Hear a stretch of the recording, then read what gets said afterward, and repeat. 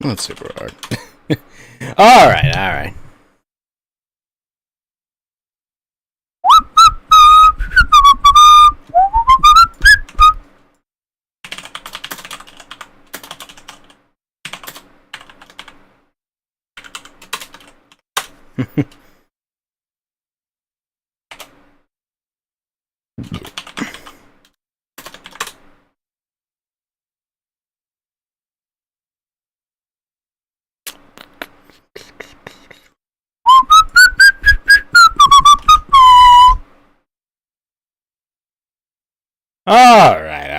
Alright, it is. It's almost time.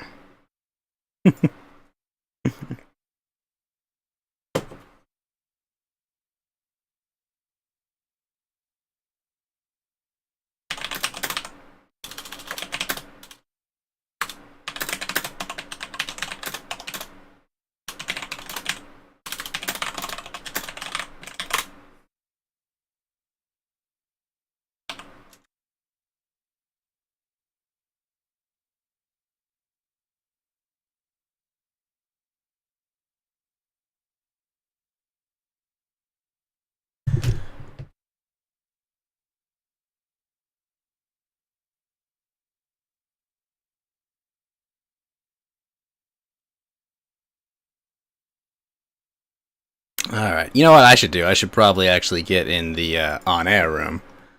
How's my audio sounding? Hold on, let me go test it.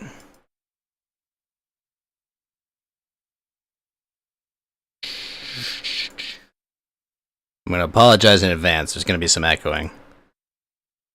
Test. Wait. Testing? Testing. 1, 2, 3. Testing. 1, 2, 1, 2, 3. Man. Well. Okay, that's coming across a little better. I don't hate it. But oh well. Oh man. You know, I don't understand. I put all the typing and shit, and it's like, it's just like, oh hey, do you actually want to tweet this? Nah, I was thinking I just wanted to sit there as like a non-finished tweet. Thank you though. What? Oh my gosh. Very pleasant. Very pleasant.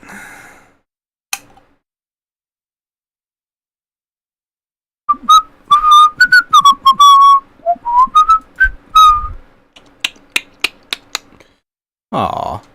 Wow. Alright, yeah, that's good. That's good.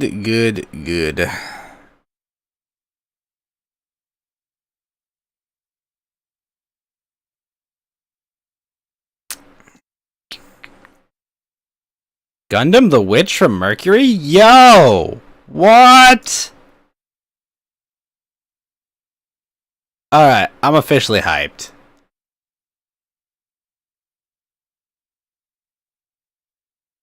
Got that. Yo, what's up, Max Too Far? Show's not started yet, but we're almost there. Witch from Mercury. When does that come out? Ayo.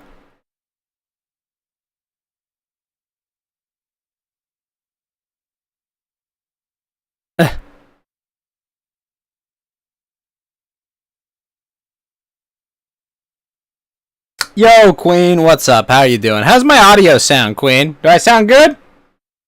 Is it solid? Is it?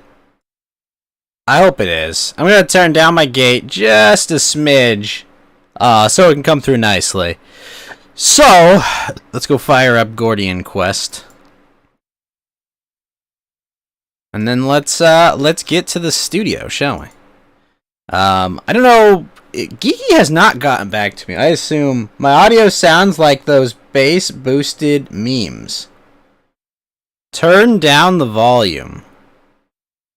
What? I already have my volume turned down by like 30%. Like I'm fucking confused. Yeah, my audio is down quite a bit. Like what am I supposed to do? It's sharp? How about this? Does this sound better?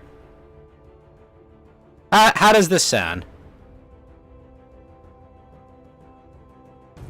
Okay, hold on. It's better? Alright, let me go test it. You're gonna hear some echoes for a sec. Tech support is always fun. Live tech support. Testing. 1, 2, 3. Testing. Alright, now that that's echoing, that should be fine. So, we're gonna have Mount Walk here. We might have Geeky, I'm not sure. I'm going to give a review of the city of Seattle. I will tell you all what I think of the city of Seattle, and if you should spend any time there. You probably can already guess from my tone what the actual answer is, but we'll see. We shall see. Alright, first and foremost, we're gonna make this fit to screen. Where do I put this? There. Where is it?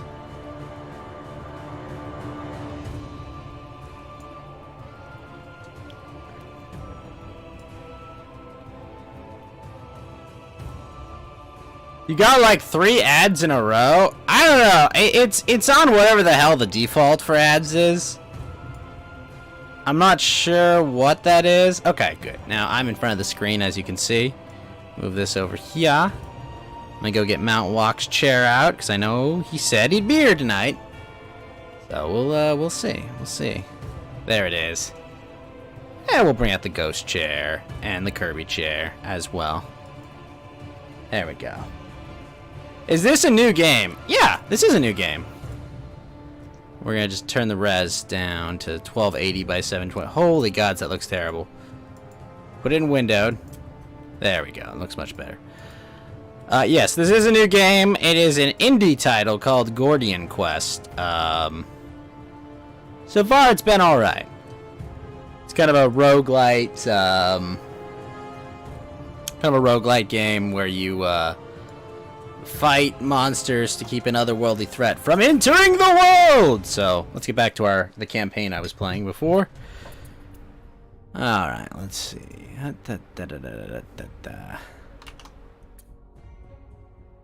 Okay. So we were here in the city. We need to go back out and explore because I think we just restocked our supplies.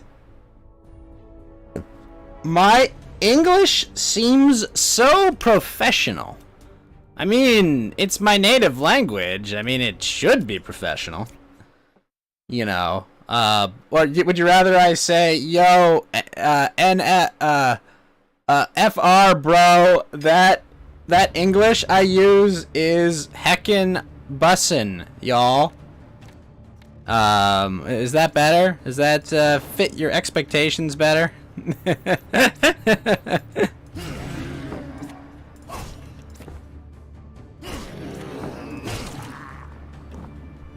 It would, sorry, would that be, Pog, Woot, Yo? What else we got? It gives you corporate vibes. I mean, I am a professional. Like, I do work a day job, right? Like, people pay me good money to do shit. Like, you know, I'm like, I do stuff, you know, like people pay me. You think I go into like a corporate meeting and go like, the quarterly projections for this month were quite bussing, you know. You're so used to poggers and shit that you use it IRL. Oh, I'm sorry, Queen. Yes, this Q3's financials were very bussing. We said that margins were FR really pog, yo.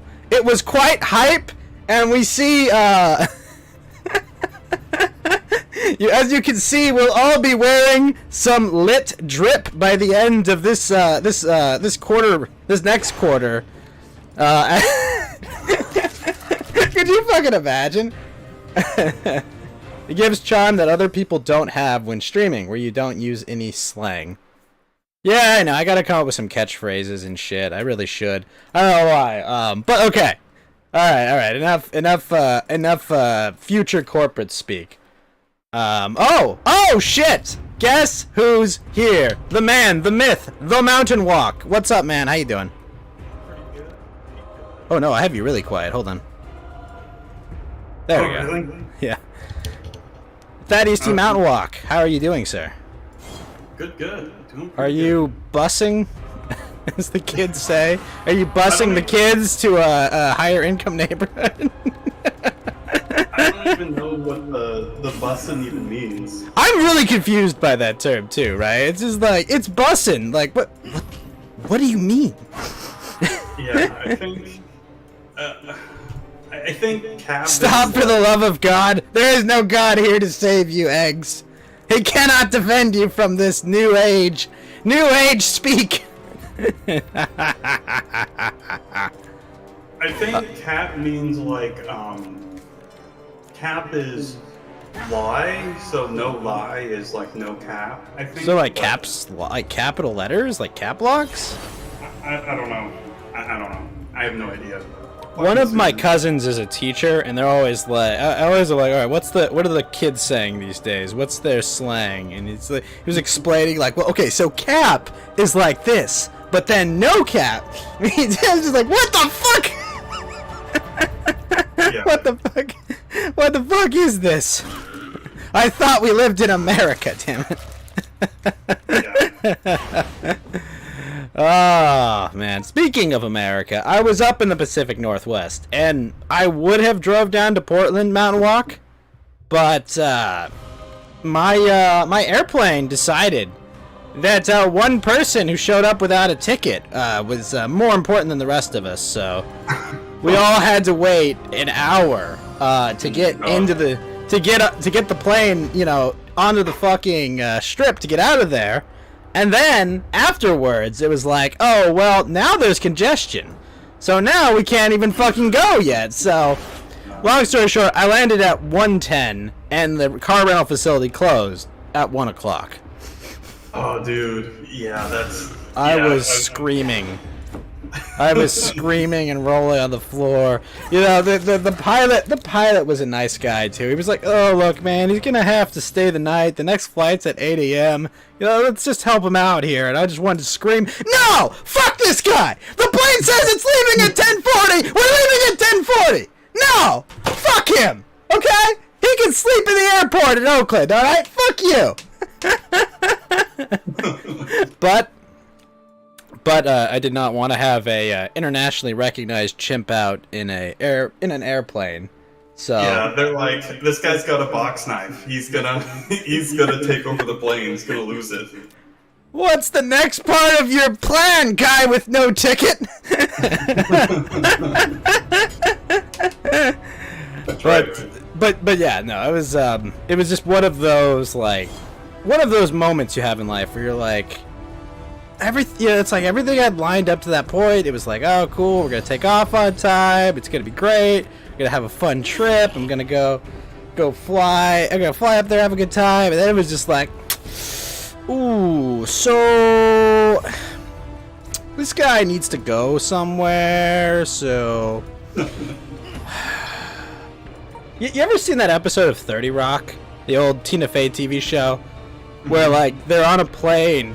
And like they keep telling him, "Oh, just give me another 5 minutes," and Tina Fey's character is dating a pilot, and he tells her like, "Oh, by the way, yeah, it's all bullshit. We tell people 5 minutes, even though we have no fucking clue when we're going anywhere." That's what it felt like for a while, you know. Yeah. I think brutal.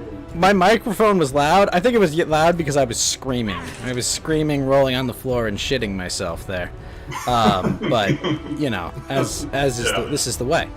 But yeah, no, it was just it's one of those things where you're just like, I just want to scream. I want to scream, and I have nowhere to vent my spurgery. But no, so because of that, I did not have a car Thursday morning. So I wasn't able to take the 3-hour drive down to Portland. Yeah, 69-hour drive. Yeah.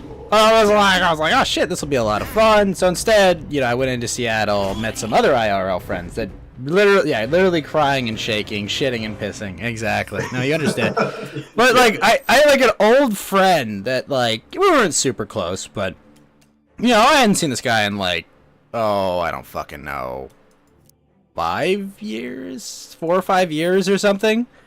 And I was talking to one of my friends. She was up there. She lives up there, and she was like, "Oh yeah, Blankson is they're up in Seattle right now." And I'm like, "Wait, what?" Yeah, they're just up in Seattle right now. I was like, "Well, I mean, I know them. I guess like they're in there." So I was like, "Okay, you know what? I'll go send them, a Facebook message or whatever, And they're like, "Oh yeah, I'm kind of busy for a while." I'm like, "Oh yeah, whatever. Where are you?" I'm like, "Oh, I'm at the Space Needle." And the guy's like, "Wait, I'm at the fucking Space Needle." So we hung out, caught up for a bit. Wait, isn't that what happened in Sleepless in Seattle? Maybe. I think at the end, right? Tom Hanks and Lady or whatever get together on top of the Space Needle. I don't know. Every time I see the Space Needle, all I can think of is like, yeah, Mariners, Seattle, baseball. Funny enough, you bring up the Mariners. I went to a Mariners game. Oh, really? Cool. Yeah, I was just like, I'm like, fuck it, I've never seen this. I've never been to the stadium here, and I love baseball, so I fucking went to a Mariners game. You know what was the fucking most criminal part about that? They charged me $50 fucking for parking. Ugh. $50. Dude, what the fuck? What, are they gonna suck my dick there too? Like what? $50 for like a shitty compact parking spot? Because the rental car I got, it was like you're either gonna get like a Model 3 Tesla or a fucking fully loaded like current year Mustang. And I was like, I've never driven a muscle car. Let's fucking drive this. That car feels huge when you've been driving like a small sedan forever, Yeah. Just like, Yeah.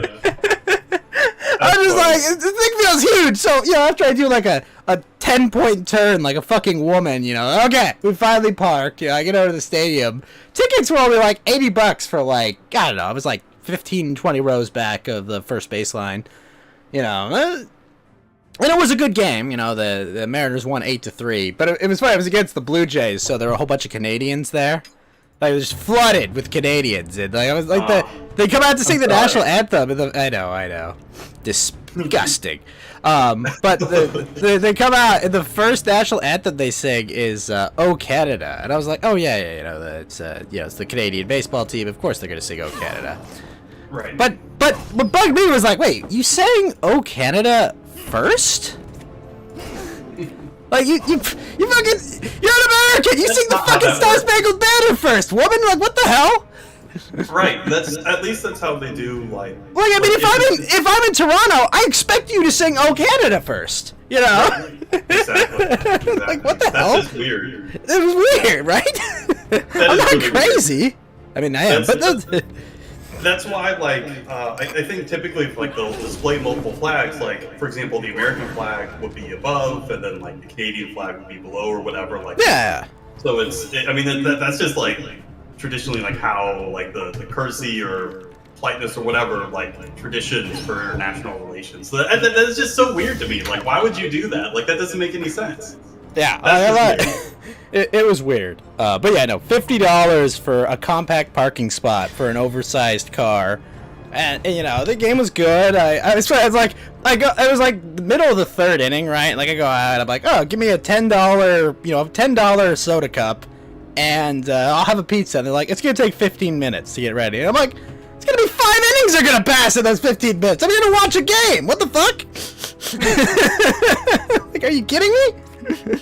Wow. 15 minutes to prepare food? What do you mean you don't just like have like a bunch you're preparing already? Like what the hell? Very, very unprofessional and cringe is all I can say, okay? Extremely. Unbelievable. Unbelievable. I don't know, it was fun though. It was a fun experience checking out the ballpark. It's a nice park. I mean, there's obviously better parks, but I had a good time. Is it still like the Kingdom, or did they get? Because I think No. So it was Safeco. It's now T-Mobile Park because T-Mobile bought Safeco Park. I think they got rid of the Kingdom. Gosh, a while ago. It might have been like early 2000s. I think I remember them. Because it was Safeco for a long time, and all the fans there are like, "Oh, we call it Safeco." You know, I was like, yeah, whatever. It was hilarious because it's like I was sitting, you know, I was sitting between a Mariners fan from who was like a California transplant, and then some Canadian dude that was a Blue Jays fan. I was just like, what the hell? This sounds like a setup for like one of those like weird like baseball anime things or whatever. Oh no, it was definitely a very anime. But like the, I mean, like, you know, like they're doing okay this year, but they're not like, you know, they're not tearing up the league. You know, the Astros are gonna win the division shit or whatever because they cheat, but you know, they just cheat. You know, there you go. There you go. Yep, it's just, hey, look, they cheat better. That's not my fault. Yeah. But no, I had a good time at the game, and then I actually did meet our mutual friend Lotus Machine. Oh, really? That's sweet. Yeah, I met Lotus Machine. I met the Aryan Unabomber. It was I'm just kidding. No, well, it was funny. It was before my flight, right? And I expected that I would get. Yeah, I expected like I'd have like I left for Seattle at like noonish, right? So or like no, it was like I was like, okay, you know, the 2 times I've driven into Seattle before, it wasn't so bad. 2 hours of traffic. The fucking Google Maps was like, oh, by the way, here's a detour. It was not a detour. It added 20 fucking minutes of time. It was fucking terrible. I was just like, what have you done to me, guys? What? You've betrayed me. Anakin, you were my brother. Dude, I hate the stupid like maps things. It feels like it gives you this detour, and it's just like it was not a detour at all.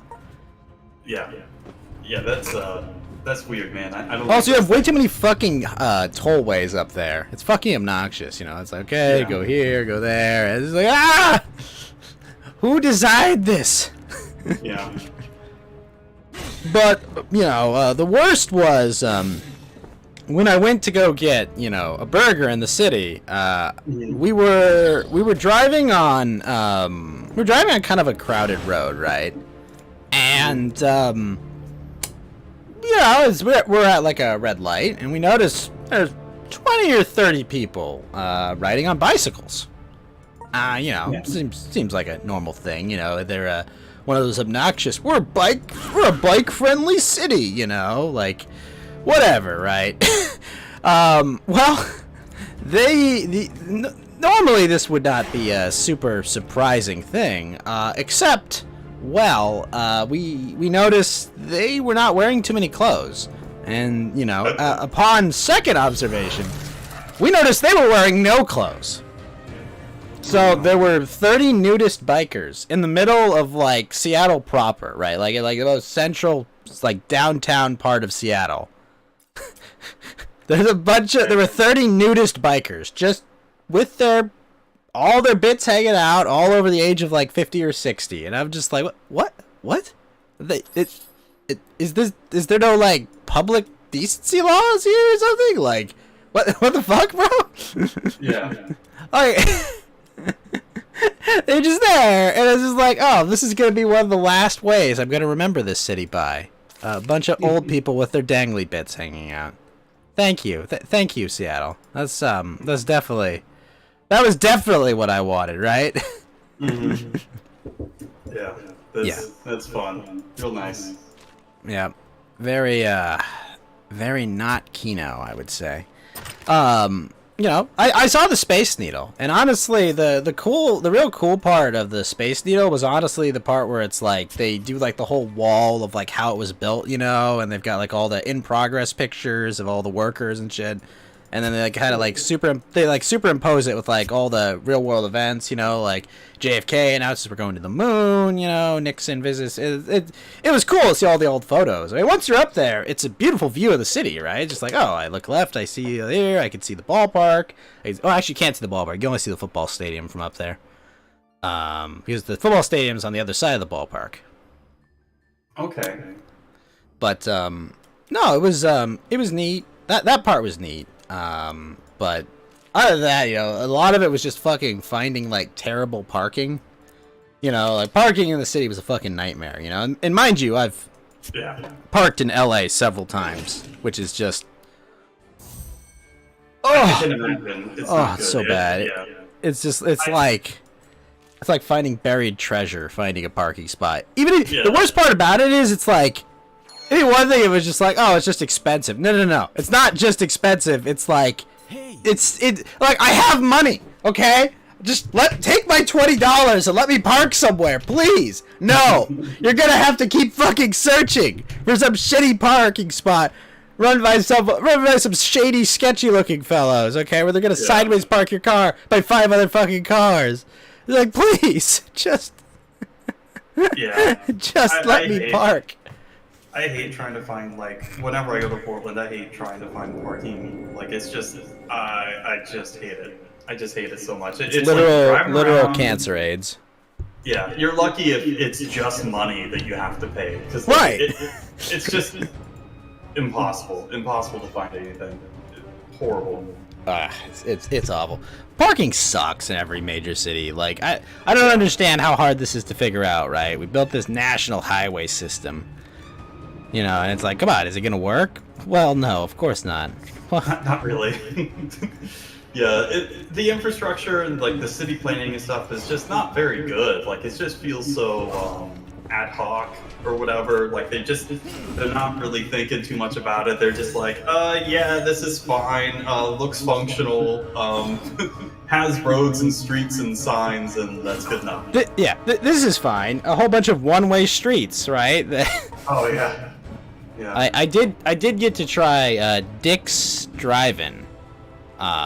They're like a fast food chain that's like Washington focused completely, and apparently not just a reverse visual novel, as I assumed from the title it was. But effectively what it reminded me of was kind of like In-N-Out a bit, except they actually know how to make French fries. Yeah, I know, Karn. Rub it in, don't you? Just rub it all in there. Oh, I didn't even think about that. That's funny. Obviously. Yeah, just rub it all in. Shove it in there. Yes, this is the way. But I mean, it was to clip that. Yeah, clip that. Out of context. Did I like your dick? I love my dick. Okay. It's a fantastic cock. I don't know what you people are talking about. Rub it in. Oh no. Oh yeah. The lewd Vince has escalated. That's what's going on. The violence has escalated. Yeah, we can go even further beyond. That's what we're gonna do. We're gonna achieve an even higher level of spurgtism.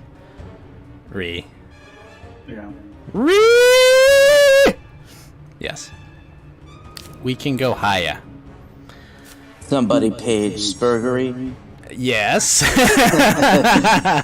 You called? Yes. Yeah, but as I was saying, the food was pretty good, right? The hamburger was like, like an In-N-Out quality burger, and the French fries were edible, which is a step up from In-N-Out. So I will say, Dick's Dine-In is superior to In-N-Out.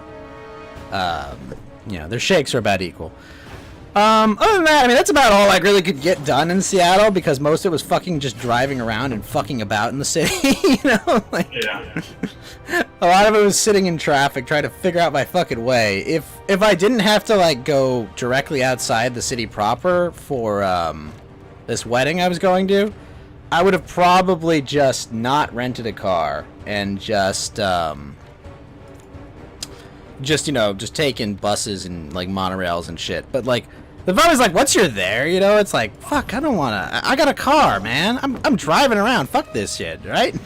Yeah. I'm driving people now. Also, it was American muscle car. It was kind of neat, I was like, ooh, fancy. Yeah, I've never drove a Mustang before. That'd be pretty cool. It had so many freaking, like, sensors in it, for like, oh, you're too close to the curb, and then it's just like, I mean, they don't want you to wreck fine, well-oiled machines like that. So I'd I imagine didn't they'd either. have I'm not looking to have my insurance rates double. But overall, I would say I could not distinguish too much between it and Los Angeles. Just there was a lack of good burritos in the city, I guess, is what I'll have to say. That was really? most. Yeah, no, I couldn't find any good, no good Mexican food there. I was shocked. I was expecting, that they would have the finest of breakfast tacos, as the first lady would say, But no, there was not a quite a high level of breakfast tacos there. Although the wedding was really cool because the wedding was like in this like super naturey place, kind of in the mountains. And it was a lot of fun. I got to see a bunch of cousins I don't usually get to see.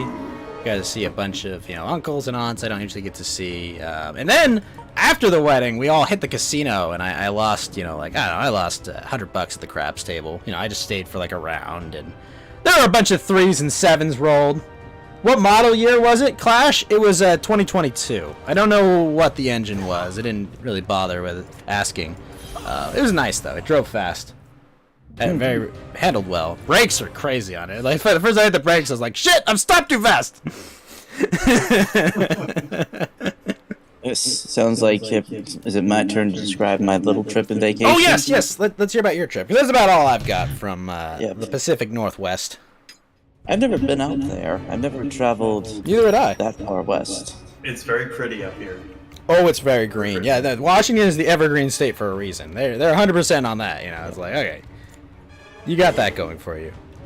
Oh, sorry. Before you go, my favorite part was their freeway signs all had Washington's head instead of like the little what do you call it? The half circle? Not the half circle, but you know what the shape is. It's normally like a freeway sign. Mm-hmm. But it's all Washington heads, like Washington bust heads. I did run into somebody from Washington when I was on my vacation. Oh, no way. Yes, and even crazier coincidence, she even said that she works near a mile marker called the Jefferson Davis Highway. Ah. Apparently, there's a private Confederate memorial dedicated to a place that was once called the Jefferson Davis Highway. And the locals there wanted to preserve it, so they basically built a private area where, yes, you see a third national flag fly with an American one, a mile marker that says Jefferson Davis Highway. It's a little mini park, which is, I guess, a little Dixie springs up everywhere, even when you don't expect it. You should see if this girl is single.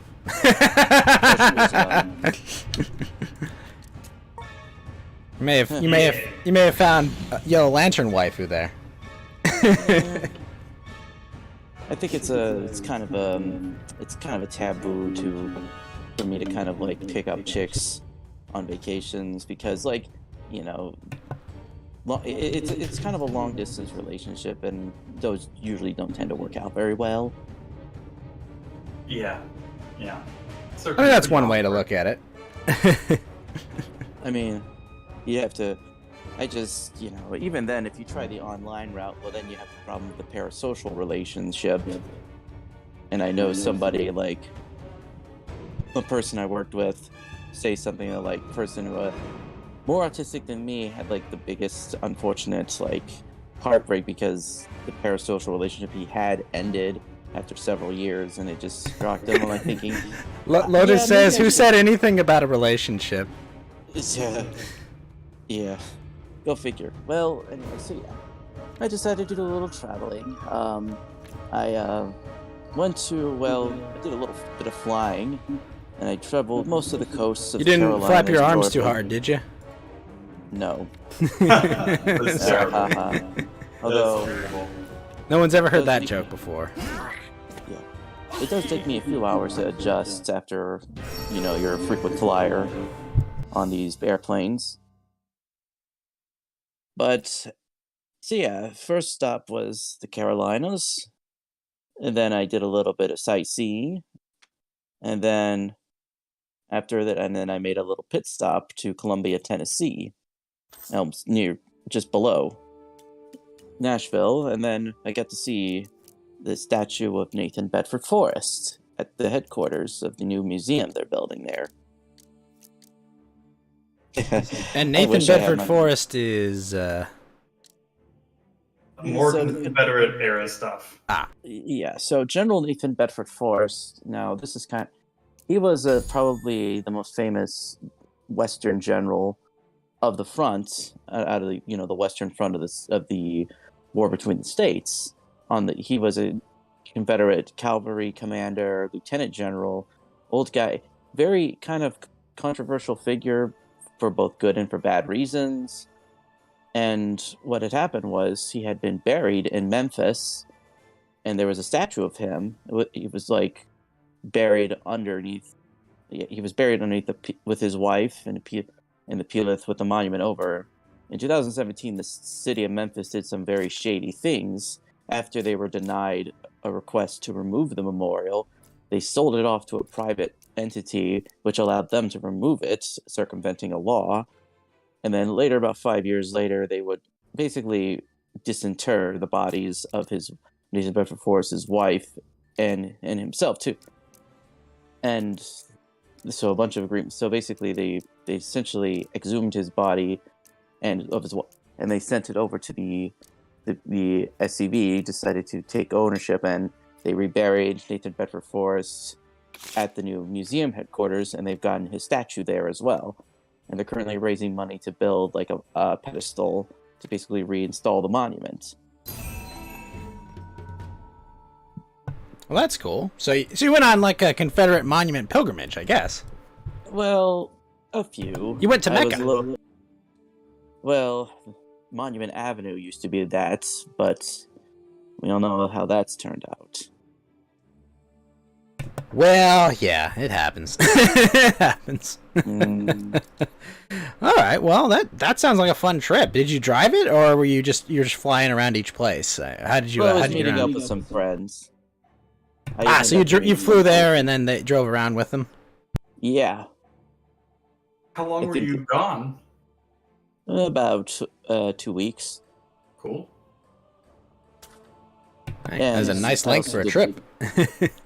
Yeah, you just got to see everything. I mean, there are some monuments that are still, even though they're mostly starting to kind of fade away a bit, that doesn't, news about like Roe v. Wade, the war in Ukraine, the economy stuff has captivated the public over any sort of memorials or stuff. But you still hear it in the news every now and then, which I kind of try not to focus on because it's always like, oh, where did they relocate this? Or are they tearing this down? Or what are they trying to do this time? I try not to think of it. So I just try to see monuments I can see. Oh, that's awesome. Cool. So yeah, I did sort of some beaches. I did, pick some sightseeing stuff. Got to meet some friends and some nice professors who I've met over the years. And some of my friends are actually about to do a video on the Lost Cause that's going to premiere tomorrow. It's on Ryan Turnipseed's channel, where my friend Christopher Sandbach and Ryan Turnipseed, they're going to discuss what exactly is the Lost Cause, or like how close is it, Do you know what I'm talking about, Ghost? The Lost Cause? I've never heard of this. Well, so to basically what they're going to discuss is the history of this. It's meant many things over the years, but nowadays it's a cudgel, the so-called myth of the Lost Cause. Some books have made, like Edward Bone Kipner III made a book about this. A lot of these people who disparage any sort of, Southern books or Southern things, they'll write polemics. Like I remember one was called Apostles of Disunion, and then there's other. The basic news is that the Lost Cause has meant a lot of things over the years, but most commonly it's referred as a pejorative to dismiss as a myth, like a historical narrative, in order to try to dismiss any sort of point of view from the South or any sort of dissident take on the American Civil War or war between the states. And it started off basically I'm kind of like spoiling a couple of chapters like of a book. The Lost Cause origin for me started in the memoirs of, well, there was a book called The Lost Cause written in 1866, a year after the conclusion of the conflict, but this narrative kind of forms in the works of writers and generals like Jubal Early, in which, you know, it's sort of, this school of thought starts with, you know, generals like him sort of trying to write memoirs, kind of trying to absolve themselves of any sort of responsibility or guilt by trying to say that, well, maybe this war wasn't winnable anyways. We tried our best. It was doomed from the start, but hey, at least we fought. It's great. There's a narrative. And it was done so realistically, like, what lost the war for the South, besides the obvious disadvantages in people, manpower, logistics, and manufacturing capacities, you had to consider, like, some really bad luck, really unlucky, or like really some small amounts of like disasters, some generals being shot, and a bunch of other just small little things that just added up and culminated in a defeat. So writers like Jubal Early and others just kind of started to create this narrative that kind of absolved themselves, that like their blunders or failures to win can sort of be swept aside, and just say, yeah, we just weren't able to win anyways. But hey, at least we put up a good fight. It's the thought that counts.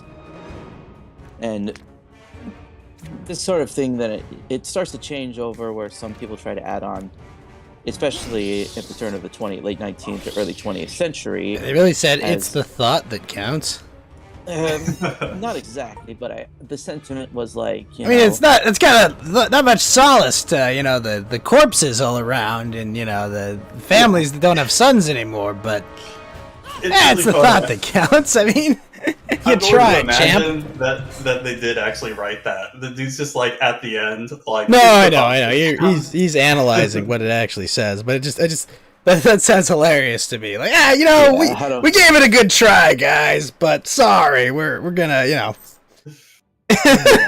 My son is dead. What the fuck, bro? You know what happens. I mean, that's not the attitude of like there was many. Many generals realized that, you know, it's better to just try to you know, accept the situation as it is. You know, our independence failed. Our labor system's going to be completely overhauled because, you know, no more, you know, plantations, no more slave labor, no more agricultural exports. We just got to adjust to the new reality.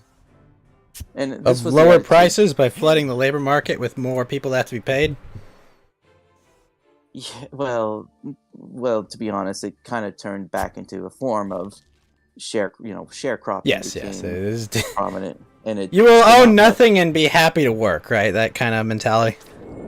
Yeah, it was. At least you still earned a bit of a wage, but it was not much, and this kind of poverty persisted for well until like the mid 20th century for most of the area, except for like some of the urban areas or the coastal regions that had. But there's a whole nother story of how northern policies, you know, kept the South pretty poor. Like you had lots of economic sanctions, like, you know, the high tariffs, discriminatory freight rates, banking notes. Well, if I recall, a lot of the Civil War was fought over, you know, tariff disputes between, you know, Easterners and Northeasterners and Southerners, right? And, you know, they were disproportionately affecting textiles versus manufactured goods, right?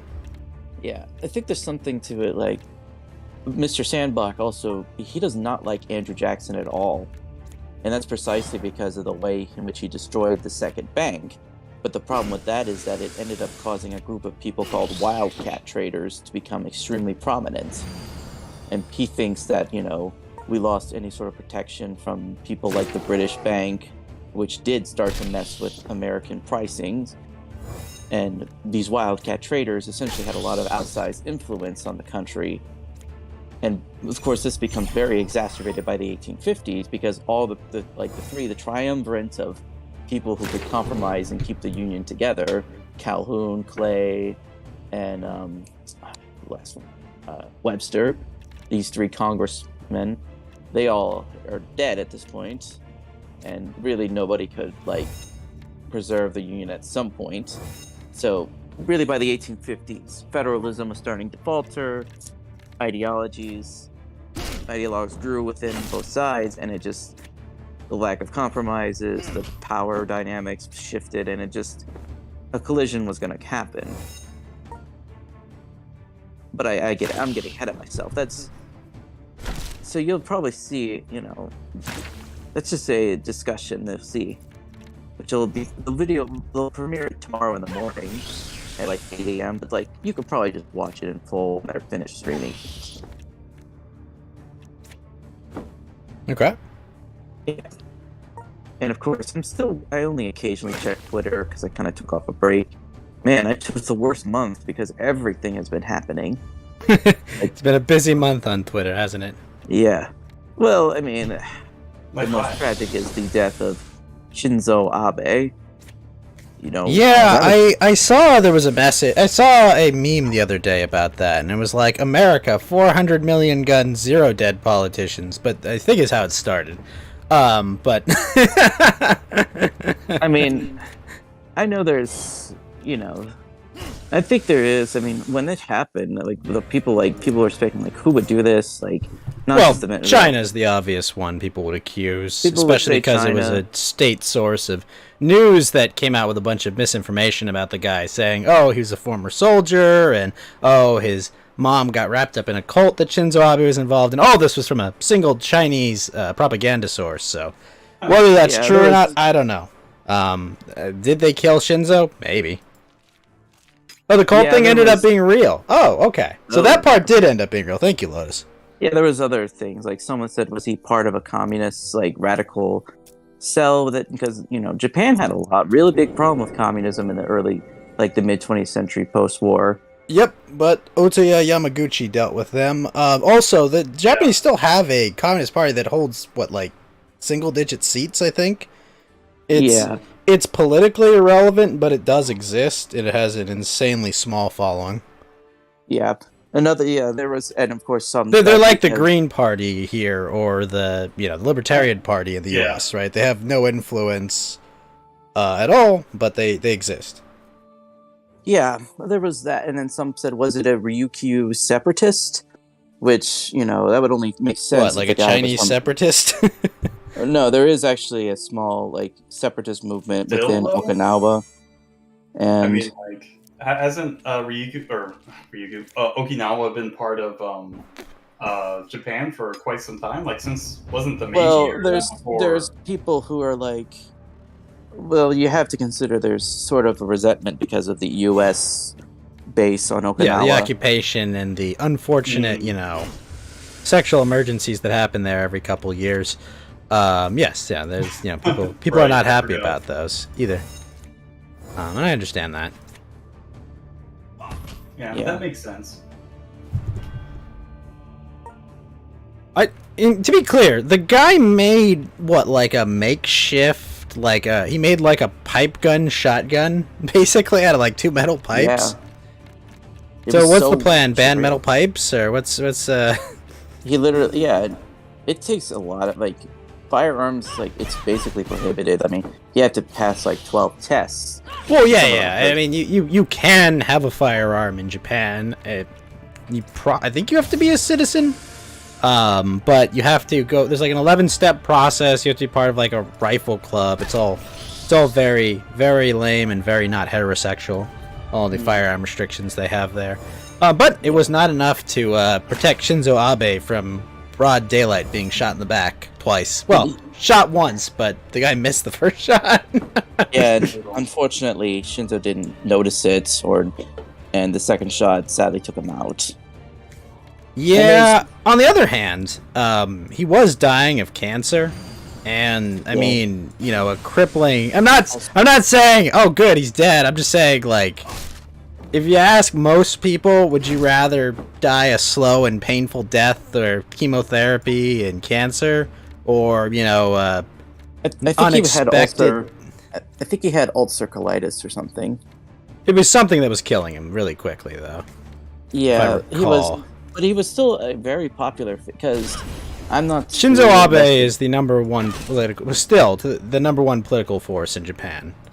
I would say, like, he's Yeah, definitely the most powerful politician in Japan at that He moment. was, it's kind of thing is like he held a position of prime minister for 8 years. Well, technically 10 because he was prime minister like the first time a couple years. I mean, this is a position that frequently changes within every like 2 or even 1 year. So for him to hold it for like 8 years is pretty unprecedented in recent Japanese history. Yeah, no, I mean, the same party to hold it was not unprecedented, but for the same guy to hold it, yes, that itself was unprecedented. Yeah, that was, and it was, it came a surprise shock, and well, from what I've heard, I mean, it probably boosted the chances, and now his party, the Liberal Democratic Party of Japan. I think the LP, yes, they hold a pretty powerful ruling majority with their coalition party. Yeah, and they got the supermajority out of the election. I mean, Hey, they got the Love Hina mangaka in Congress now too. I saw that too. He really hates Western censorship and stuff, so I'm like, hey, fucking based, yo. Yeah, I can see why. Like, I mean, it became a serious issue.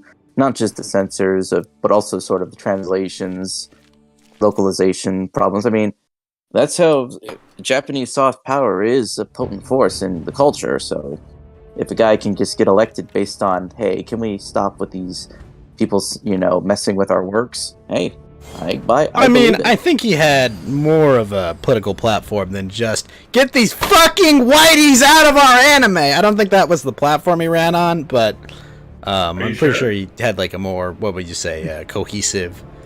I think it was more implied. I mean, if that had been his platform, I would have been like, yeah, you go ahead, I'll vote for you. Yeah. Get these white pigus out of anime. Go on. So there was that. Now, I think the big thing about that is that they want to amend the Constitution. Yes, they want to get the pacifist requirement. They want to amend the pacifist requirement out of their Constitution. At a time when China, of all people, is being extra bellicose in their efforts. So that'll probably work out just fine. Lots of lots of moves. Projected power they're making. Like, there is definitely, I feel like there is going to be something that goes down with Taiwan. Although... It's possible. It could be. We Japanese Empire again. They're going to make Manchuria look like like Womanchuria by the end of it. They're going to bring back Manchuria. The Koreas are going to be... We're going to take all the Mako from China. That's what we're doing, okay? We're gonna make Shinra great again, okay? Oh no! Irredentism is back in vogue now. Yes. Yeah, I mean the rising tide of militarism in Japanese politics has been growing in recent years. I remember last time I visited, Trump was there, and they made a big deal. They built an aircraft carrier, and they were talking about, hey, we need to remilitarize.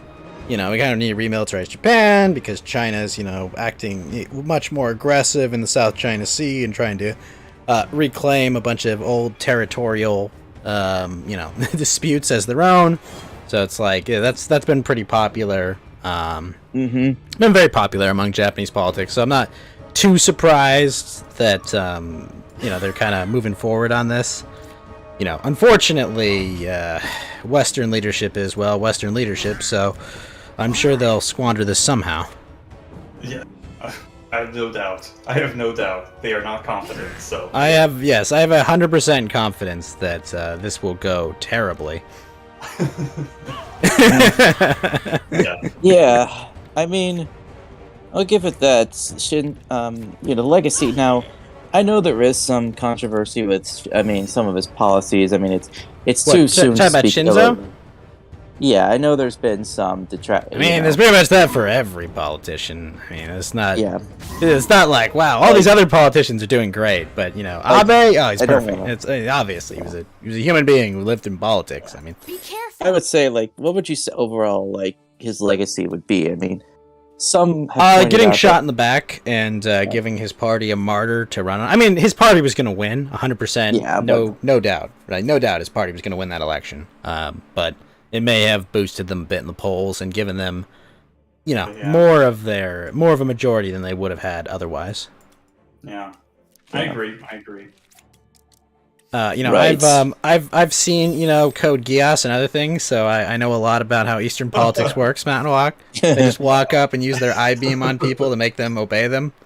That's right. how I it remember works. that. Yeah. Google it. That's definitely how it works, right, Mountain Walk? 100%. Yeah, I saw that anime too. Yeah. What do the kids say? That's no cap or busting or something? No Jeez. cap busting. That's right. For real, for real. Yeah, for real. That's the one they always use. Yeah, I would say, like, I mean, the conspiracy, you know, this would be like, it would be, you know, unfortunate the guy was like, hey, yeah, I get you like manga. Now please have a family. You know, I create this anime, you know, I endorse this one, Spy Family. Now go follow their example. You killed the man, not the idea. Yes. I mean, I guess it's kind of worked a little. I mean, Japan's birth rate's like 1.3. Well, but I mean, like- they've reinvested in their birth rates. You know, it's been long enough, and it's kind of they've built up social pressure on people to have them have kids again. You know, like Yeah. they're kind of bullying people into having kids. So it's working. Bullying does Yeah, work. but I mean, it's a lot better than the other surrounding countries. I mean, They have the Ooh. highest birth rate in Yeah. the actual Southeast Asia. I mean, like they're- yeah, the worst. I mean, dear God, South Korea is like sub 1.0. chronic Total fertility rate. alcoholism will do that to a lot of people as well. you Yeah. know? Yeah, like I've heard like South Korean culture is like extremely stratified, and like just a lot of women just don't even South Korea just don't even bother seek out men because it's like so much, like there's so much conflict and like friction between the two. Like it's gotten to the point where a lot of Korean men, South Korea, they just go like marry like people from Thailand. They'll just go to Thailand, grab a girl there, bring him back. There's some pretty cute girls from Thailand. I'm not gonna lie, but Yeah. you know, I mean, everyone it always actually- goes, "Oh, they've got a penis." No, there's some very attractive I mean, women in Thailand. All right, It's actually funny because anti-feminism is a real political force in South Korea. It actually probably was a factor in like letting like a conservative president like win the majority just by slightly over the. they shouldn't have They shouldn't have put those whores in our video games. They just didn't It's like- learn. And apparently, like a target is like they started to criticize even like an agency that was set up to like deal with the problem of like low birth rates, no family families. Like they're targeting that because like you didn't do your job. Institution to help like make more families and stuff didn't do. Enough about these rights. We need to talk about the wrongs. Yeah. The old joke is enough about women's rights. Let's talk about women's wrongs. I mean, we don't have enough time to talk about all of them. Is the problem? The time is finite. Okay. I know it's finite. But, There's also, there was. That's just a big. Lots of governments really just kind of collapsed. I mean, in Europe, there's like 4 or 5 prime ministers have resigned or have tendered their resignations. Boris Johnson's out. They tendered their Bulgaria's resignations. Yes. tendered. Yeah, they just. I know it's tendered. just- I call it Yeah. tendered because Tendied. I'm a fucking They spurg. tendied. That's why. You're not going to go after my tendies now, will you? Oh, they will. They're coming no. for your tendies. Yeah. They I mean, will take your tendies. The recent one, the Italian prime minister's out. Okay, explain to me this whole thing, because I heard he had tendered his resignation, and I believe it's kind of the reasoning is because, he doesn't have a ruling coalition and he can't properly rule or something, right? That's the reason for a lot of these governments collapsing. Bulgaria, for example, lost a vote of no confidence, so that coalition That's collapsed. like in Star Wars where Palpatine does the spinny move, right? Yes. No. I mean, No. he doesn't say, like, I am the senator. I am the Senate. But the implication is that many of these they're really starting, some people are saying, oh, these people are like jumping ship to avoid the coming real bad economic situation like in the winter You're time. saying they don't want to be holding the bag when it all falls apart. No, they want to, some people are like, they're just fleeing they're fleeing the sinking ship. Rats fleeing a sinking ship, gotcha. Yeah, rats. There's also the, so several of these governments, now, some of these are also but they can also do the "I told you so" at the end, right? Where it's like, well, see, everything was great, while I was in charge, but as soon as I left, everything fell apart. There was also like some protests in Macedonia, North Macedonia, for those. What the hell is Alexander the Great doing? No, okay.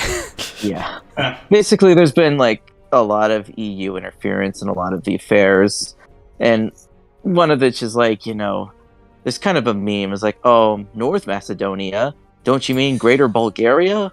There's kind of a controversial, Yeah, I get you. Yeah, because what the country as Macedonia or North Macedonia, depending on which side of the debate you take on names, it was a country that was created. I just like Macedonia because it reminds me of Aeon Flux and yeah, Alexander the Great stuff, right? Yeah. And there's always this because, Greeks say, Alexander the Great was Greek. He's from an area in northern Greece called Macedonia. They're all Meds as far as I'm concerned. Yeah. And of course, the other side, like, no, he's from like the northern Slavic tribes that just happened to come into Greece. There's like a big back and forth on it. Like, it wasn't resolved until 2019 when, the official name of the country became the Republic of North Macedonia. And Greece still could retain its province in northern part of the country called Macedonia as well. It was a deal that like nobody really kind of like walked away feeling satisfied, but it resolved a very long dispute. But that's the problem, is that they still aren't on good terms with like Bulgaria, because Bulgarians will claim like Macedonians are just Western Bulgarians who are just. They have a slightly different dialect from our language. It's complicated stuff, and a lot of Macedonians don't like this. Some of the recent EU like policies and stuff have been trying to say you must recognize your shared history with Bulgarians. They didn't take too kindly to that. It's being called a Slav is a pretty big insult. I'm not gonna lie. I mean. Yes, it's actually it's kind of the intimate slave kind of comes from the word Slav, but that's a whole nother thing. And there's actually kind of a thing you may notice. You want to know why many people from the Levant, Western Asia Minor, and even the North Africa have very light complexions or look almost exactly like Europeans, even if they say they're Arabs. You talk about like the olive complexion of like Persians and Syrians and. Lots of people, because many of them are the descendants of slaves who were taken in raids and kidnapped or just emigrated there, and just. Well, that was like what the Sayyid. I can't remember what the Caliphate. Not the Caliphate that went through the Iberian Peninsula. The Cordoba, the Emirate of Cordoba, and stuff, and it's actually kind of that's another history, but. I'm mostly talking about the, where the former Ottoman Empire used to be. Yes, the Ottomans. It's kind of weird. Who was it that BTFO the Ottomans? Was it the Bulgarians? Well, it was the Austrians, the Habsburgs. They reached an understanding at the gates of Vienna, but then gradually the Ottoman Empire began to sort of decline. One of my friends from he mentioned, an acquaintance mentioned that like lots of things that left the Ottoman Empire starting to collapse. One was like not adopting a lot of the technologies like printing press or updated materials for like military. Really stupid scholarships in the like schools of Islamic jurisprudence who just kept either infighting with other clerics on the matters of like technology or statesmanship, and as the Turk identity started to become sort of fragmented, when ideas of nationalism from in the romantic sense started to come in, and all these self-determination movements started to come up. Yeah, it's really hard for like a multi-ethnic empire to survive with those ideologies floating around. Well, their tribes don't just disappear when they, put a big flag on a building. Not exactly.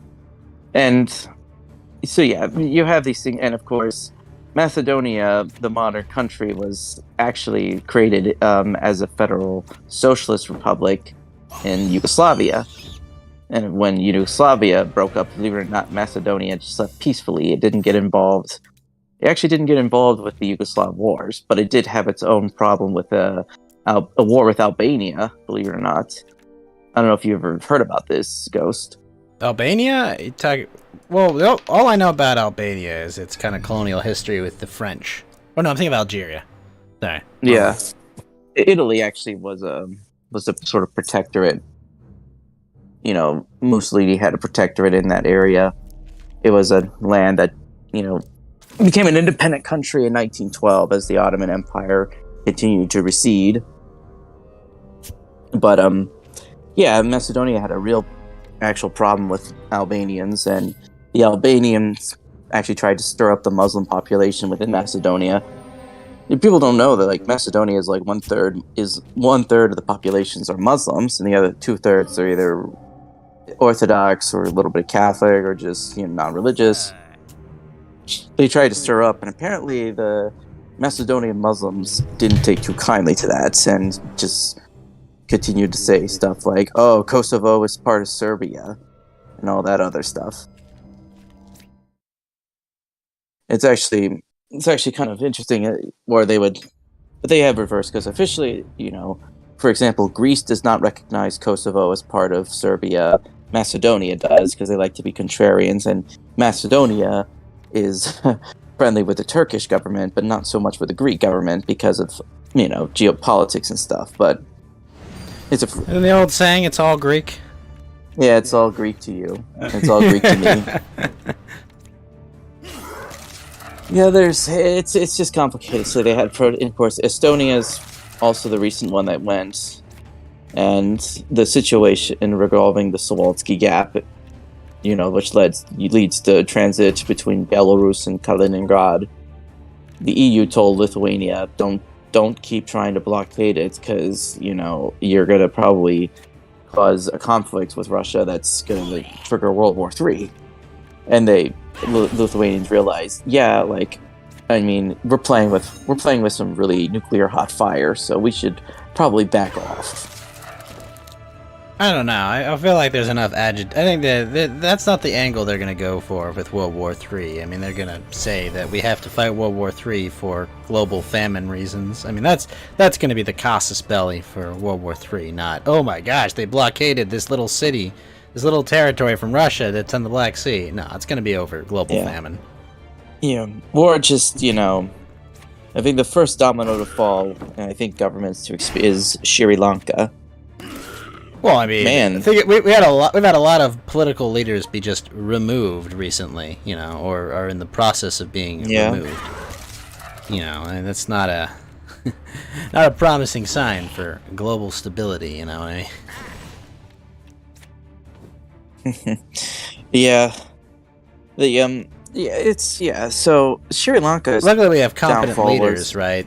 That will be able to guide us eloquently through this very rough period of global instability, right? Yeah. So for those who didn't know, what happened, I mean, it was already starting to run into trouble, even before You're the talking about pandemic. Sri Lanka, right? They burned down the presidential palace with a minute. Yeah. Well, first they stormed the palace, then they took tons of tours. They swam in the pool. They had January 6th, but as the Democrats describe it, basically. Well, it doesn't help that the prime minister or president fled the country and basically resigned because he knew, I'm screwed. These people will kill me if I stick around. But I mean, that's just how politics is in most of the world.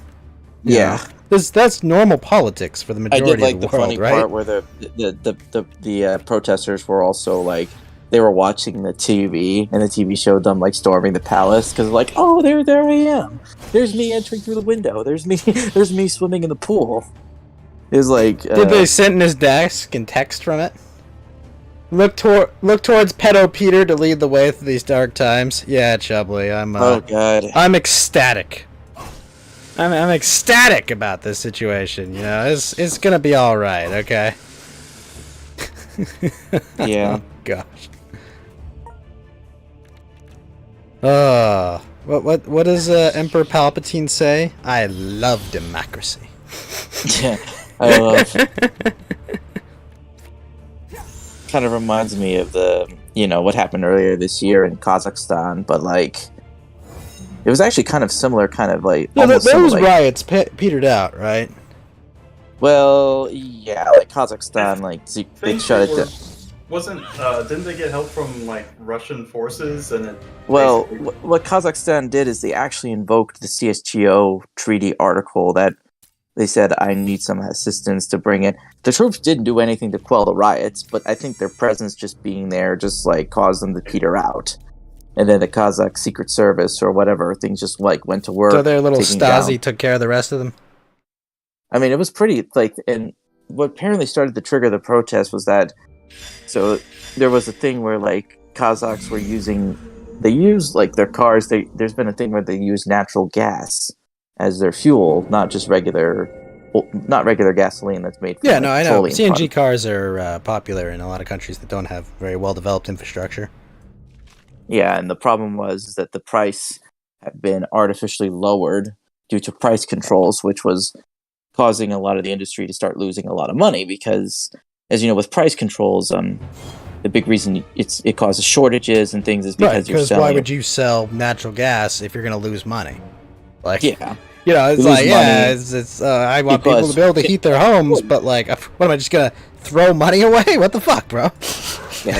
So like it causes shortages. You got manipulation of like supplies. It just price controls always make things worse. Even like the people who aren't free marketeers or into Austrian economics also agree on that point.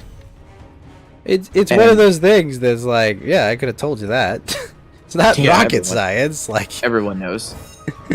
you know, And like, so- oh, if I could tell you printing $6 trillion, hey guys, guess what? Your dollars are going to be worth less money next year. You know, it doesn't. I don't- 40% of all U.S. dollars were just created like in the last 2 years. Right? I mean, like, we all know why the common Charmander from base set is still worth hundreds of dollars, right? Mount Walk, they printed tons of them, versus a base set parallel holographic Charizard, right? You know, it's like... Yeah. This is how you have to explain to these kids, apparently. Otherwise, they won't be bussing enough to understand what's going on. Absolutely bussing. You say that every time I hear that word, I'm just imagining you with a Zoomer perm or whatever. That's all. What's the Zoomer Pepe? He's got the like weird looking hair. What's that supposed to be? It's like a perm. It's like a half perm. Yeah, or it's a something. perm. No, you're right. It is a fucking perm. I was trying to think. Oh, yeah, it's a perm. Yeah. And the funny part is like this is the so what happened was the Kazakh government is like, we can't do these, like we can't keeping the price controls. It's like it's destroying the industry. We gotta like release them, and because of that, the demand shot up, the prices went up, and it caused protests. And so the Kazakh kind of they blinked and they said, okay, we'll try to make sure the price is lower. But then things just got pretty violent in the capital. Like there was riots.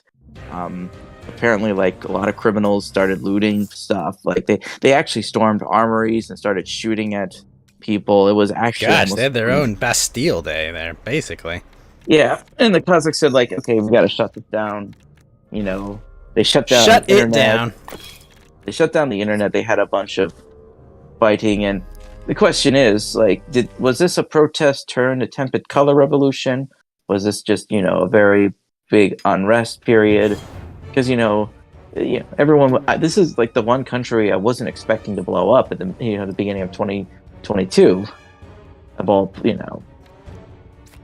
But you know, here we are now, and things have certainly been blowing up everywhere. The violence has escalated a bit. Yeah, I'll give you that. Yeah. And yeah, what happened was the troops that were sent per CSGO article.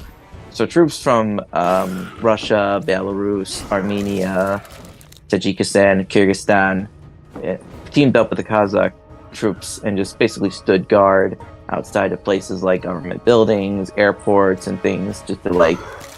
The purpose there, like, they actually did not shoot at any. They were not going to deal with the riots, but I think just their presence. Basically, well, officially, no one got shot.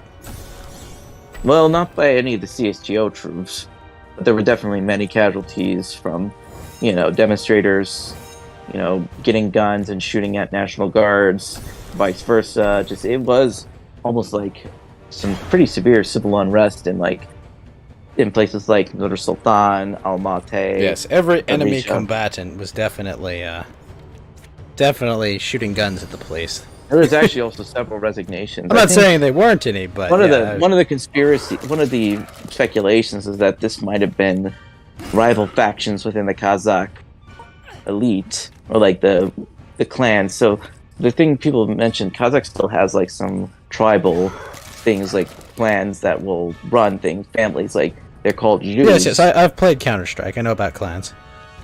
Yeah, but they're basically like three major big hordes. That's what the word Jews translates to in Kazakh. And yet, I'm not talking about Jews. Yes, I know. Yeah, not those ones. Yes. So this is what I remember talking, and yeah, these three.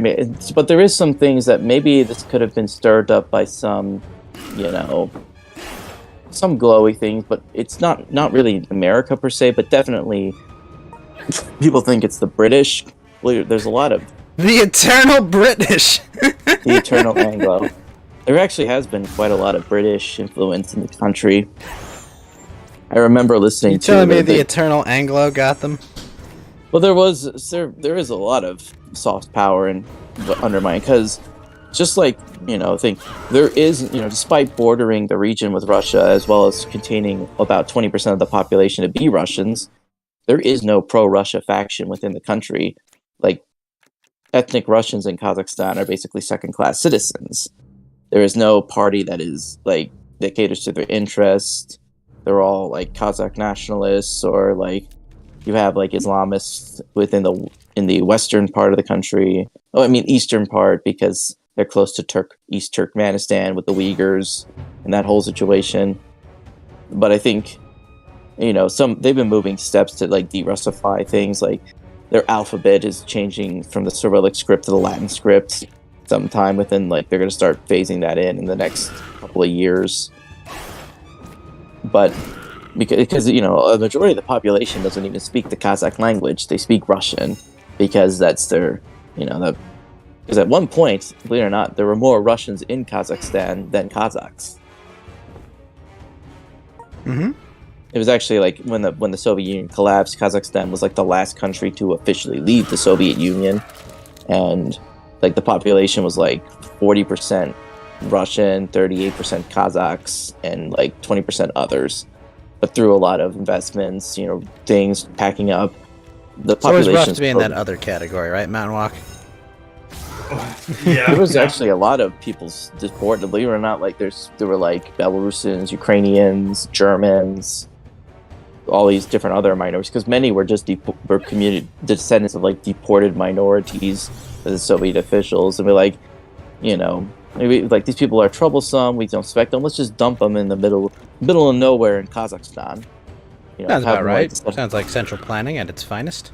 Yeah. That's I mean, what could go wrong? Just randomly moving groups of different people around willy-nilly. Like, who cares? This is going to turn out excellently. They will write books about how well this went, right? Yeah.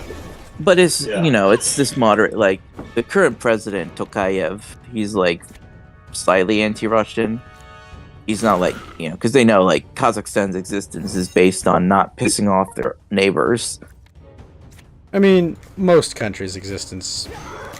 Yeah, but for a not country like pissing off their neighbors, Kazakhstan, if they're not America or Russia or China. for a country like Kazakhstan that's doubly landlocked. I bet you didn't know that. Like, it's Kazakhstan's one of the few couple of countries that's double landlocked. I'm sorry, double lamped? Double landlocked. Oh, gotcha. Double landlocked. What makes it double landlocked as opposed to single landlocked? Because it's because not only is it landlocked itself, but the countries around it, like the countries into immediate proximity, are also like it's very far away from any sea major body of water, like a real sea or an ocean. They don't even have like a river, I guess, maybe. Yeah, but there's like a they have a navy, but they only patrol the Caspian Sea and formerly the Aral Sea. But the latter is shrunken in size, and I don't need to explain how that happened because I've said it many times on the show. But that still comes up. Yeah, it actually was a similar kind of approach. So in Uzbekistan, there was also a big upheavals in the region that most western part of the country, Karaoke, Pakistan. That's a very hard name to pronounce. Basically, I don't know if you guys knew this. I don't really pay attention to Uzbekistan that much, but apparently, I mean, India and Pakistan's border struggles I pay very close attention to because it could end in nuclear fire. But not that one. No, that's Pakistan, India. I'm talking about. There's actually a country that could actually exist one day in the western part of Uzbekistan called Karaoke, Pakistan. Which is I think I'm even saying the name wrong. Let me look this up. So there's a country. Yeah, it's basically a country within a country. Let me look this up. The name translates to Land of the Black Cats. What? Oh yeah, Karakalpakstan. Karakalpakstan that's the name. It means Land of the Black Hats. It's a republic inside Uzbekistan, and it's notable because it claims the right to self-determination. And the reason it's there is because there was a lot of unrest that has been. Well, they were tired. Well, what has happened is they were protesting changes to the Uzbek constitution, which would have stripped a lot of autonomy to their region. And this region is actually, unfortunately, one of the saddest in the world because the drying up of the Aral Sea meant that their fishing economy was destroyed, and because of that, there's a lot of dust storms, poisonous chemicals that leaked from the river. Gets Biolabs off Rebirth Island. Yeah, I mean, yeah, but it's mostly the poisonous salt from the toxic. Yeah, like believe it or not, I warned about Walkabout salt. Yeah, I love it. Toxic dust storms toxic dust storms is a big problem, and this region, it's not very economically well developed, and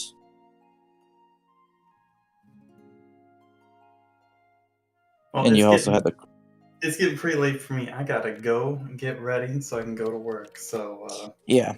Well, the good news, the thing is, what's decided is that they scrapped the changes in response to the area, but yeah, there could be a case where this country could be independent, but the problem is it's so sad because it's one of the most unhealthiest regions because of all the cancer rates from the toxic dust storms that spur up from the former Aral Sea region. Oh, you have a good night, Mountain Walk. Good night, Mountain Walk. Just working the late shift right now. Sorry. Mm-hmm. So they could be independent, is what you're saying. They have the right of secession is in the Uzbek constitution. Well, that worked so well for Texas and the Confederacy, didn't it? Well, I think that actually stems out of the fact that kind of a side note, I think John C. Calhoun wanted to compromise because he actually found the fatal flaw in the Constitution was that there was no way to resolve what happens to things that are not explicitly mentioned. This was kind of the fatal flaw that kind of brought down the old republic.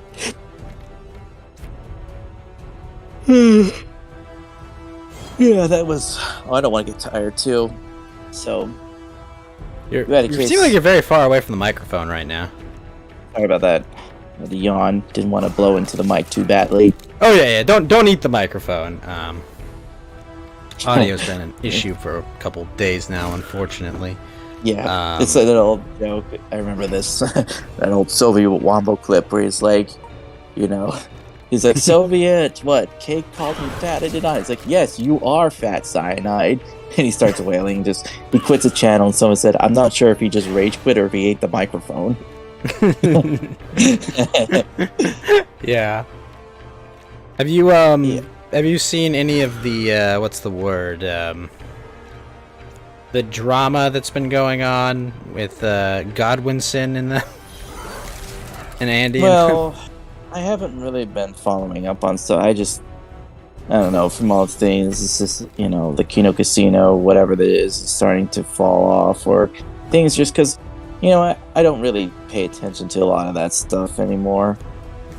Yeah, they kind of, chat's kind of not on their side right now. They've, I'll have to probably message someone to get me up to speed, because, I think, I don't like to, I'm running with a group of people, new ones that are just more about just talking about history and stuff, not so much about the blood sport stuff. But I don't have any animosity involved with any party. I'd rather my friends not fight too, but that's not the world we're in right now. No. Yeah, my problem is I see a giant smoking flame somewhere. I can't just ignore it. It's just like, well, yeah, what's going on over here? And some pretty heavy accusations that are going on behind the scenes. And I'll just say I don't really buy the whatever his name is, PPP's. I guess explanation for it. It just kind of reeks of being total bullshit, Yeah. I don't keep up with dramas or insert my, to be in this, because I just like to be, I just like to have fun on the internet too. I agree. Yeah, and I feel like this is all this is all cringe and lame. I think is the easiest way to put it. I just prefer just to be I don't want to be in the center of the ring when WWE storylines get played out, and you're no longer a part of the audience. You're now the mark. You just want to be what's his name, the Vince McMahon dude, just doing the facial expression, the what? Yeah, although he has gotten involved in some of the storylines. Yeah, didn't Donald Trump hit him with a chair or something at one event? Yeah, or then RoboCop came out of nowhere and saved Sting from the Four Horsemen. What, the Four Horsemen? Yeah, I think that's what they called it, and I was like, dang. God, everything was wild back then. I never got into wrestling. One of those things somehow I avoided. I was like, eh. I only tangentially know it because I see the clips. There was the one meme. I actually had a Christmas Eve meme where it was like, "So, sir, there's a Santa denier in the parking lot." And Steven was like, "You stay here! You stay here! Take me to the SOB! Take me to him! I want to meet this man! I want to pulverize him! A Santa denier on my watch! You stay here!" I'm like, Vince McMahon. I had that was a funny meme. There's a Santa denier in the parking lot, and Vince McMahon's like, "You stay here! Take me to him! Take me to the son of a bitch! I want to take him!" Good old Vince McMahon. Yeah, he looks like quite the character. Yeah, I kind of see them.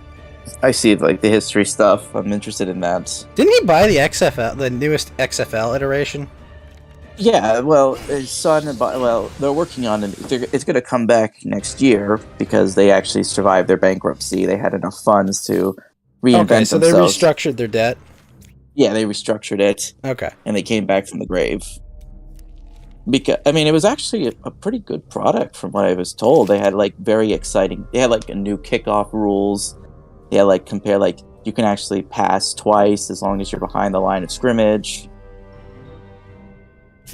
It was some actually pretty. Well, yeah, I remember that they had some fun gimmick rules that they put in, and heck, some of the rules didn't. They actually became official like football rules, A right? couple Like, of them. Yeah, some of their overtime rules were implemented. Like the kickoff with the wave structure was actually really well. I liked it too. Some interesting like this is a nice league too because it's like there are some players who just can't make it, but like there's another league that's actually kind of fun and you could actually build some audience members. I still think though that like, what is it? Yeah, it will never. Current kickoffs, it's like almost every kickoff is basically just you don't do anything on it now, right? It's just, Like you wave the fair catch signal and you get like free 25 yards, or if it gets kicked out of bounds, it's a 350 yard touchback. You get 25, or like it goes out of bounds. It's lame. Before.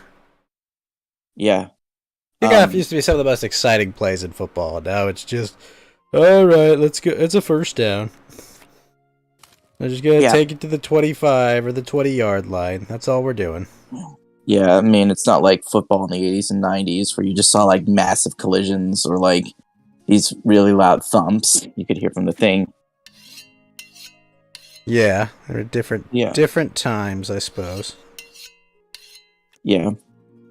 There's some also, like, for example, there's there's a thing going on in the world of golf where there's this new other tour, professional golf tour called the LIV League. And what happened was golfers that signed up for it found themselves excommunicated from the PGA Tour. Oh, you're talking about the golfers that went to like that Middle Eastern golf tournament? Yeah. Like setting up a 40k army, keep it all to deep strike. Yeah. Yeah, there's been some mess. Now, the way in which... Now, this is another case where I don't think that league was going to be very successful. Oh, no, I agree completely. They definitely... But the problem is... What are you going to do? Get a bunch of burnout talents as, like, your quarterback? So get Johnny Manziel or... who was the guy that was too fat? Jamarcus Russell? I'm not talking about the XFL. I'm talking about the PGA Tour. Oh, sorry. Like sorry. Wrong thing. Yeah, oh man, you're bringing back memories of those players too. But I think so the PGA Tour decided not only that, but the way they conducted the firings and the way their statements, they're ended up now getting investigated by the DOJ for potential monopolization of the sport. But and I feel they like do have a monopoly on sports, like so now this is their conduct, like the way they conducted themselves.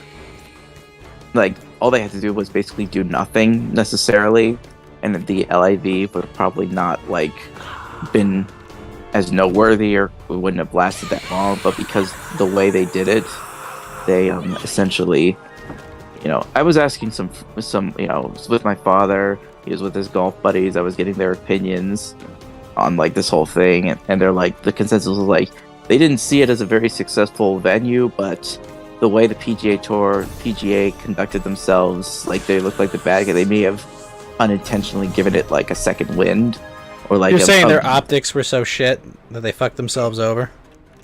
Yeah, like they made themselves look too much like the villain, like an old like union busting like. Yeah, something to that. When the Irish guys came out with baseball bats, they were probably like, it's probably not a good look.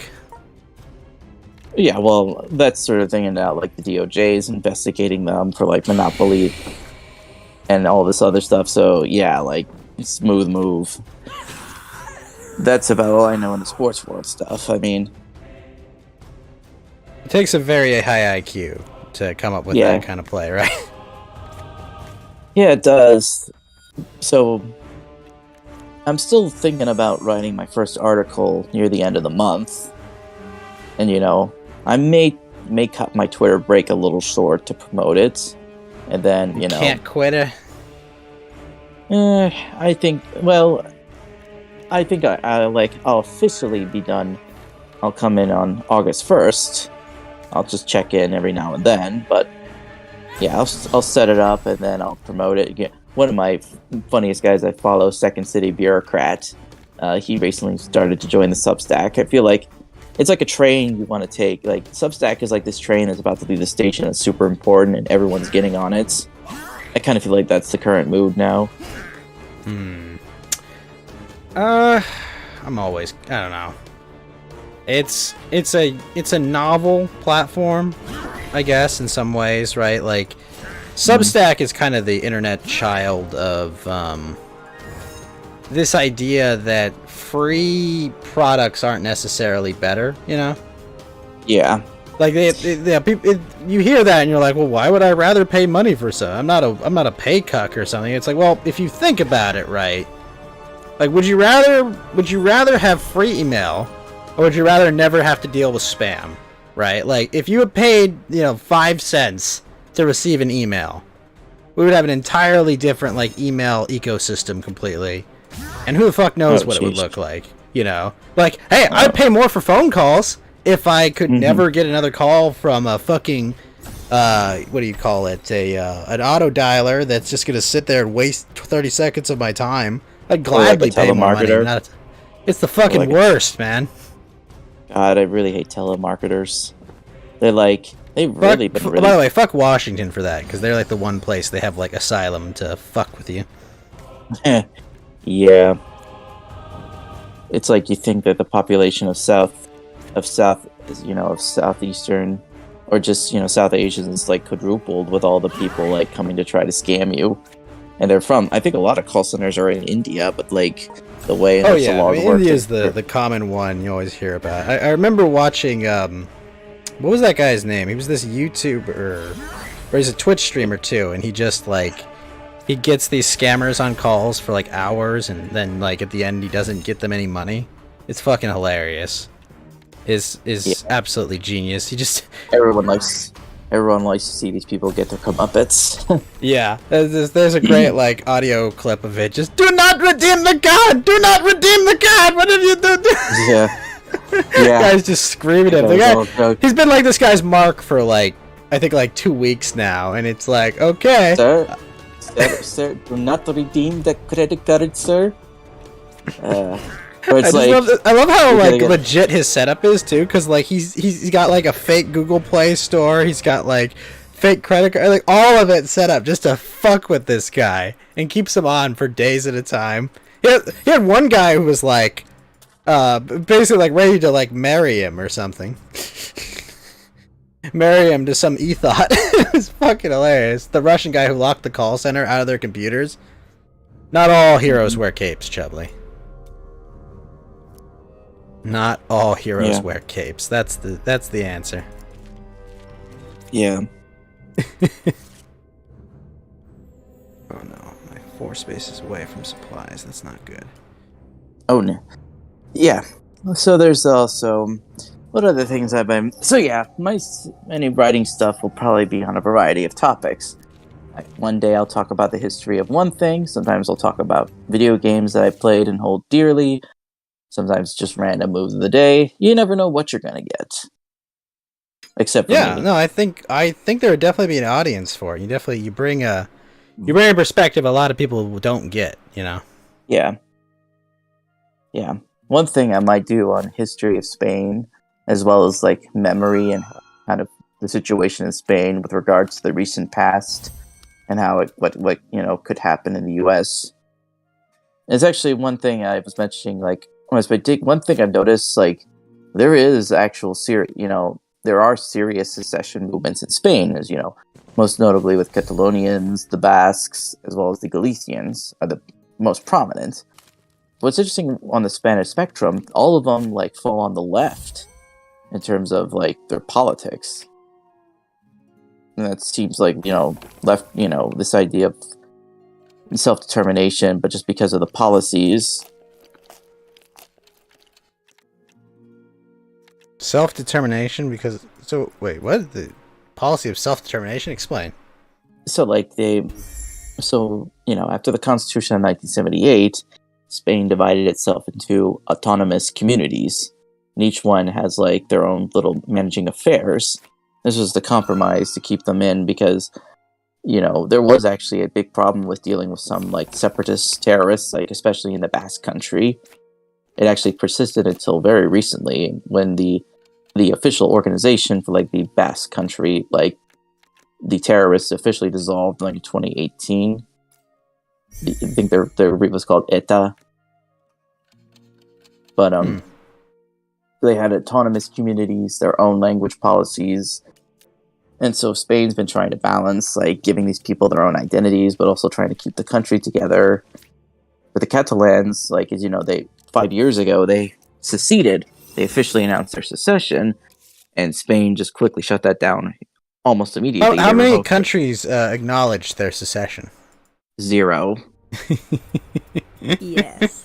Most of the leaders either fled, were arrested, or just, I mean, when you declare that, a nation-state's sovereign territory isn't their sovereign territory, people tend to get pissed about that. It's not something people just go, oh, how cute. Usually they're like, yeah, no, get back in, get in the get in the black bag car, please.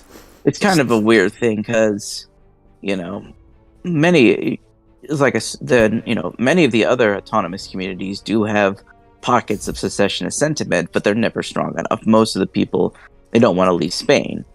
They want to stay because they have we have everything we want. Why would we want to leave? And well, yeah, that's definitely. Yeah, but because that each community, like some of these, they have their own languages. They can promote and like some of the language. Like I know about regular Castilian Spanish, but also dabbling into the Asturian Leonese language as well as the Basque. Now, the Basque one is the harder because it's not even a Indo-European language. It's like its own like proto-Indo-European one. It is a very weird language. Basque is, if I recall. Yeah, 12 cases. It's like there is no like comparison immediately into the Indo-European. It's kind of like there are also languages that are not Indo-European in Europe, like Finnish, Hungarian, Estonian, Albanian, as well as Turkish. But like there is like a family, like there's Gluttonyms and other where you can kind of see where it came from. Nobody has any clue where the Basque language comes from. Like there's no consensus on where it originated from. Yeah, but it's a strange one. Yeah.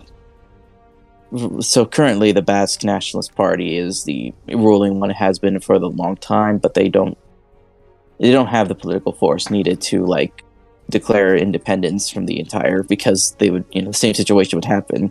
Statue of Autonomy would be revoked. They'd send in the civil guards, and the same. I mean, they're kind of in a similar situation to like Donetsk and Luhansk, except they have a powerful supporter next door. Yeah. It'd be like if somehow the Atlantic Ocean was like a giant, if there was some sort of neo-Atlantic Atlantis army or something right on the border, right? Yeah, the Kingdom of Atlantis offers... The Kingdom of Atlantis will annex and acknowledge your sovereignty. Yeah. You'll become... recognize the independence of the state of Galicia, Basque, as well as Catalonia. Yeah, that's what would definitely that would be, I guess, the equivalent. Yeah, but just imagine the Basques are like ancient Atlanteans. I'm like, damn. I mean, they'd probably. I mean, Atlantis is in the Atlantic, or it's not on the Mediterranean side? It's on the Atlantic side. So I mean, Basque is on the Atlantic side, right? Northern Spain, southern France. Maybe it was settled. Maybe that's why it's this insane language no one can fucking figure out. Well, it was also a fairly isolated region because, very mountainous, very hilly. They weren't really that bothered by all the empires that came in. Yeah. And it formed the Kingdom of Navarre, too. That was one of the 5 kingdoms in the Iberian Peninsula, like Portugal, Asturias, Leon, Castile, Navarre, Valencian, Aragon. all these various kingdoms formed what would now become the Kingdom of Spain and Portugal. That's just fascinating history. I've played a little bit of Crusader Kings. I think I should have paid more attention to my Demesnes when I was conquering the Iberian Peninsula. Yeah, and yeah, the Kingdom of Spain, or the Spanish, it fascinates me the most because of my links to the northern parts of Spain. Most notably, investing in. I'm kind of still bummed. Like Asturias is like it was the one holdout against the Emirate that took over most of Spain. But then you go to it now, and it's like a very, very liberal place, very left wing. So for those of us like me who've only read Game of Thrones, they would be like Dorne in Game of Thrones. Well, they're very well. Yeah, they were the kingdom that's held out. Well, they're not. No, they're not. They're not like that. It's very mountainous. They're not deserts. They're not the desert or lowlands or whatnot. Everyone knows Atlantis, like the Aztecs, built spacecrafts and now lives in space. Yeah, I'm gonna trust that report. Look, all I'm saying is that he just wants revenge for his dead sister. Okay, he's going to make he's gonna make the Lannisters pay for it. Okay. Yeah. Okay. There is, yeah. So yeah, and you see the regional identities kind of pop out every now and then, and with Catalonia, there still is a pocket. There still is. I mean, the leading party in Catalonia is called the Republican. Kind of like the SNP. Would that be a comparison? I can see it. I mean, both are essentially forms of like the same like. I mean, they're both kind of splinter secessionist movements. Yeah, with little actual. There's power. A lot of things that the thing with the critics of the secession is that these people are actually trying to join larger conglomerates of like fifth column powers like the EU or the UN or NATO. That's kind of the thing. Like Scotland wants to leave the Great Britain, the UK, just so it could join the EU. Yeah, but I mean, like, that was long before, what do you call it, the Brexit movement and all that actually gained. Scottish independence, the independent referendum was it's almost pretty close. It's like 55, 45. But that did latch on kind of, after Brexit, right? Like, well, hey, we want to be Europeans again. So, hey, all you pro-EU people, come on, join us, for our secessionist movement to become part of Europe again. Mm-hmm. Weak Englishmen. A lot of problems in history caused by weak Englishmen. Yeah. There was also the Basque. So recently we saw the figures of the I don't know if it is still a thing. Independent Scotland still comes up, but I think public support's actually even slightly lower than it was the last referendum. It's now it's 60-40 against secession. So they've turned it back. The Scottish don't have the balls to do it. Yeah, you're probably right, Chubbly. I mean, maybe if Count Dankula was in charge, maybe they do it out of just the excuse me, we should call him by his actual title, Justice Dankula. Oh, man. Sorry, the Honorable Justice Dankula. Dude, how many people did he fool with that maneuver? Civics is not a well-understood topic in the United States, apparently. No. And it's you saw, I can't believe this Supreme Court justice is on Twitter dunking on us. This is so unbelievable. Yeah. That was the funniest. He's done that, and there was also It's so easy sometimes. It's ridiculous. You're just like, oh, come on. They're not that. I mean, you play with people's, they're not thinking with their minds, they're not realizing the joke.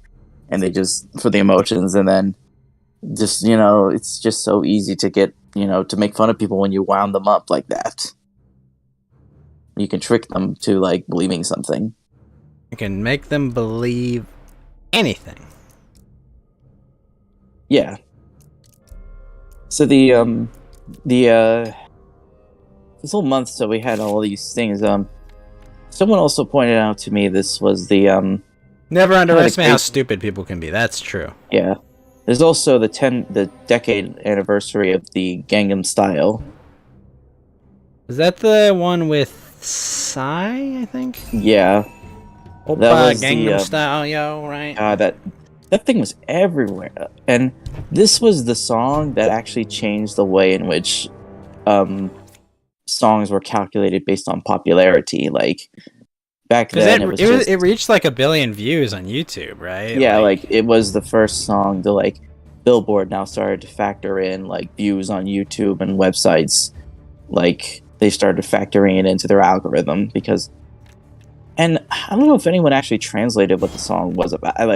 From what I'm sure someone did, but most people didn't care. It was just, it sounds catchy, you know? Yeah, well, I think the way it worked is that Psy was like, the song was lampooning like South Korean upper class culture, and the thing that made it memorable not only was the beat, but also the extravagant music video. Which it was a pretty ridiculous music video. Yeah, which, I think the point was that like, even if you didn't get the jokes it was telling because you didn't speak Korean or understand it, it was still pretty funny out of context. It's just like, it's like, I don't get what they're saying. Chubbly says they have done tests. If you make a person mad enough, their IQ drops enough that they can't operate a microwave. I feel like that's just hilarious. I feel like that's like actually true, but not actually true, if you know what I mean. So your brain gets fried and you can't microwave anything. You've got Angie brain at that point, I suppose. It's like that meme of the Wojak of like the guy like has his brain in a microwave. It's kind of like that. Lotus, have you ever been so Angie brained that you couldn't operate a microwave? There's also, yeah, I don't know what's, and then of course I think what happened with that is that like some people found out that like Psy's like had some pretty anti-American songs and quotes in the past. Are you telling me a South Korean youth has anti-American views? That's shocking. Shocked, I say. Yeah, I mean there is like some kind of, because there is a sizable faction within South Korea that like does not like the American presence on there, because there was like incidences where like some Japanese students were killed because they walked in front of a tank. Students, but yes, I know what you mean. Well, yeah. Sorry, but yeah, I forgot. It's a simple mistake. The U.S. has troops on both places. My bad. Hey, look, we gotta keep tabs on Russia and China and have a presence, near the Pacific Ocean in every country. As Koreans are the North Koreans, Chubbly.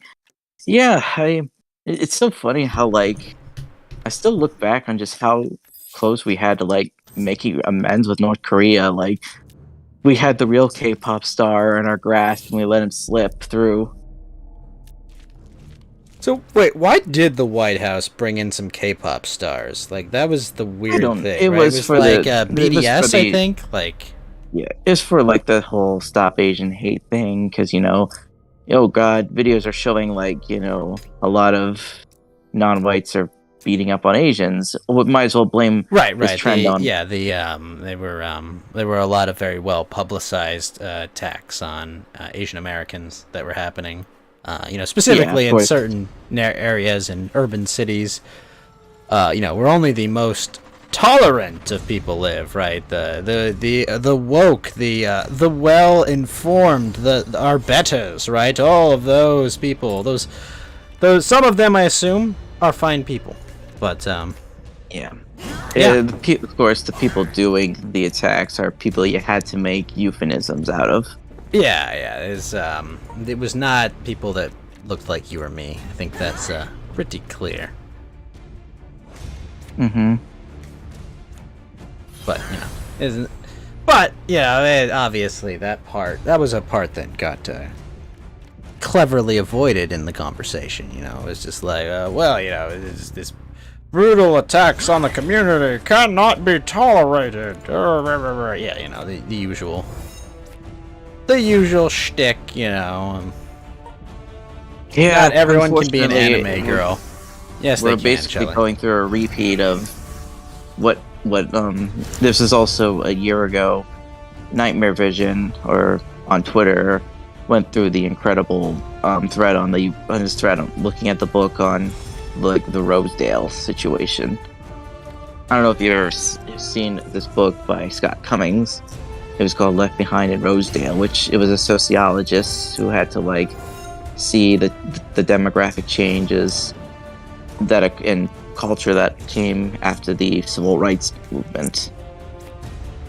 And it's not a very flattering picture.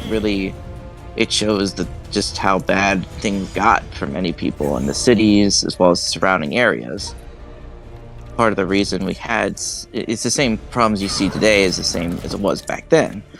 Lax law enforcement, a certain group of people now feels entitled to just do whatever they want, and they can because the culture is on their side. And even when you try to arrest them, I don't know if that's the case. We had a district attorney in San Francisco of all places, and he had that view. And he never met a criminal he didn't want not out on the streets. Right? Basically, his policy was, hey, no matter what you did, you're gonna be let out. You're gonna have no bail. You're gonna walk on whatever charges or whatever. You'll be fine. And that guy is no longer the attorney general. Well, yeah, because people now have everyone knows the crime is so bad that even the people who voted the people in realize it's like the people who vote for the the frog and the scorpion story kind of thing. Is like, how could you do this to me? We're both gonna sink. It's part of my nature. Yeah, but they got rid of that guy. They were like, yeah, fuck that guy. And it wasn't even in a traditional election. They just recalled the guy. They just kicked his ass out. Yeah, apparently the campaign was led by not only the tech workers, but also former assistant DAs who are like, this guy isn't even bothering to stop a crime. He's keep enabling it. But the problem is San Francisco is one case, but there are probably several other cities where this is the case, where we see people who are let out on bail for very serious crimes. Well, the guy, do you remember there was the Goldman Sachs banker in New York? He was on a train in the city of New York, hilariously right after the mayor was like, Jamie Dimon, go ride the train with the normal common folk. That's how you'll get people back in the office. Well, one of Goldman's workers was, shot in cold blood by a guy who had been recently convicted of, threatening people with a firearm, and 19 other crimes and felonies. Basically, his rap sheet looked like a OC backstory. Basically, that's how long his rap sheet was. And shockingly, they decided that no, this guy should be part of quote unquote civil society, right? And someone got killed because of it. Someone worth a lot of money, part of higher society. Hey, he listened to the mayor. He was like, I'm gonna go ride the train with the common folks. It was a Hispanic guy. Yeah. He just got murdered in cold blood on the train. Yeah. This As is also who was the mayor of London? Sadiq Khan. Yeah, Sadiq Khan. As Sadiq Khan would say, this is part and parcel of living in a modern society, right? Judge me not by my rap sheet, but by the color of my skin. No. Oh no. Sorry, I'm gonna. I don't like Dr. King that much, but I'll take his words. I'll judge you by the content of your character. Yeah. Oh boy, I can't imagine. Who knows if things change in the hysterical consensus? I mean, there could be a case where things like what happened in the 1960s is viewed much more critically. I mean, there has been one of the guys. He's assembling a books that kind of are like taking a more critical approach to what books like Age of Entitlement or what Night Revision explained in the thread, Left Behind in Rosedale, and even some other ones that are just saying You know what? I think something really went wrong in the 1960s with America. Gee, I wonder what I wonder what could make people think that. Yeah, There's- no, things have changed quite a bit. Not only that, do you remember this was also the recent thing with the bodegas, like Bodega Bro like made a video like saying like what's up with these food deserts, all people go to these foods is just these bodegas that say you're like overpriced, like hot dogs or things. I mean, I don't know if you've ever been to one, Ghost, but are they You say basically food like deserts? Well, are they? When people describe food deserts, they're describing like areas within a city where like things like grocery markets or things aren't as readily available. They're like you have to go like outside of the parameters of like the district to find them. I think zoning laws do that too, right? Like where they Well, can't zoning build and the like a fact grocery that the store in area certain might be- districts. Well, and there's also the fact that the area might not be very safe. Oh, well, yes. Having worked in businesses that are adjacent to like convenience stores, I know a lot about, when they pass laws that force you to take the bulletproof glass out of your stores or take the bars off windows. Usually we sell those shops pretty quickly after. If we're lucky, they just walk in and steal all the scratch-off lottery tickets, not realizing only the first 20 are scanned in. That's usually lucky. They still have to replace the display, but usually, if we're lucky, they think like, "Oh, I'll make a ton of money with these stolen scratchers." Yeah. So what happened was, he actually got like in trouble because I think it's because of who he was pointing out like the obvious urban decay. And of course, the other thing with the bodega was that there was a worker who was charged with murder because he was attacked by a couple that stormed his thing. They surrounded him, held him hostage, and he defended himself. He had like a knife and started stabbing one of the attackers, and he was charged with like murder essentially. Well, he had a charge, but I don't think it stuck. No, it's still, well, the thing that people As in, say, he didn't get convicted, right? He was charged. No, the district attorney is charging him with like right. He's charged, but he has to be convicted by a jury of his peers. Yeah, I think the reason people are out because it's like we're seeing on camera he's being beat up, like he's being held hostage essentially by a guy and his girlfriend, and people are wondering like, is it because of the skin color involved? The assailants were black. This guy is like he's a Hispanic guy or something, and even though people see the cameras, like this person's being held hostage, he's being beaten up, he had like no choice. Is like, the fact that people are outraged, like, how dare you set his bail at like 500,000? It was lowered to like 50,000, but still, like the fact that he's being charged is like we're seeing. No, it's I'm not belittling like how shit it is to get charged and deal with the legal process by any stretch of the imagination. But it does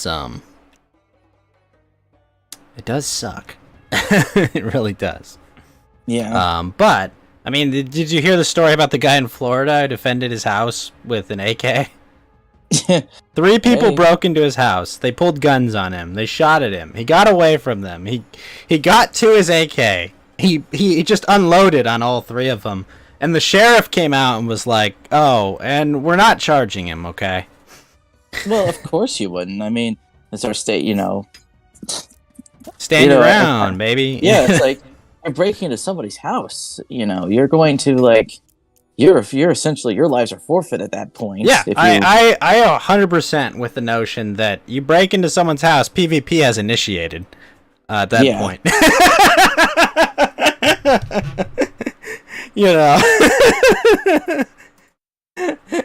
It's like you pull a gun on a guy or you hit him with a skateboard in the street. As far as I'm concerned, you have sealed your fate. Yeah, it's the ultimate reversal. Oh, call an ambulance, but not for me. Yeah, it's like running out and yelling, "Arrest him! That kind of stuff. Yeah, no, sorry, you fucked around. I'm sorry, you're gonna have to find out. I think that situation is not the same, but I don't want to get involved in that one. I think when you The, charge someone, you deserve whatever comes to you. But I'm a big believer in you don't lay hands on someone for any reason. Yeah, well, it didn't work out for the McNasties with that one dude in Georgia. It's funny is I saw BAP kind of go after Matt Walsh for like still thinking that was justice, and he disagreed heavily. And he points out like Walsh has only recently become like this, like in 2019. Wait, I'm sorry, who? Matt Walsh. He was the guy. He just made a video. I mean, he made like a documentary on like what is a woman. Oh yeah, he's that guy. Yeah. He was. Yeah. So yeah, I still think it's pretty bad to think that we even have to like have these conversations. But the problem is, as the dialectic goes, if that old Nick Land piece is like the left thrives on the dialectics and the right perishes by them because by virtue that the left has control of the messaging apparatus of the society. I don't think they do.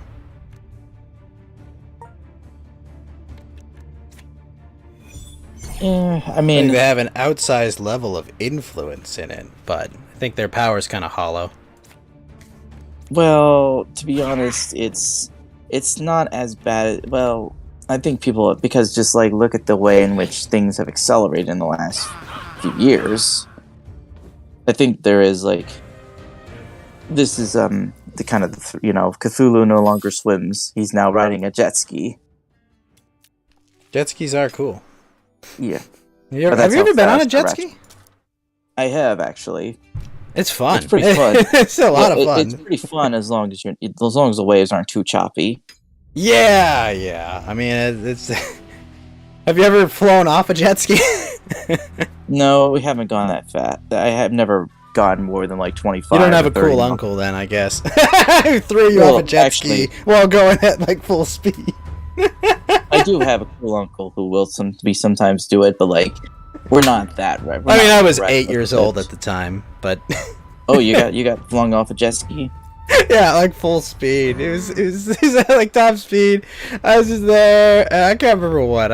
He's one of my really liberal uncles, and I was making fun of him about something. He just chucked me off his jet ski. I was like, "Fuck, dude!" Yeah. And there was the yeah, you gotta avoid some of those like really choppy areas because it actually can make you a little sick because you bounce up and down like. Well, yeah, anyone that has a problem with motion sickness, it can be trouble. Luckily for me, I don't have motion sickness. Yeah, my uncle though, he has a boat and jet skis, so like if you're not up to the choppy, you can just take a smooth ride on a boat. Yeah, I have another uncle that has a catamaran. Oh, that's the best. It's the best ocean going experience you'll ever get. Is on either a catamaran or a trimaran. Is nice. It has 2 or 3 holes, so it's like the water can be super choppy and the thing handles beautifully. Mm-hmm. Yeah. It's great. Right. But so other thing is the fun is what other things I've been listening to. I've been listening to some of the podcasts put on by Pete Quiones. You heard of him, Ghost? Who? Pete Quiones? Wait. He was a guy who's was like a libertarian podcaster, but has kind of fallen down the reactionary like pipeline to like some of the more like edgier topics. Like he's had internet commentator, well-read, well-spoken Thomas 777. They've been doing a history of like the world order since 1945, like what happened with Weimar Germany, the rise of the National Socialists, who was Churchill, where did he come from, what was FDR's endgame, and they're now covering like the whole thing of like the Nuremberg trials and the regime it established. It's a pretty good series. I'm not familiar with it. Well, it's kind of fun, like, I think it's another case of like the libertarian to reactionary pipeline becoming real. This kind of reminds me of the comment, like when Nightmare Vision did like a talk with one of these guys, he actually kind of mentioned like, why does it seem like a lot of people have like abandoned libertarianism or their impulse? I think it had to do with the fact that he mentioned like a lot of people just like see a lot of the consequences of like this sort of contradictory thing of like trying to maximize quote unquote bodily autonomy, but at the same time trying to apply like bodily autonomy. Well, not in but like in terms of this of like sexual revolution, like the politics of sex, or like the way in which people conduct themselves. They're trying to do that, but also trying to impose a standard of behavior at the same time, and it leads to like really, really lopsided or really imbalanced relationships between the sexes. And people are kind of starting to see that, you know, the phenomenon of social contagion means that like someone just doing their own things and minding their own business can still have an effect on the place where you live.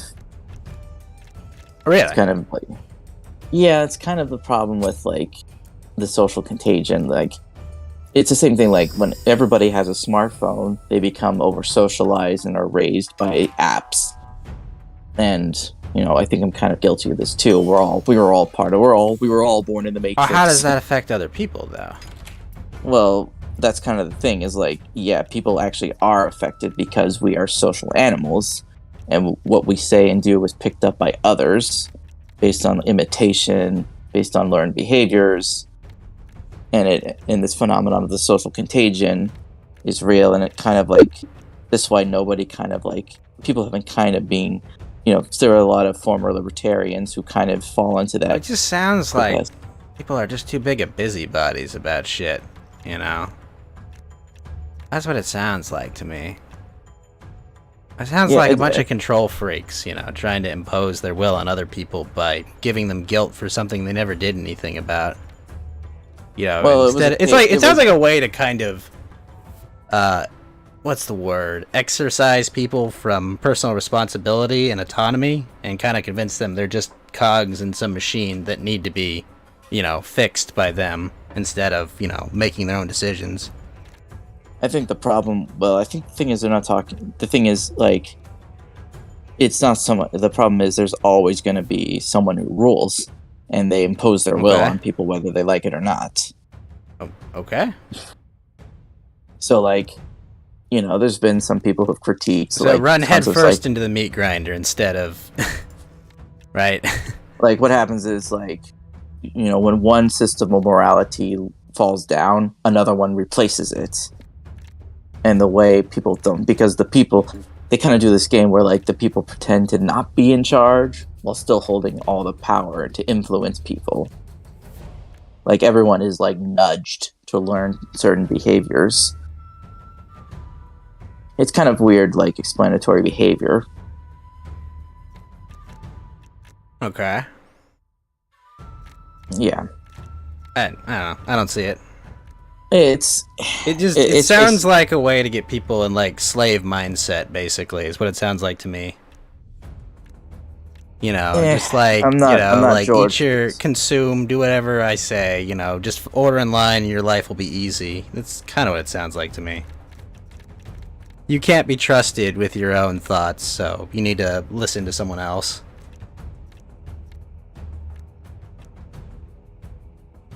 But I'm old-fashioned, I guess. It's just the way in which people interact with, you know, this, with, you know, parasocial relations and all this other things. I think everything's like changed very heavily, and I'm confused. I feel like, what does parasocial interactions have to do with this, though? well, it's just the way in which people are like raised by technology. Like, you know, even we're having like a little parasocial relation. We're like on opposite sides of the country, and here we are interacting. But I mean, parents do make decisions about what happens to their kids, right? Like, yeah, not enough. You know, like though, there's no one that forces a parent to put an iPhone in their kid's hands, right? There's no one that say you have to do this, right? Like, I mean, well, only people who like are purposely giving bad advice. But they're not there Sure, to- but like they're not there to- I mean, like at the end of the day, you could still be like, no, fuck that. Give me the iPhone. Go outside. Go shoot a basketball hoop. Right? Yeah, like I think people should like, it wouldn't surprise me if people start going back to like flip phones with limited. A lot of people things. have. I know a lot of people that have switched to flip phones, and I understand. I mean, it makes sense to me. Yeah, it's kind of I mean, weird to like- like watch old shows and If I can't trust the internet to raise my kids, who can I trust? That's an excellent point, Chubley. trust no one, not even yourself. Oh, no, I think you need to trust yourself. You Yeah, end you up gotta- in well- weird schizo territory. It's, I can't even trust myself, you know? Yeah, I'm not that bad. Yeah, it's kind of a thing. It's just the way the social atmosphere, just the feeling of, and of course, oof, man, that economic data, 9.1 inflation of the official Oh, I numbers. know. Did you see that someone leaked a fake report at 10.2? And I'm like trying to Yeah. figure out if it's like, so the only way we can soften the blow is to say it's worse than expected. And then when it's not as bad as expected, we'll beat expectations, right? It's like Man, this the kind of market's shit that- you expect to like like- someone came up with it like a boardroom, right? A bunch of freaking monkeys throwing darts at a board. Like, how do we Well- do this? Well, they like to beat expectations. So what are we gonna do? We're gonna tell them the sky is falling, okay? I mean, And then they'll it be was happy also- that the sky isn't falling. Yeah, like it was really bad because, I mean, it's still. I mean, the real number, if you use the old calculation, is way worse than 10.2. It's like, Oh yeah, near- no, I mean, how in what world does like what is it, 68% year over year gas inflation equate to cost of goods only being up, 9%? No, it's a fucking terrible measure of inflation, and it's intentionally done so that they can all put on the illusion that, look guys, it's all the Keynesianism is working. We just gotta adjust here, a little there, and it'll be perfectly fine. We'll manage this economy right through this trouble. Yeah, I know gas has fallen due to demand destruction and just Right. people No just. one. I mean, 4th of July weekend's over. It's like people aren't traveling as much. There's a recession that everyone can see, a slow-moving recession that's starting. So people are planning less trips. They're planning to stay in more. Like, wow, this is why it was interesting. Did you see what Senator Joe Manchin did? No, what do you do? So, Senator Joe Manchin, he said, I'm not gonna vote on this Green New Deal thing until I see the next two inflation reports. Now, tactically, I understand this perfectly, right? The idea is that try to win some support from like West Virginia voters and coal miners, people that I need to win over. Kind of quiet them and like not let them campaign on me supporting this for 2 months. But at the same time, know that inflation is probably going to go down a little just from timing, right? Like it's going to peak for a little, and then the increased price of grain, the increased price of fertilizer, as well as the increased fuel prices will also then filter in. So in the next 2 months, when the inflation goes down to like 7 or 8 or maybe 6, if they're really lucky, he can be like, well, look, we're getting inflation under control. Now it's time to print $500 billion and further destroy the U.S. energy industry and, move to sustainable green energy and that shit. So the idea is that he takes 2 months of away from his opponents and campaigning, and he gets to pretend, to West Virginia voters, look, I'm defending you from this vicious new Green New Deal thing. And then when he turns on them in 2 months, like, there's 2 months of campaigning you could not use this talking point for. That's my read. I mean, we spent over $60 billion funneling money into a country that's not looking to win a war. Yeah. We've already spent- Speaking of money that you just we've thrown on a fire. And Yes. even apparently, like, some of the weapons we send them either end up on a black market or we end up just giving it to the Russians or the Donbass people for free. It's like the old stories of like the Caucasus warlords, where the FSB tried to like pay them money to try to get them on their side, and all of them were like, "Oh, thanks for the free money, Russians." Now I mean, I'm the rich. reality is Ukraine is still, as it has been, a big money laundering operation. Yeah, I mean, wasn't- that's what it was before the election. It's what it will be after this conflict.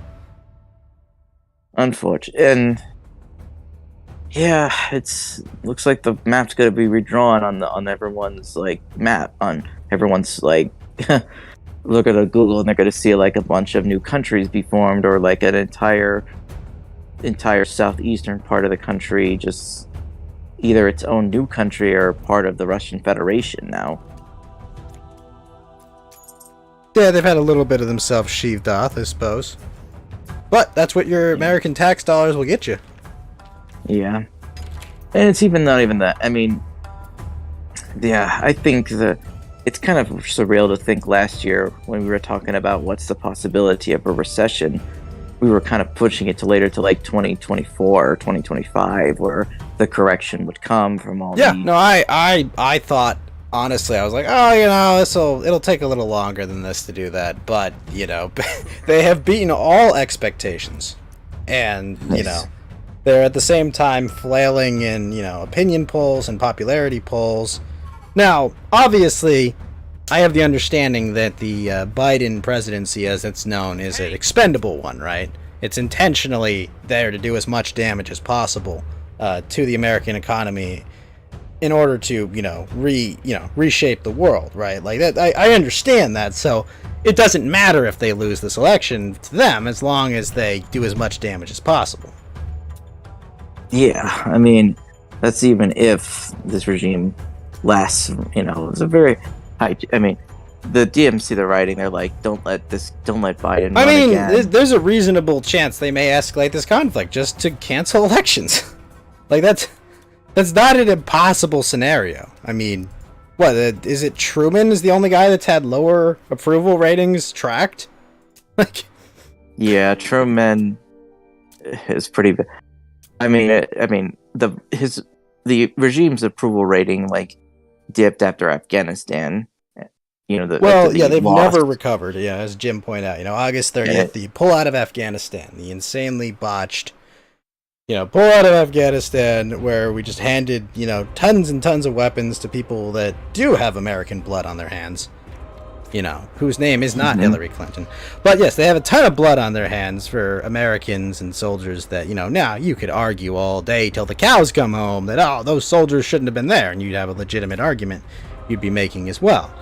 But at the end of the day, it's like, well, wait a minute, hold on. What?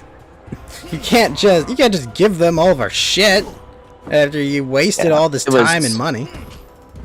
It was America's longest war comes to a close in defeat, which didn't rub people the right way, and you had the vax mandates, which were eventually like abandoned because I think everyone's starting to come to realize the bill of goods they were sold on this, and slowly people are starting to realize these things may have some nasty side effects that were not properly, that we rushed them. It's just like video game logic. Like, I should have probably seen how many times have there been video games that have been released that are not finished, they're buggy, they don't work properly, I mean, you'd think people would have seen like, hey, maybe we should be careful about rushed products that just have all this promise and things, and then as time went on, they kept changing their expectations, and then bam, now we know what the thing is, and it's like, wait a minute, we can't sue these people, we can't like do legal action on them, and despite the fact it's kind of like, it's like the people like, it's kind of really like, just like take a look at the way Halo Infinite has been handled. What was that bad? Well, this game was kind of hyped up after some like disappointment relating to Halo 5 with the people didn't like the campaign. There was some missing content at launch. I mean, I played the game a lot. Missing I content enjoyed at it. launch. I can't believe that still happens. Yeah, but like they had no Forge mode. DDR was kind of busted. The people didn't like the campaign that much and the story, but the multiplayer kind of just carried the game for most of its lifespan. Wait, is that true? Chubby just said that Halo Infinite has a lower player base than Fall Guys. Before Fall Guys was free or after? I think even before. Holy shit! Yeah. Halo Infinite was how much at launch? It was free, right? The multiplayer was free, yeah.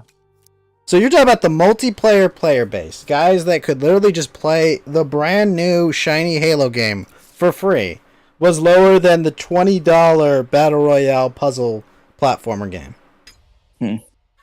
Yep, that's truth. You know what it is? It's Halo fatigue. Well, it was hyped up for like 4 years because No, I'm just remember that was the explanation for like low box office. It's superhero fatigue. That's what we have. yeah, It's not that the movies Razor are bad. Fist, People are just tired of superheroes. I think Razor Fist pointed out like when these movies start becoming like TV releases or just on streaming sites, the genre is starting to kind of just phase out. I mean, there will always be people who will eat up the caped heroes and stuff, but like, you're never going to see something as big as it was during the 2010s with the Marvel Cinematic Universe. But to answer the question, like with the Halo Infinite, I watched a good video on just the thing, and really I think some warning signs, some of the insider leaks, there was a lot of things that kind of went wrong with the game. Like apparently people said like there was no like there was fights over like people not using assets of the game development properly. People had like 5 different directions this game was going. Some like crunch time. People didn't know what to decide. And People have been bitching about crunch time for a while, and I get it, but like the pandemic kind of screwed some stuff up. People were not happy with the way in which everyone blames it on the pandemic. I'm sick of people using that excuse. It's pandemic related. What the fuck are you talking about? It didn't magically just become super hard to do development. It goes, coronavirus is here. It's like, no. What happened was, apparently, like, the thing is that 2/3 of the game's content was cut. Like, the game was pretty, I'm sorry, you're saying 2/4 of the game's content was cut? No, 2/3, roughly 2/3. 2/3. So, like, everything they had planned for the game, they couldn't even put it in. What was left? What was left was just a okay campaign and just the free multiplayer, but like things were missing. There was no Forge mode again. They just only now have the ability to have co-op play, as well as you can replay missions in the campaign, which that was a big thing. Like you couldn't I've heard forgetting if you wanted to collect all the collectibles and the skulls, like some of them were actually inaccessible because they were in missions that couldn't be replayed. Because they were going for an open world format game, but it just, I don't know if it stuck, and there was always bugs with not everything handles the open world transition very well. No, I mean, I guess they tried something new, but yeah, but there's a lot of lazy game design with open world games, unfortunately. Yeah, there was a lot. Hey, let's make an Ubisoft game, basically. And I think the thing that disappointed the most in the multiplayer was there was no worthwhile in-game rewards. Everything was locked behind paywalls. Even though everyone loves paying money for shit, right? Yeah, it's just ridiculous prices, like $20 for a new voice of your announcer or AI companion. They're selling colors of the armor, people complained about Halo 5's lackluster cosmetics, and that the fact that the only in-game armor that could actually be achievable was the Achilles. But you had to join Spartan companies. Wait, what's the Achilles? There was the Achilles armor set that was extremely it was nearly impossible for someone to get it by themselves. So people they joined things called Spartan companies, where people grinded out all the objectives and achievements to get it, and people could get the Achilles armor. Huh. But people could still get armors from the booster packs. People get armor sets and things. Because if you wanted to pay money, you get what you want. Otherwise, it was a labyrinthine. Well, you actually couldn't challenges. get what you wanted. It was a random. It was basically loot boxes. But many gamers have brought about their love of gacha. Yeah. Many such cases. Yeah, you think gamers would learn by now, but they're quite gullible. No, I know. Many such cases. All right. So you had these things, the loot packs, where now if you got the armor, you could keep it forever. But there was a thing where like you wanted to have duplicates of like the weapons and such. I stand by my statements 100%. Many such Yeah, cases. same thing. It doesn't necessarily make it better. Because Warzone was basically the replacement for BTB, which people didn't like because people liked BTB. They didn't want to play with the Isn't Warzone. Warzone the Call of Duty battle royale? But yeah. The name goes around a lot. Oh, but they used it in Halo as well. Yeah, Warzone was a 12v12 where you face off against players and then players versus enemies, and enemy. Then Warzone Firefight became a thing, and Warzone had the thing where like the base loadout weapons could also be customized with different sights, attachments. But I don't know why they kind of got spooked because, imagine like, you could put different scopes on your guns so that you have a little bit more range or the thing. The thing is that they basically split them up where like you had to earn each weapon card with the weapon with that attachment. You couldn't like customize it. You had to like have it with this attachment or this thing. And I think that was a bad idea. I think they got spooked. They didn't want to be accused of ripping off Call of Duty customization. But to be honest, I don't think Halo players would mind it that much because it was only just one part of the game that only does that. But it was cool for customization's sake. And so you had all that. Now, they took that away for Halo Infinite because people have said, like, we want to go back to basics, no more of the advanced movements, like, no more of the gimmicks. And they obliged. So the Halo like multiplayer stuff. But I like my gimmicks. Yeah, basically, I would describe it as very safe. Like it's not like overly over the top gimmicks as the last two Halo games were, but like they kept what it added and added some more stuff. Like they tried to build on it. Unfortunately, it just didn't stick around because of everything else dragging down the multiplayer. There were tons of glitches, matchmaking not working properly, things not showing up, being kicked out of games randomly, weapons. You want to make a gamer scream, have them get randomly kicked out of a match. You ever see those videos where people just scream, obscenity, or a bunch of slurs. Yeah, you don't have to. It's easy to find videos of that kind of footage. Yeah, no, it's they don't. It doesn't end pretty. That's what I'll say.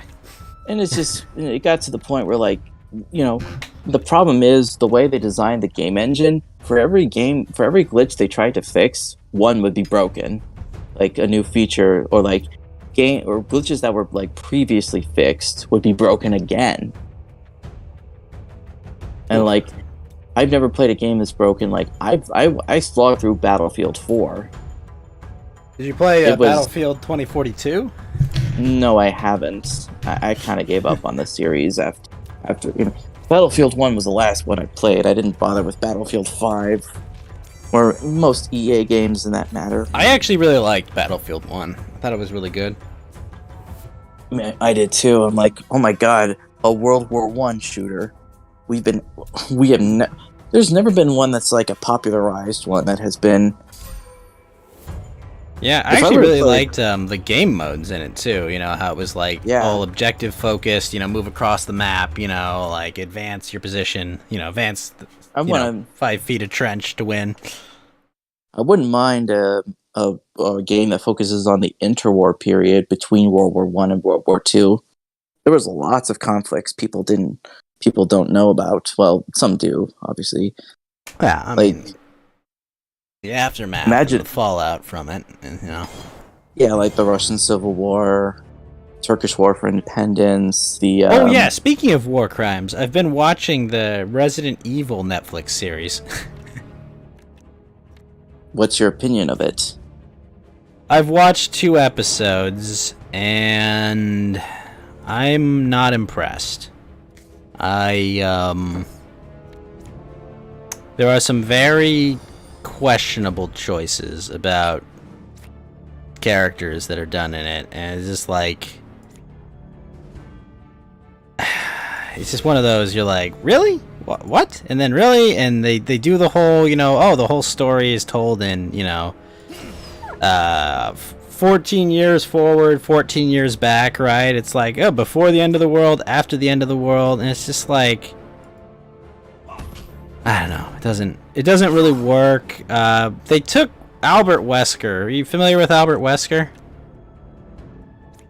Yeah, I know. He's that like, character. he's a huge series protagonist. He's got a whole bunch of like meme-worthy shit and lines and stuff he does. Because his entire character design is basically, he was literally just, he's not like Van Damme. He just is Van Damme, right? He's just, he's just a human, the actor Van Damme, basically. And they made him this old African American dude. I'm trying to remember what show he was in.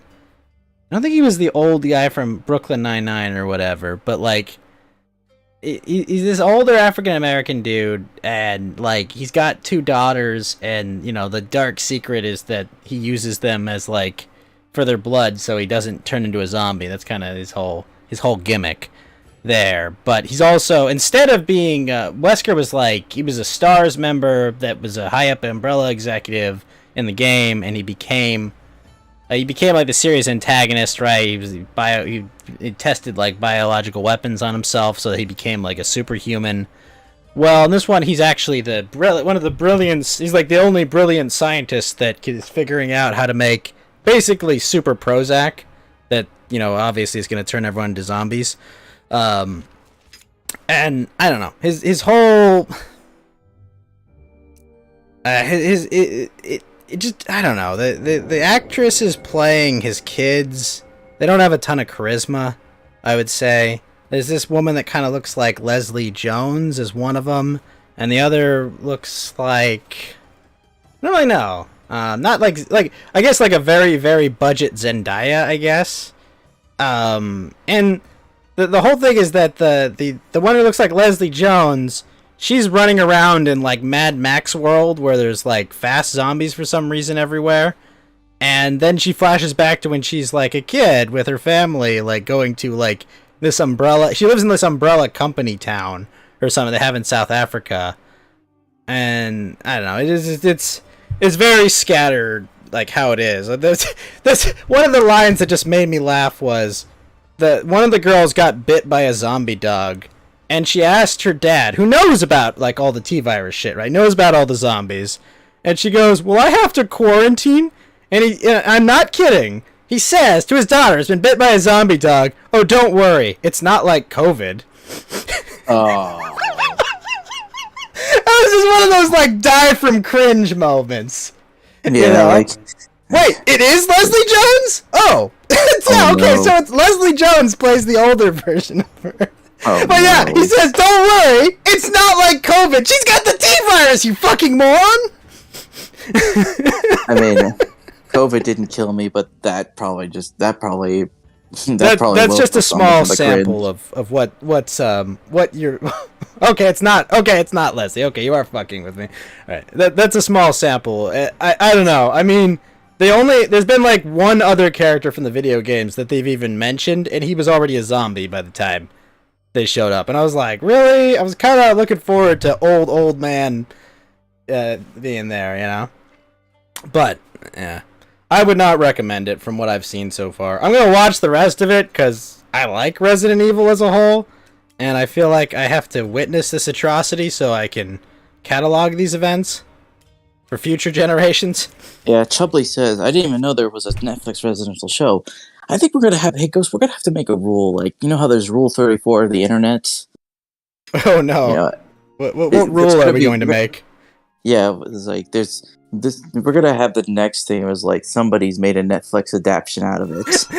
There's a Netflix rule. Netflix, right? Does this Yeah. exist? Yes. Is there a terrible Netflix adaptation? Yeah. Also, yes. You know, funnily enough, Netflix did an anime adaptation of this series, Bastard, and it was honestly not that bad. I was legitimately just like, wow, that was not cancer AIDS. It was. There actually can be some live action. I think some series you could pull it off because they're not like that. Like they're like pretty mundane to say. Like there's that gambling anime with the chicks that also had like a in real life show. Yeah, no, I mean, Netflix 40. Netflix 40K Netflix is Warhammer very. 40K. I think the less hands that Netflix producers have in Netflix shows, the better. Is kind of just the general rule of thumb with anything made by Netflix. It's like, I wish I could just see like, all right, all I want to know for this Netflix show is how many hours did the producers spend on it, you know, and just like inversely correlate anything. Netflix 40K show, first female Marines. No, Shelby, no. No. It's like we need to have like a Jim Cramer rule, but for like Netflix shows, the less like they have Gamble to say the about opposite. It. Yeah. What's he bet it? What's, you know? It's like whatever craps table Jim Cramer's at. I don't go there. That's kind of the Netflix rule. I still love that one stock where he's like, last year's like, we like Coinbase to be at $451 a share. And you look at it now, it's like less than 40. Well, yeah, you know, it turns out no one's going to bail out cryptocurrency, as we all knew. Nope. And now they want it to be regulated. And I'm like, I thought it wasn't. Well, they want to over-regulate it, and then they're going to not bail it out as well. Yeah, like, the whole point of this cryptocurrency was that it wouldn't be so regulated, but beggars can't be choosers, apparently. Crypto's in a weird place right now, is what I'll say. Yeah. It's in a very weird place. It is a disruptionary technology. What do you think is the outcome? Do you think the Fed will back off and let QE resume, basically entrenching inflation? Or will you said QE. Something about QE reserve. Sorry.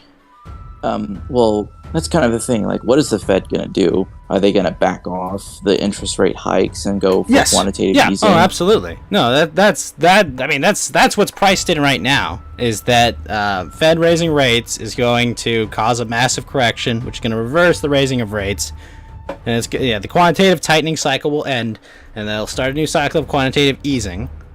I mean, that's all baked in. I mean, the shocking part would be if they didn't do that, because they are going to effectively push the economy further into a technical recession by raising rates to try to control rampant inflation.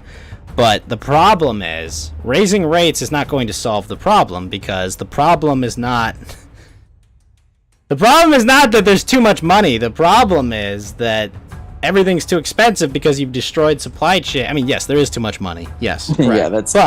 But the other problem is you've destroyed the supply chain, domestic energy production, and you're shutting down food facilities. You shut down baby food facilities that you had created a de facto monopoly on. You've caused 1/4 of the world's grain, is now in limbo because of conflicts between two nations.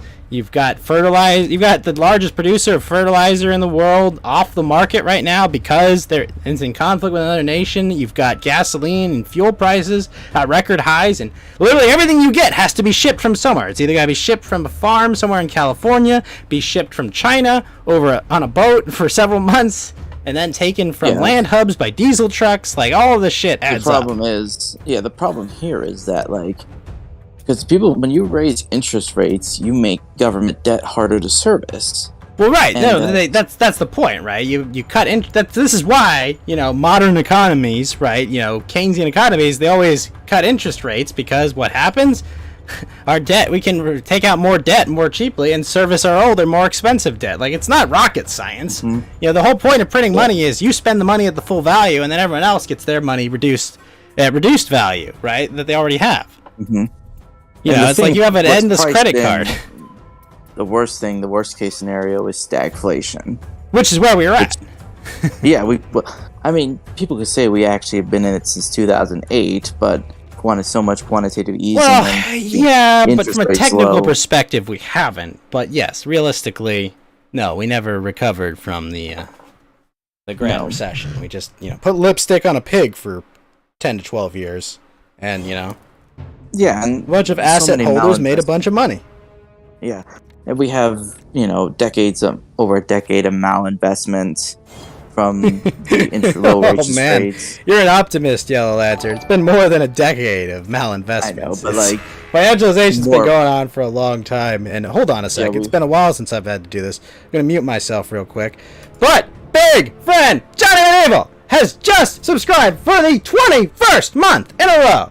Well, Thank you so much, Johnny Evil, keep up for things. your continued support. So the over-under, what Yeah, goes yeah, to saying is that the Ghost Gang, either the we Spanish have Squad, the Boo Crew, the stagflation, All Blue, the which is Underground, the Amberside, the probably, Furious Pasta, you the know, Phantasm recession is pretty Phalanx. much guaranteed. Thank you so much, by Johnny a Evil, technical- for your continued support of second player experience. That is the Ghost Oh, Gang. hey, Johnny And Medieval. remember, Johnny Evil. We're doing the pretty way good. We're just in doing a and little late out show. of this gang I'm gonna is probably in be a getting to body bed soon, but bag. we've Thank you been so just much, talking Johnny about Evil, what's been for your going continued on. support. Currently, Sorry we're about that, talking Yellow about- Lantern. I muted myself so I did not scream in your ear. Oh, what were you going to scream about? Well, it was Johnny renewed his sub for the 21st month. Oh, okay. Yeah. But yes, So- these are all issues that are coming to the fore, and the economy has not recovered since that recession. At all. No, they didn't. You know, And there's the worst part systematic is problems that- have been generated and exacerbated. Yes, malinvestment is one of them, but that malinvestment has been going on for many decades. I mean, It's just, it's basically, you're trying to put out a fire. First you try kerosene, and then you try gasoline, and you might as well just say, why not just dump oil on it? It's just... we are there. Let's just dump oil on it. Yeah, it's like a star is dying. It runs out of the hydrogen, helium, and then it starts burning other materials. But then it gets to iron, and the star basically starts to die. It starts to implode. We're kind of near that cycle. That's where we're at, unfortunately. And for those, the recession is basically here because, I think they say 2 quarters of negative GDP growth mean a recession has happened. Yeah, 2 consecutive quarters, even though it was a technical negative quarter, but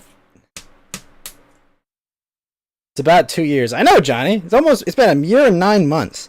But yeah, no, I mean, yes, it was technically negative GDP, but kind of not really. But they just wanted Q4 to look like a blowout quarter, and then they just, were like, oh, then the next quarter looked worse. But it's a lot closer if they had actually properly, measured the numbers, which, I mean, why the fuck would they do that?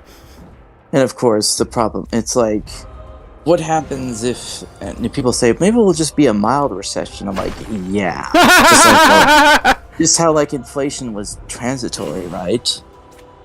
Yep. It's transitory. It's not happening. Okay, it's happening. Okay, it's not so bad. All right, chin up. All right, you gotta do this for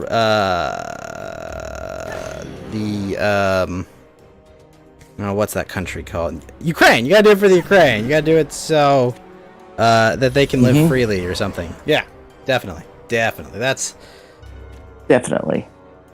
Yeah, it's perfect time to start a blog for me in the midst of economic downturn, because that's where a lot of people kind of got their start after the Great Recession. Well, might have to start calling it the first Great Recession if things keep going as they are. Yep. No, it's it's crisis and opportunity always are, they come hand in hand. That's the old Chinese saying, right? It's like every crisis is an opportunity, and then of course Rahm Emanuel had his version, which was never let a good crisis go to waste. Yeah, so do you think we'll have a deep recession, like several years worth of economic downturn, or will it just be just this weird stagflation where the Fed backs off, inflation stays above 5-6%, or even goes into double digits, and people realize okay, well, we can't pull off the move of Paul Volcker and raise interest rates to astronomically high levels because the whole economy will just implode. Those are all good questions. The answer is maybe. I don't know. I don't have enough information to give you a really good educated answer on that question, unfortunately. Yeah, I'm probably gonna have to ask the Bullstream guys about that, because Avon once said Q4 is gonna be murder. I'm like, I believe you. I think it's gonna be the fourth quarter of this year's is gonna be really bad. Yeah, Q4 is looking like it's going to be a bit of a mess. I would not be surprised at all if it's a not great Q4. Nope. And the thing is just everyone's gonna feel it too. It's like, who cares? But sorry, one sec. Johnny, this game's called Gordian Quest. It's a deck building like RPG game. Q4 is probably going to be a mess of a quarter. Because in Q4 you're going to see the full impact of, really big, really hard-hitting, very painful price increases. Like, it's going to be really fucking ugly. We saw food riots already in Sri Lanka. I imagine we'll see food riots in at least 20 nations by Q4. Yeah. And you'll see, the thing that could happen, we're living off all the stuff that was made, like, last year. Like, all this disruption is going to be really bad in 2023. Food riots can even happen here in the U.S. There'll be places where just there's no food, there's no gas. I still don't think we'll see food riots in the U.S. right now. But we'll see declining standards of living. And absolutely. But I'm just saying, I don't think it will get to food riots. Ask me in a year or two, and I may have changed. I may have changed my mind on that one. Yeah, we meet up. We're in the Second American Civil War. We meet on the battlefield. I'm like, so, Ghost, about those food riots. I said it was a possibility. I didn't say it was for sure, okay? God, imagine I don't even want to think about it. Those things, we meet each other in real life. It's like, call sign. Who are you? It's like, Jefferson Davis? The Ghost? It's like, no, it can't be. Don't worry, I'm here. You're saying it'll be like the old, I never thought I'd see myself fighting side by side with a with a Confederate. How about a friend? Yeah. Hopefully more lasting bond than what's been on the Twitter, because apparently, no, people aren't going to get to full starvation mode either, right? But people are going to be pissed. Yeah, I don't know if we'll see Gollum indoors happen everywhere, but, it'll be happening in quite a lot of countries that are, very heavily dependent on imports, but it will not be fun, is what I'll definitely say. Yeah. It's a wild decade, unfortunately. We may see not a roaring 20s, but kind of a 30s decade for the 2020s, but we'll have to see. I do not have a crystal ball, unfortunately. If I had a crystal ball, I'd be very wealthy and, away from all this.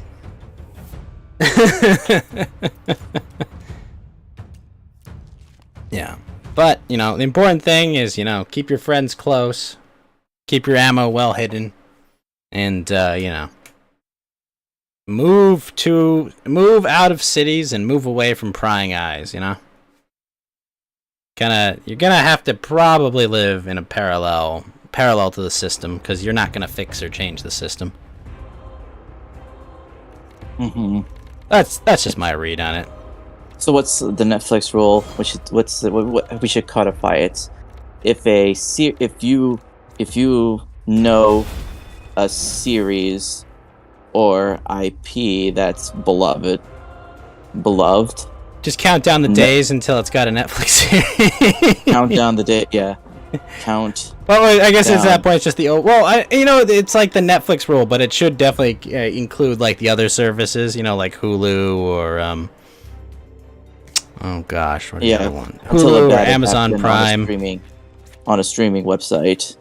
I will say, the series The Boys, while having a lot of changes from the actual source material, and there's a lot of technical changes to it, but realistically it's kind of kept to the spirit of the series in a lot of ways.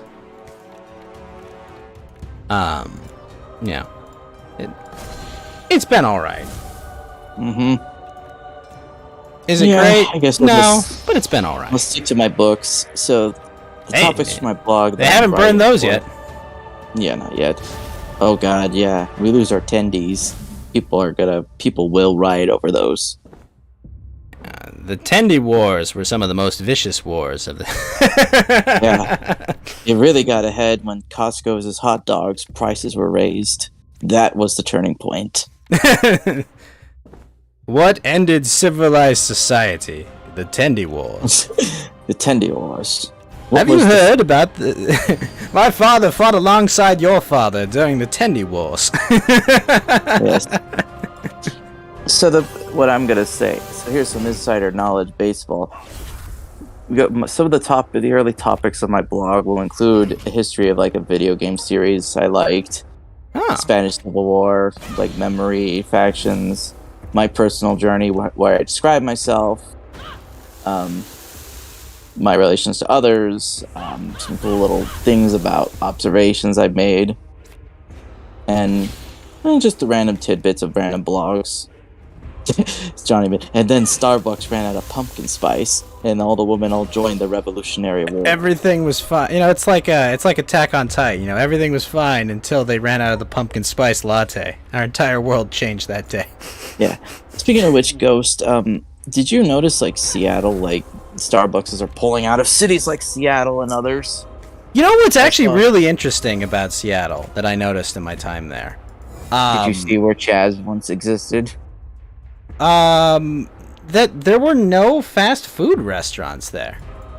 Like, they had no drive-thrus, and like, as soon as you get in Seattle, it's just like, there's so much fewer fast food restaurants there. Like, I'm not saying there were none of them, but I'm talking about you go through like major areas of this massive city, and there are no fast food places at all. And it makes sense. I mean, like you've got like this ridiculously high minimum wage. You have all these like anti-business laws in place. It's like not rocket science that these places are closing left and right. But I was just shocked because I'm like, wait, what? Where's? They've seen some shit, you bet? Yes, Bossy. They've definitely seen some shit. Sorry, but yeah, go on. It's over. Arizona iced tea is no longer 99 cents. It's 129. It's over. Yeah, that stable coin depegging was a big deal. The Arizona iced tea depeg. A lot of people still haven't recovered. The Bogdanov's dead man switch is going to happen. The final thing beyond the grave. The Bogdanovs got us, dude. They did. Yeah, Lantern. Their final act of defiance. Password was dump it. Dump it. All of the Arizona iced tea. Yeah. Dump it. Fun fact, apparently do you remember Luigi's Mansion, the twin ghosts that you had to fight in that like one room? They played hide and Yes, I do seek? remember the twins ghosts. You're telling me that's the Bogdanovs? Yeah, in the French Oh version of my the game, gosh. they named the twins after the Bogdanovs. That's actually the names they based them off of. Dump it. Yeah. When I was a kid, I kind of like I didn't know you could actually like cheese it by like spraying it with the ice power, because like I was actually being sincere and actually trying to like guess where they were. I didn't know you could actually just cheese them and just like spray ice and like whatever box they're shipping. Oh yeah, the twin. Yeah, you could cheese them with ice if I recall. Yeah. Yeah, but so I was so confused when they complained, "You're cheating! How dare you!" It's like, I found you fair and square. Like, don't get mad at me. And It's a game. I'm doing this optimal strategy. You monsters. Yeah, like I didn't know that the game like just assumes like you found out that you found them out by just like testing out the boxes with the. Yeah, that was. Yeah, maybe I'll talk about those early games. I mean, I just don't play any multiplayer games anymore. I just have no real reason to. Like, none of them are appealing, and I feel like the video game industry, at least at the upper level, is just completely. I really had a good time playing Elden Ring. You know, now that's not to say every game out there is going to be a Elden Ring type, you know, fantastic fun experience. But I'm just saying that there's, you know, you can, you know, search through the garbage, you'll find some games. You know, it's not perfect, but there are a lot, you can find a lot of good games out there. You just have to know where to look. Mm-hmm. But why is Luigi a Ghostbuster anyway? Because the joke is that Luigi is a giant coward, and it's funny to have him have to be the one that has to bust ghosts to save Mario. Like, they're just playing off Luigi's traditional cowardice. I think, yeah, it was also like a game they wanted to test the GameCube's capabilities. Yes, that too. I mean, it's a cult classic game, and, you know, when I think about maybe it should have been longer, I'm like, no, I think it's the perfect game length for it's what kind it of just the right length, honestly. Yeah. And they actually made a 3DS version of this game. They actually fixed some of the problems, but like you actually can play like 2-player of it. Like this is where like the introduction of Gooigi was first introduced. So like you can have 2 players like take on the ghosts, and they use like the PAL version of the game where like so like you can actually play the game twice. There's like a harder version of the game. You know what I'm talking about, Ghost? Yeah. Yeah, like the PAL, where like, oh, like the enemies are stronger, they have more health, but your vacuum is also pretty strong, and like there was a whole thing like the mansion is like flipped, where like all the rooms like on the left side are now on the right. Yeah, like the reverse mode kind of thing. Yeah, it's like New Game Plus. Which is nice. I like when they, you know, they mix things up in New Game Plus. It's usually a good idea. You can actually now battle the ghosts in the DS version. You can like battle the ghosts again, and you can actually get like new frames. Like there's like a platinum frame for like beating the ghosts without losing any health. Us like, ghosts cannot catch a break. Why? Everything is so cruel. No one treats ghosts like me so kind. So they always treat me so disrespectfully. I don't understand. All I do is haunt people into insanity, and they lose their minds. Yeah. It's also the thing is, the also problem is that when you do the speed runs, the problem is when you discover the boos, RNG is introduced. Because all the boos hide in the rooms, and the problem is like you don't know, like you have your detector, you don't know if you're stumbling upon a ghost, one of the boos, or a bomb, or like a volleyball, because it detects round objects. It doesn't really detect like the boos. Yeah, I did love that he used was it a Game Boy Advance that was like his PDA basically? Yeah. Because it did look like a fancy sci-fi PDA. That's what was funny about They called it the Game Boy. They called it the Game Boy Horror. Yeah, yes, the Game Boy Horror. That's what it was. And also, like the sequels, you have like this 3D Scare DS, and then like the Switch thing. Yeah, a lot of self-awareness with the genre. I like how so maybe I'll touch upon the Luigi's Mansions, and then currently my focus is on the Mario RPGs. Have you played Legend of the Seven Stars yet? I played a little bit of it. It's pretty fantastic. It does a few like gaming cardinal sins that I don't like, you know, where there's like one-time events to get like things. Like I think that's a shit game design thing that just needs to end. You know, like this idea that it's like, oh, I've got to go reload a save 50 times to get an item because I didn't jump on top of Toadsworth exactly correctly to get this one chest that you can never ever get again for any reason. Stuff like that. Unfortunately, there's not too much of that, but like when shit like that happens, it's fucking terrible. Because it's just like, hey, you know, I'm playing this really long RPG where I want to collect a whole bunch of items and shit. And, you know, get all the fancy, cool gear and stuff. It's like, oh, did you get this thing? You had only one opportunity? and like no indication that you had this opportunity. Well, no, Yeah, obviously I was. that's annoying. Well, yeah, I do consider that. It's kind of weird. So that was the Nintendo SquareSoft collaboration. Yes, that is 100% correct. It was Nintendo and Square Well, Enix.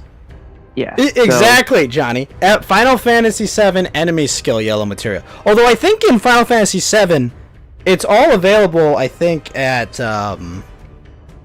what is it called? I think by the end you can get them all. But there's like one I think that only a single boss has, which is fucking obnoxious. Yeah, there was. So I think the thing is like Legend of the Seven Stars is like the it's like the founding, and then it splits off into the two series. You have the Paper Mario series. Yeah, and the Mario. Paper Mario, or Mario Story as it was called in Japan, is kind of an unofficial sequel to it, but realistically it's not even set in the same world.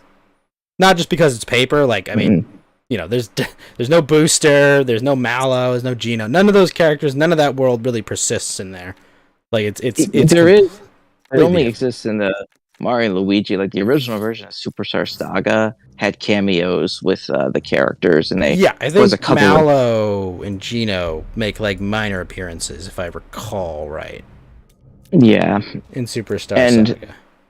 Someone told me, like, a caught my eye is like at one of the areas in the second Mario and Luigi game, Partners in Time, is the same location as the same one as the Legend of the Silver Stars one. It might be. Which area is it? Is it like the Axum Rangers or something? No, it's Star Hill. It's actually the same area, but like it's in the past.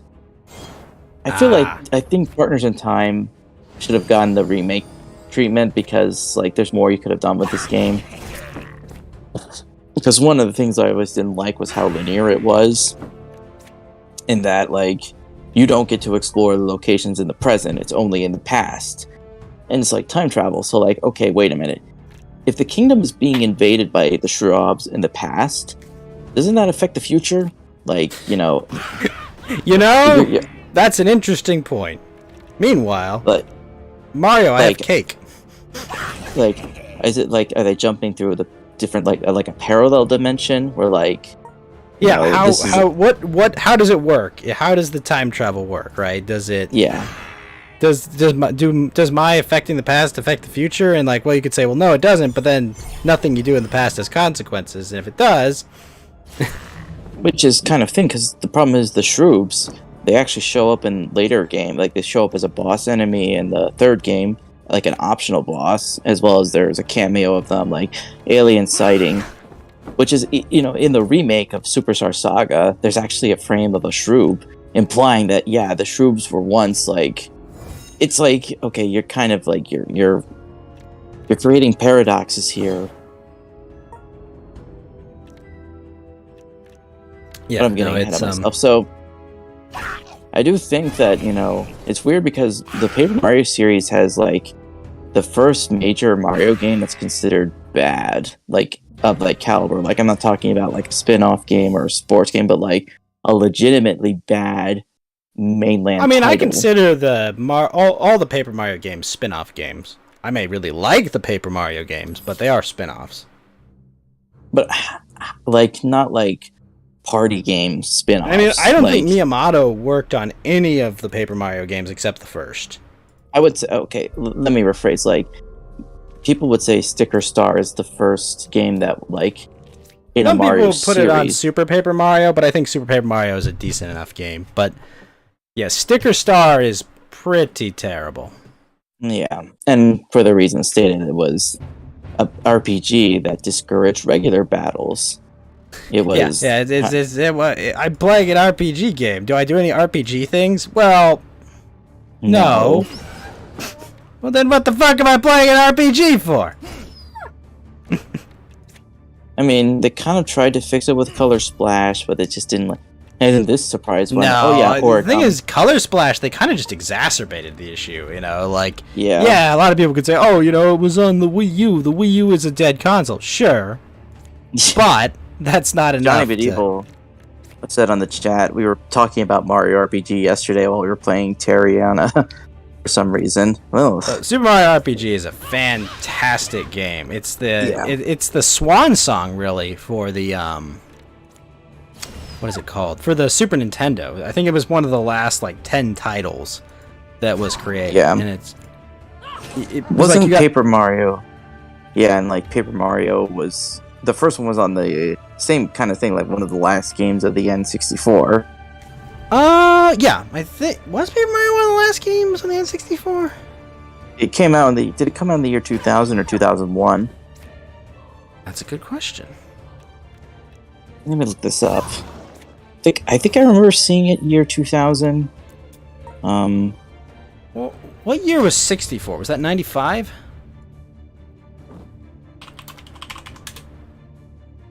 Paper Mario, it was 2000. are absolutely correct. It was wait, no. It was August 2000. Yeah, August 2000. 11. You're absolutely correct. Mm-hmm. Yeah, they originally were going to make it a sequel to Super Mario RPG. Yeah. And then Super Mario RPG Square happened. Yeah.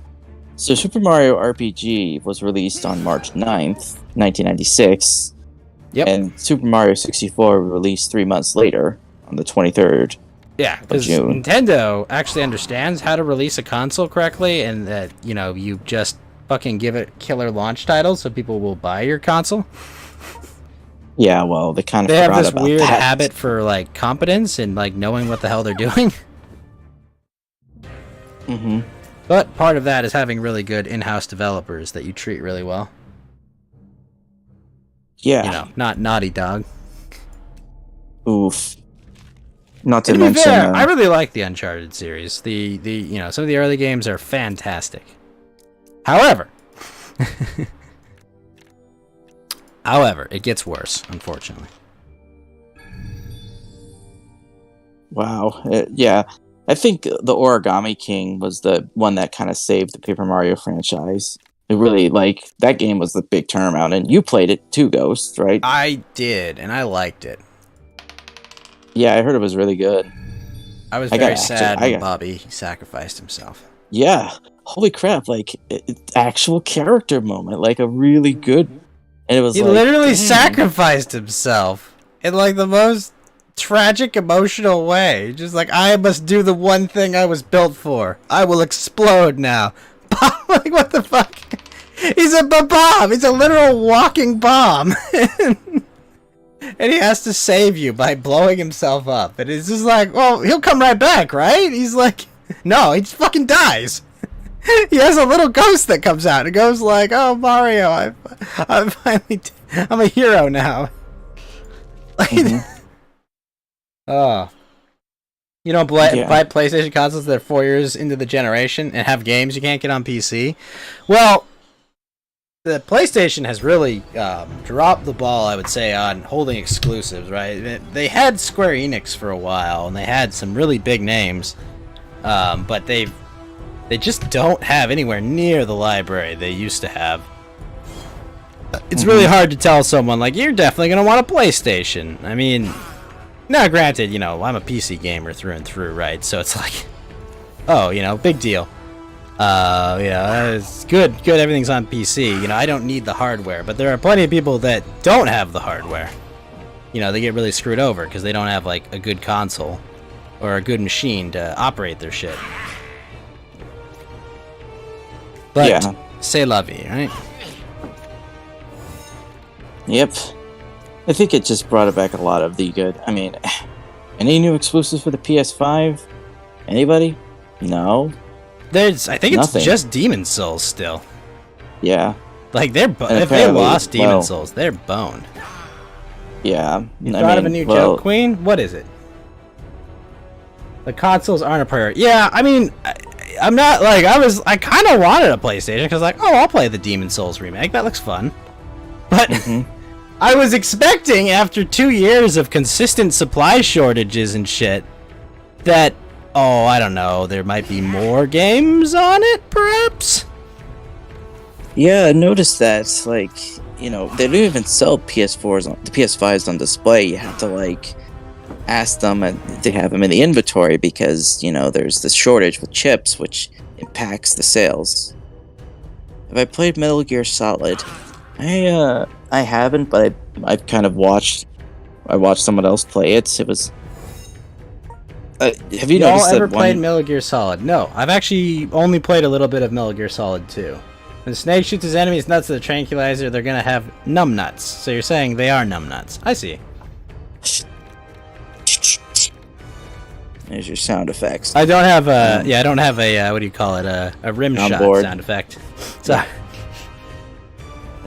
I've liked that one Metal Gear game, Metal Gear Rising. It's like now super popular because of the memes, especially the one with. what's Senator my Arms. source? I made it up. Yeah, just the memes with it. I think Snake Eater is like the best one though. The third one. I think that's, remember Gator singing Snake Eater at one of the karaoke events. That was very funny. Like, yeah. It's like you need to buy a Stream Deck. You mean a Stream Deck or a Steam Deck? Those are two very, very different yet similar things. imagine that song plays every time you're climbing a ladder or something. I just remember this one clip, like they were playing. I think it was the two best friends. They played like the Sub-Zero Mythology Mortal Kombat game. There's a And they get to Sub-Zero Mortal Kombat Mythology game. Yeah, it's like the last one that used like the old style animations of motion capture, where Really? like they had the actors play and do the animation, and they get to this one animation where the guy's climbing, Sub-Zero's climbing the like rope, and it doesn't look right because his legs aren't moving, and it just like looks so weird. And then there was one clip where they played Snake Eater while he was climbing the rope, and it was like the funniest thing. It was actually one of the best. Oh yeah. Oh, do you remember the Ouya? Huh. Oh, that's like some 2012, 2013 news. A long time ago. Yeah, you ever heard of the Ouya Ghost? I have heard of the Ouya. It Yeah, was a very failed indie console that they attempted to put out. Yeah, it did suck. It was like It was underpowered and it was poorly marketed and they had no devs behind it. So it's like, well, yeah, what do you want them to do? nothing. Back to the drawing board. You know, it's one of those consoles literally no one wanted or asked for. Nope. Well, Well, I what think about it's about time what's the Google one? It's the Stadia. Stadia? Power Gloves? Oh yeah. Well, I don't think I was alive for Power Gloves to come out. I just know it from the movie The Wizard, where like they like shilled the Power Glove for like 5 minutes in that movie, and that's kind of what that movie became infamous for. It's like, really, you're selling out right now just to advertise a feature that was kind of ahead of its time. Stadia because owning games is overrated. I mean, we laugh, but I own most of my games on Steam. You found one in the basement of my old house. Wow, good I find. don't think I was old enough for when the Power Glove actually released. Sold But it I for do remember it from the $500. memes. I feel like you could probably like get amass a small fortune if you found a Power Glove and you found it like sold it at like for the highest bidder. Possibly. Possibly. Power Glove! Power overwhelming! I can't remember if I ever saw the ads for that, though. I thought it was funny, though, if I recall. Power Gloves are for computer hacking. I would feel like a real hacker. Yeah. Well, I think it's about time for me to go to sleep. Yeah, no, thanks for hanging out. Geeky is trying to get back in the saddle, and Mountain Walk had to dip early, but thank you so much, man, for filling in the seat well and hanging out. And I'm glad to hear you're back on your vacation. I'm glad to hear you had a good time. And hopefully we'll see you again. Yep. Oh, have you made your Substack yet, by the way? I'm still gonna set it up. I'll probably, because the hardest part is the first step, because then I'll probably return to Twitter a little earlier, like maybe the 25th or so. I mean, you're gonna And then still do I'll- your Twitter even with it. I mean, like, Yeah, I'll advertise it. Twitter's not going anywhere, and you'll be like, hey, No, I've got people- my Substack right here. People, Sorry? yeah, it's like, people, they like, you can add like a link to your Twitter profile and it'll have like your, Yeah, you can have I mean, like links. there'll still be synergy with it. Mhm. Steam will be getting... Wait, Steam's gonna get the Demon Souls remake soon? Some Excellent. data miners. Yeah. I I can't have wait. been interested in, if I do get a PS5, I want to try out the Gotham Knights game. I mean, I only played Demon Souls on a hacked PS3 back in the day, and I was kind of just like, I never got into it. Hmm. And I liked Interesting. Soul games later on, but it was just, I think there was something with it not working, and so I just said, fuck it, I'm not gonna bother, making it work. But it was cool. Kind of remember to think, PlayStation kind of had the last laugh when the Xbox One reveal was so bad, and now here they are at this stage. They've been riding high on that for a long time, and Yeah. I think Xbox started to kind of surpassed them around 2016, especially when they got a lot of these. They started being friendly with Nintendo. Yeah, I mean, Nintendo's been interesting because Nintendo can be just completely backwards on some things, and then like clairvoyant on other things, right? It's like, hey, you're streaming our video games. We're going to kick all your content off the platform. Like, what? what? Like, whose idiot son was in charge of, like, the legal department there, right? Like, who decided, let's go sue all these content creators and piss off everyone? Like, come on, get out here and fire them, right? Yeah, it's like, my dad works in Nintendo. I'm like, yeah, could you please tell him to stop being an idiot?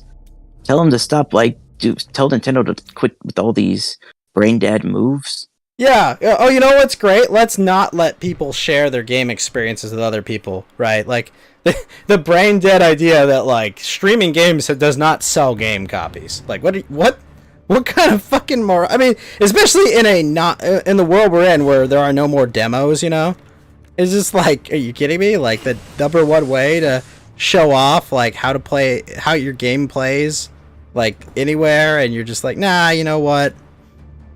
Leave it as is. What could go wrong? It takes a special kind of person to do that. Right. Well, farewell for now. See you next week, Ghost. Yep, I'll see you soon, Yellow Lantern. Farewell. Alright, that was the one, the only Yellow Lantern. They never released PC games or Zelda or Mario for PC. Like, I get it. I mean, I wish they would. That's not happening. But, Yellow Lantern, you can catch him on Twitter at YellowLantern9. I think. Actually, let me go confirm what his Twitter account is. You can follow him and get his takes on modern culture and history, where he gives many tweets about his takes on history. Yellow Lantern 19 at Yellow Lantern 19. A good friend of the show, always happy to drop in and share some wisdom. So, where was I? Ah, yes, I'm playing Gordian Quest, and as you can see, Gordian Quest is a roguelike game with teams and deck building. You hate Nintendo for being so vague about its practices. Yeah, it's 100% not very ideal, I would say. It's not good for the console, not good for the systems. It's just, it's very shit, and it's not helpful. It is not helpful at all for, to sound pretentious. The hobby or gaming in general is just all a bunch of like, hey, what are you guys doing? Stop fucking everything up! The hardware update, where is it? Hardware update? What do you mean the hardware update? Talk about the Switch Pro?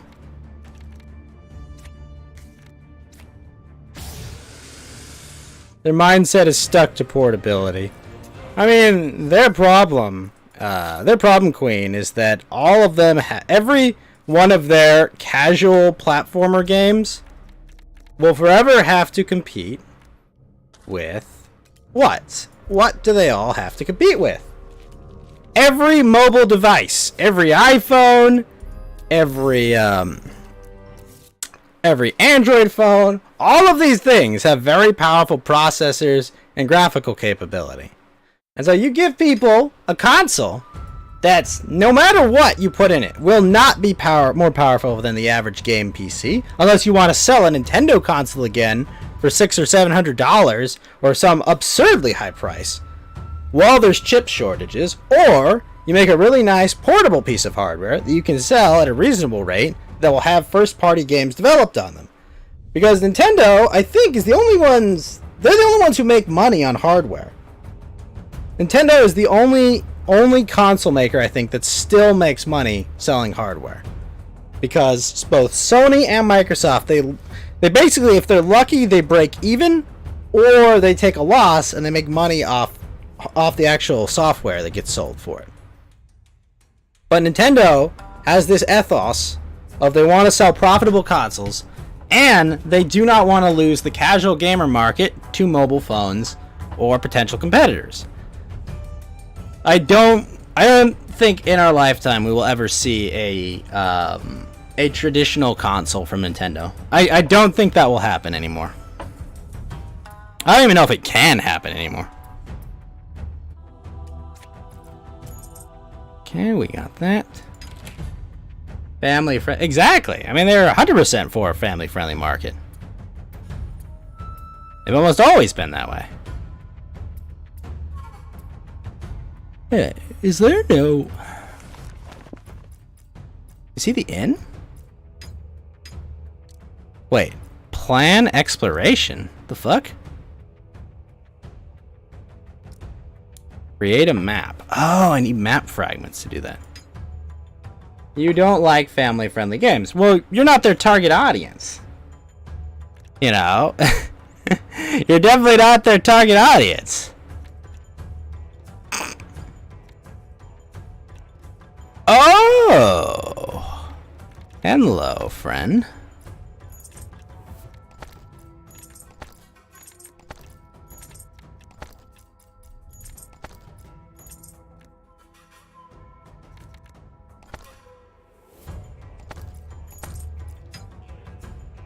Let's see if I can enchant these maps.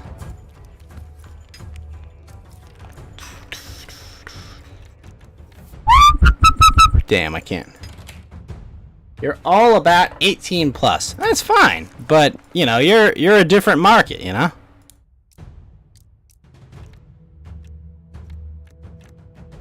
So let's do cell map.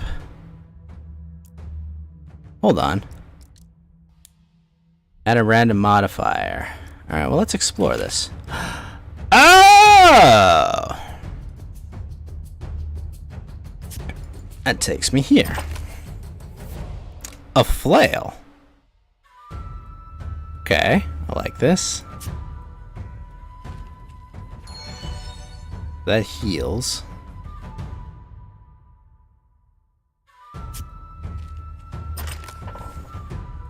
And a cloth sash. You used to watch someone on Twitch who banned the word fuck in their chat. I mean, if they're running you know, an all ages Twitch channel, like, I get that. I mean, would I do it myself? Probably not. It's a lot of work. They might not even care about the word, you know, that's the thing. It might just be a matter of, like, hey, I don't want to get labeled as an 18 plus channel, you know? Like, that's a very realistic possibility. Ooh, a rune. The world isn't family friendly. Yeah, but, you know, corporations don't care.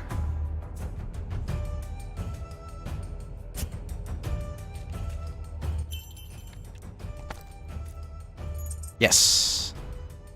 Gambling token.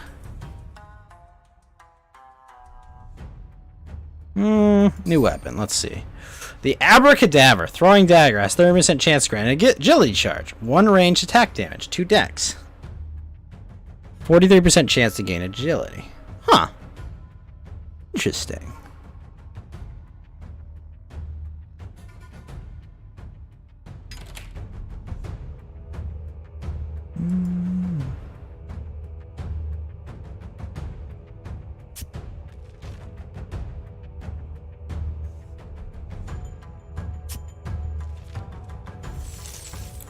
Yes! Gold! Do you think that EQ matters more than IQ? Do I think emotional intelligence matters more than traditional intelligence? I don't know. It depends. I mean, if someone's my computer programmer, I don't really give a fuck what their emotional intelligence is, as long as I can, I don't know, utilize them effectively.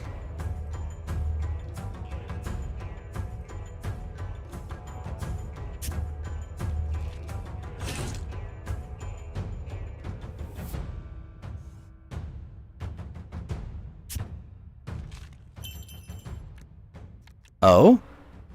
On white cards in this are converted to intelligence skill. 10% increased stat scaling. Recall. 6% chance to shuffle back into draw pile when played. Interesting.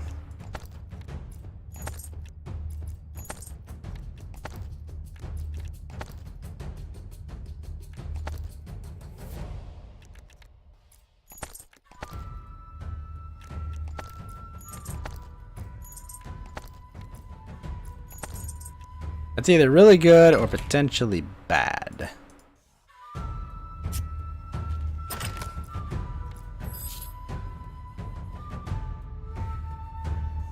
Yes! Emotional intelligence matters to some extent, but traditional intelligence matters more.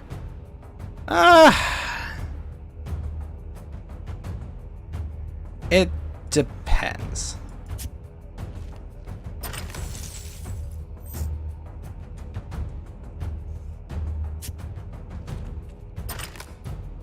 Ooh, take that, thank you.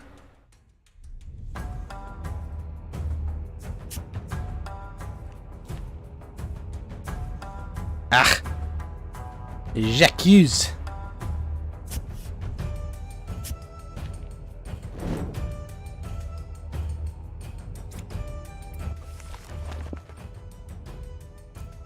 It's really all dependent on the situation, honestly.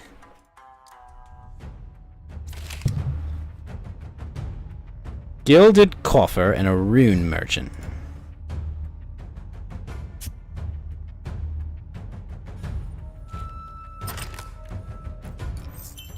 Alright, what do you got? Lesser conviction rune. Okay.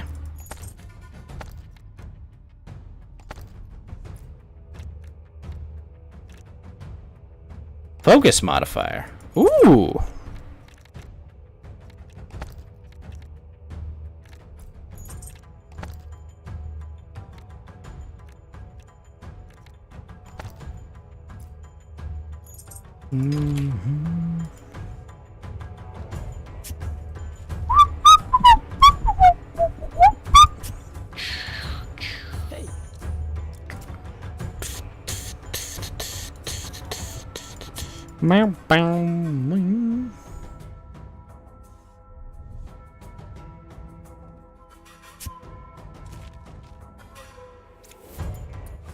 Alright, next up. Let's do this one. The bounty map, Glacier.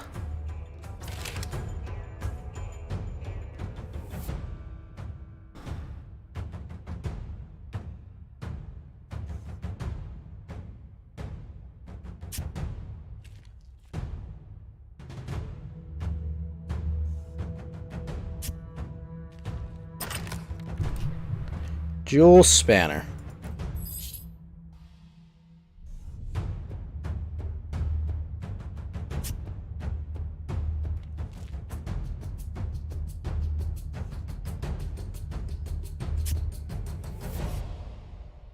Wait, the peddler moved to me. Ow!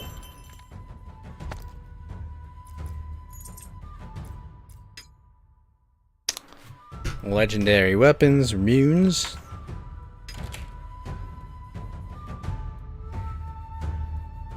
Start a bounty battle. The hell? Oh!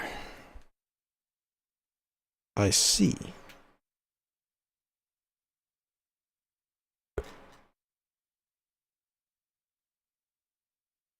Hmm.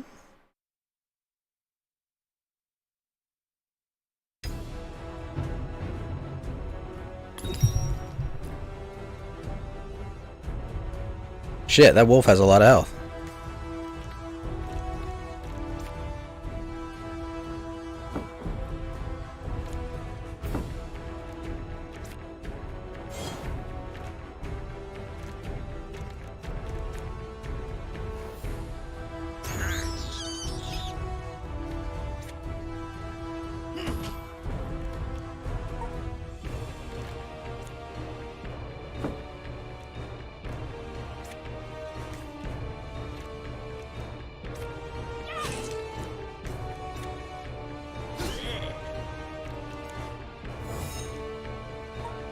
Do ding meow.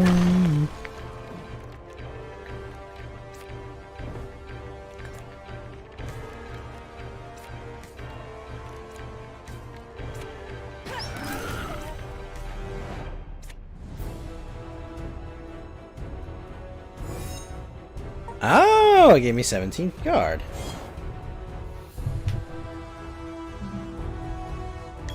Wait, is it supposed to be muted?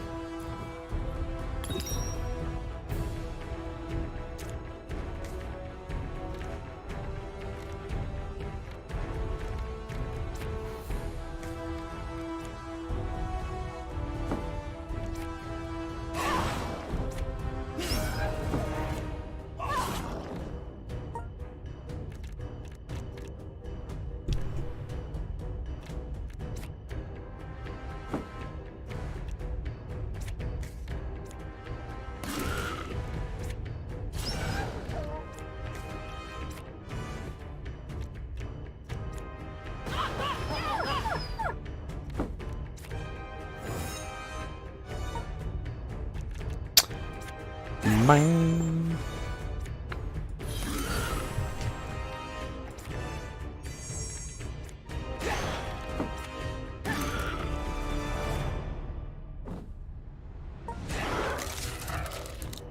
Nice. I don't know what killed that guy, but I did it. Oh? You can draw a card on kill. Not bad.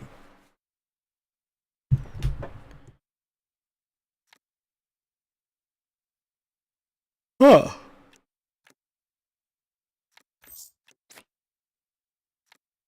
Focus. Scroll of healing. Let's take the Augure's Orb.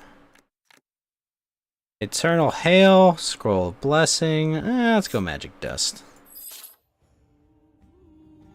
My wolves will feast tonight.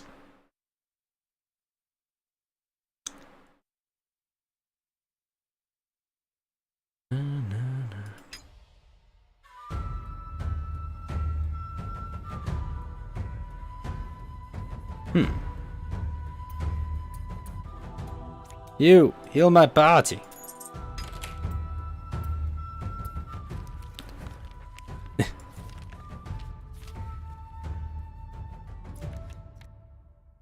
A dex, a stealth. I'll take the grace rune.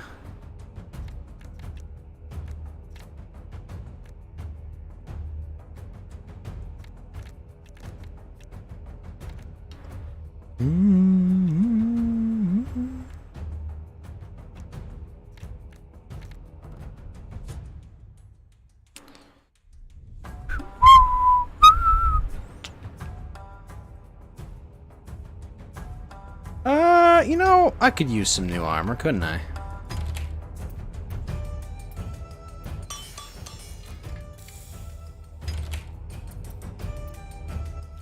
Alright, what do we have armor-wise? Corruption Jack on turn end. No.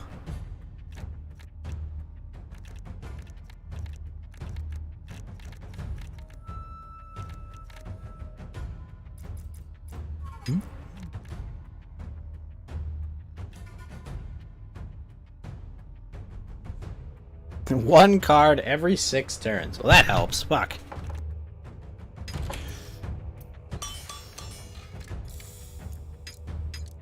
Wait, where do I buy armor from? Is it really her only? Interesting. You, on the other hand, the Iron Regalia. Force armor. Is not bad.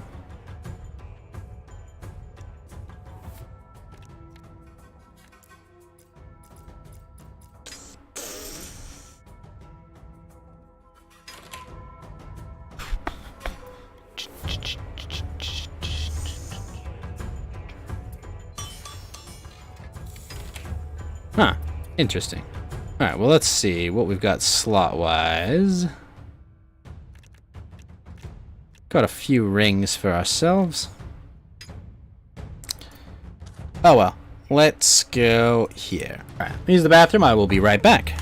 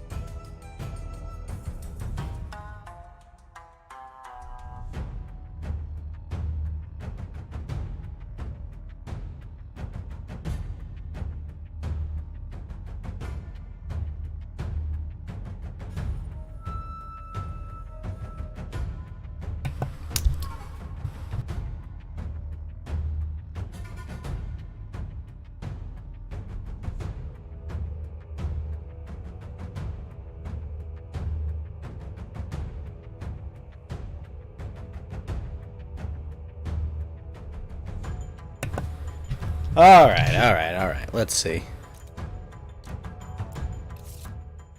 Let us redescend back here. Glittering trove of treasures. What could possibly go wrong?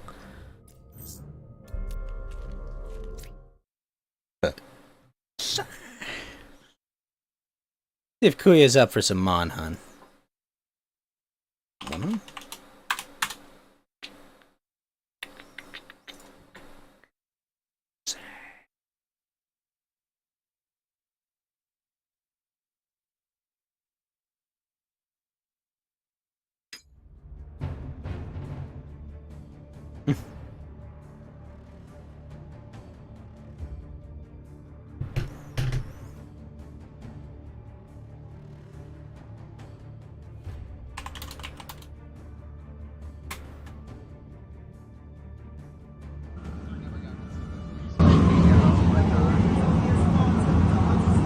Holy shit.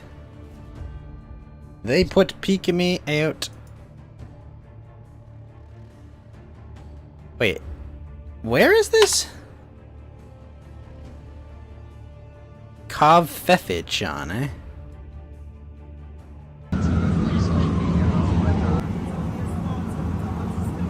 Nux.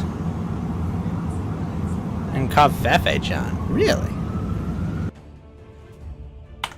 I'm confused why those three are there.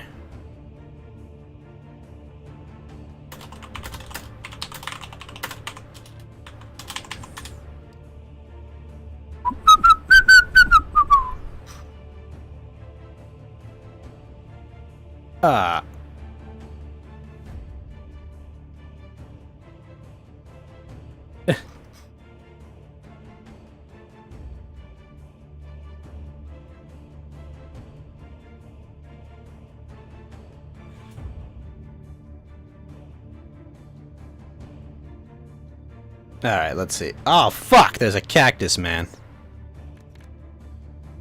Why?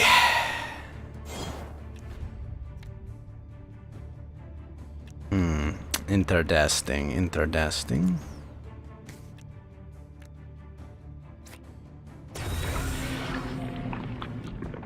Oh, yeah, sweet. Well, that fucking worked out.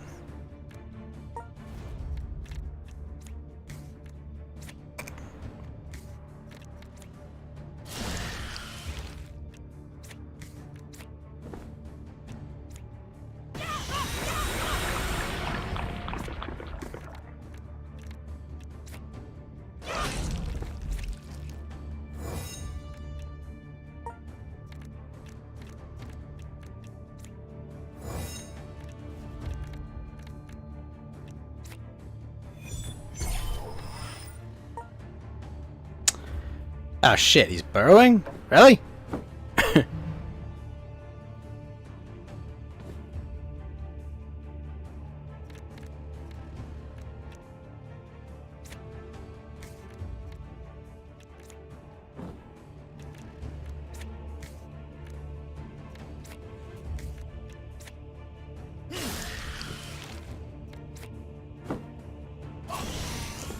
Ow, super tanky.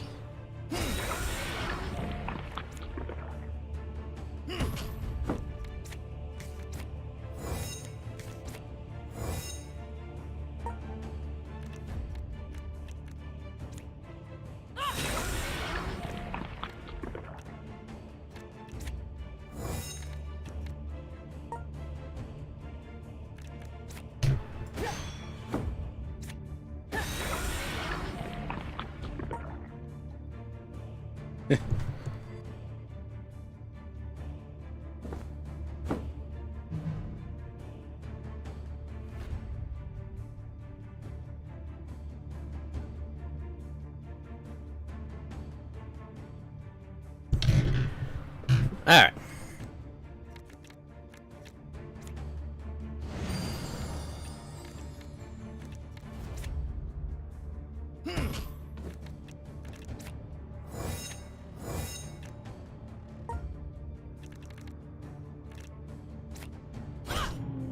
Nice.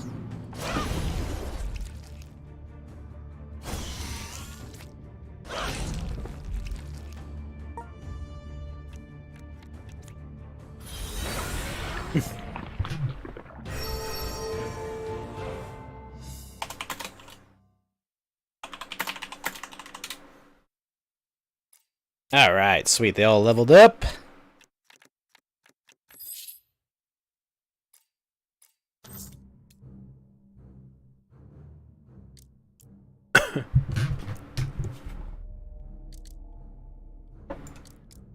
Awesome. Increased AP. That's exactly what I wanted.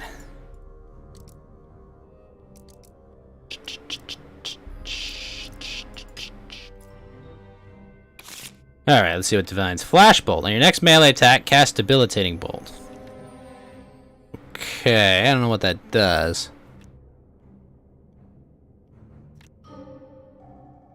Oh, it's a trigger spell, that's why. Okay, I can work with this.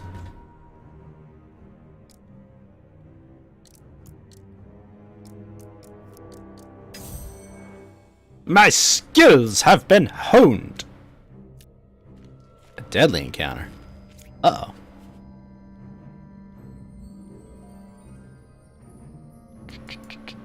Oh, we already did it? Oh. Well, fuck. The Azul or the Azul Desert? Ah, but I have the key.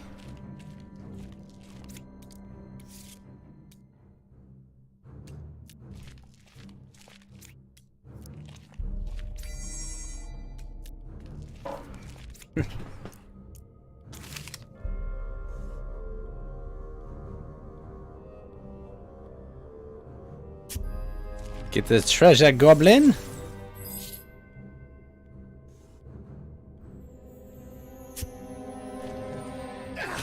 Ow. This place is certified trap free.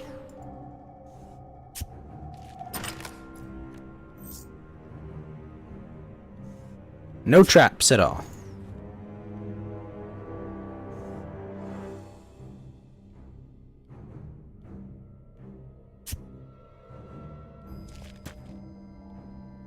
Fuck, nothing found.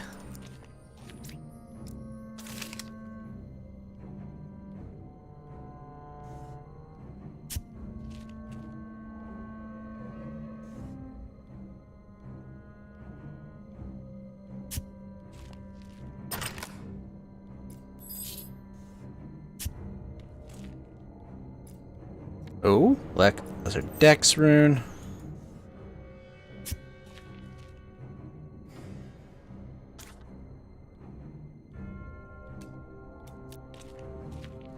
A glittering trove of treasure. Another deadly encounter.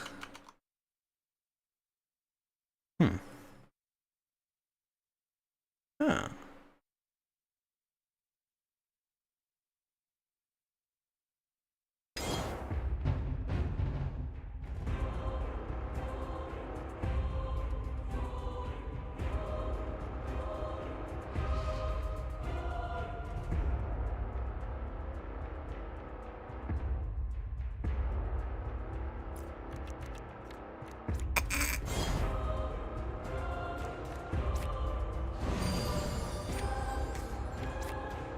Shoo!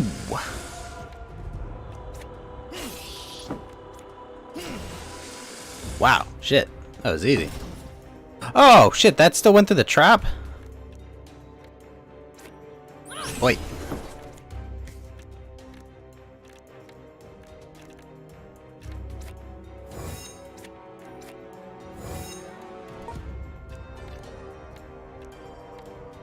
Blessed strike! And then righteous blow. So silver key, some renown, and some cash. And that path shall lead me back to the Azul Desert.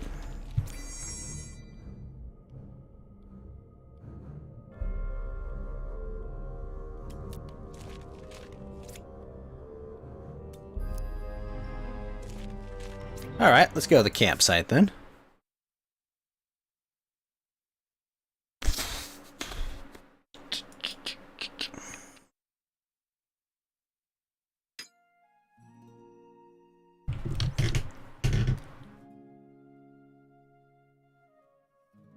What? You master this. You stoke the campfire.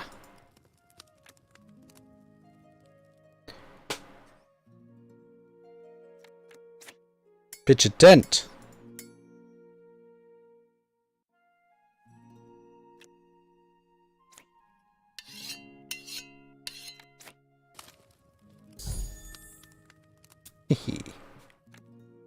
Find a random item.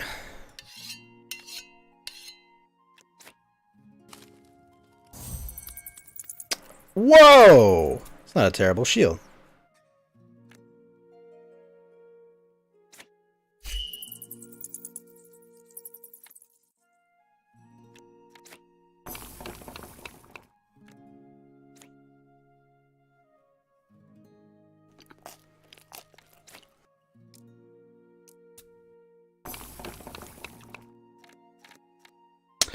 Alright, you upgrade this. Yes.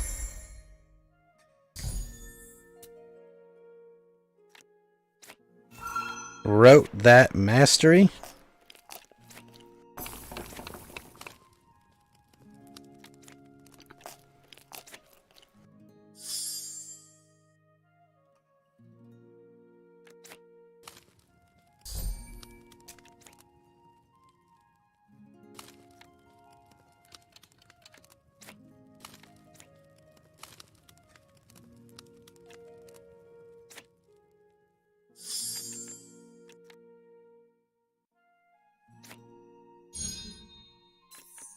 Why don't they have a chat with each other?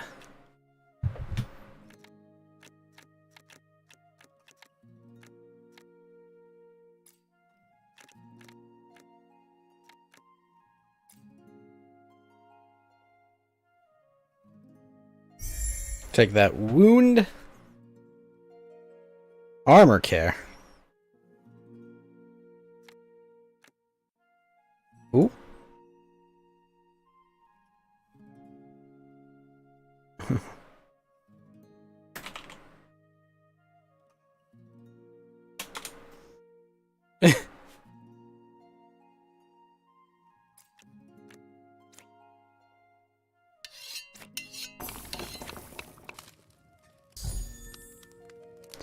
Large recovery vial.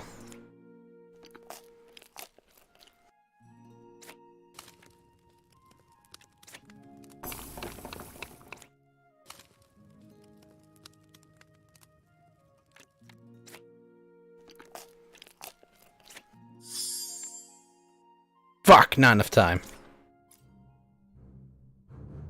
Oh, that's good.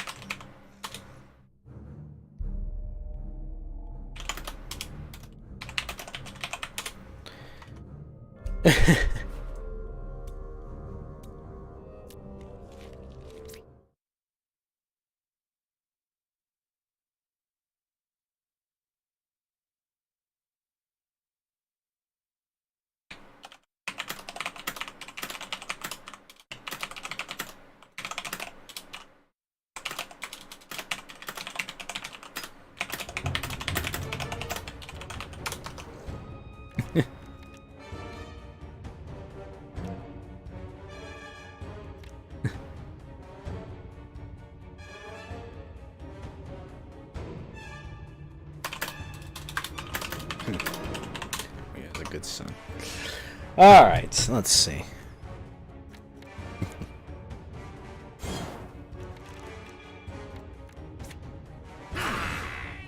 Wow, that does a lot of damage.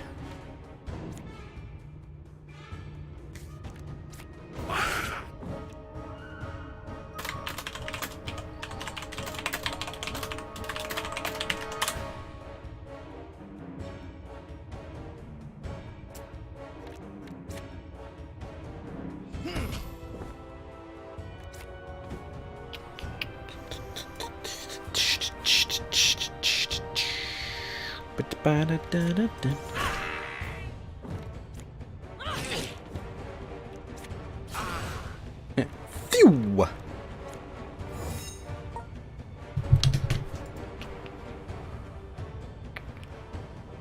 Oh, it is 1 o'clock in the AM.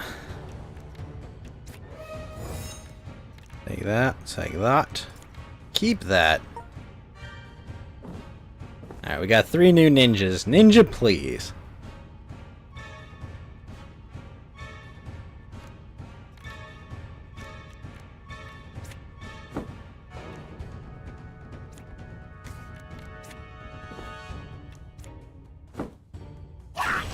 Shoop.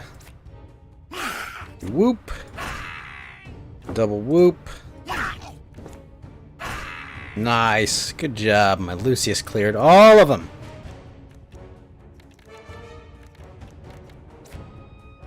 You, come on, step right up.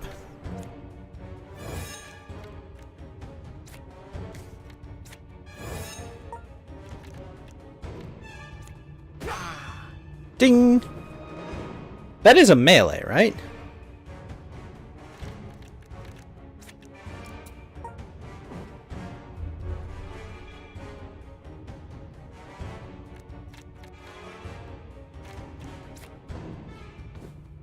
Yo, Mount Hale! How you doing, Mount Hale?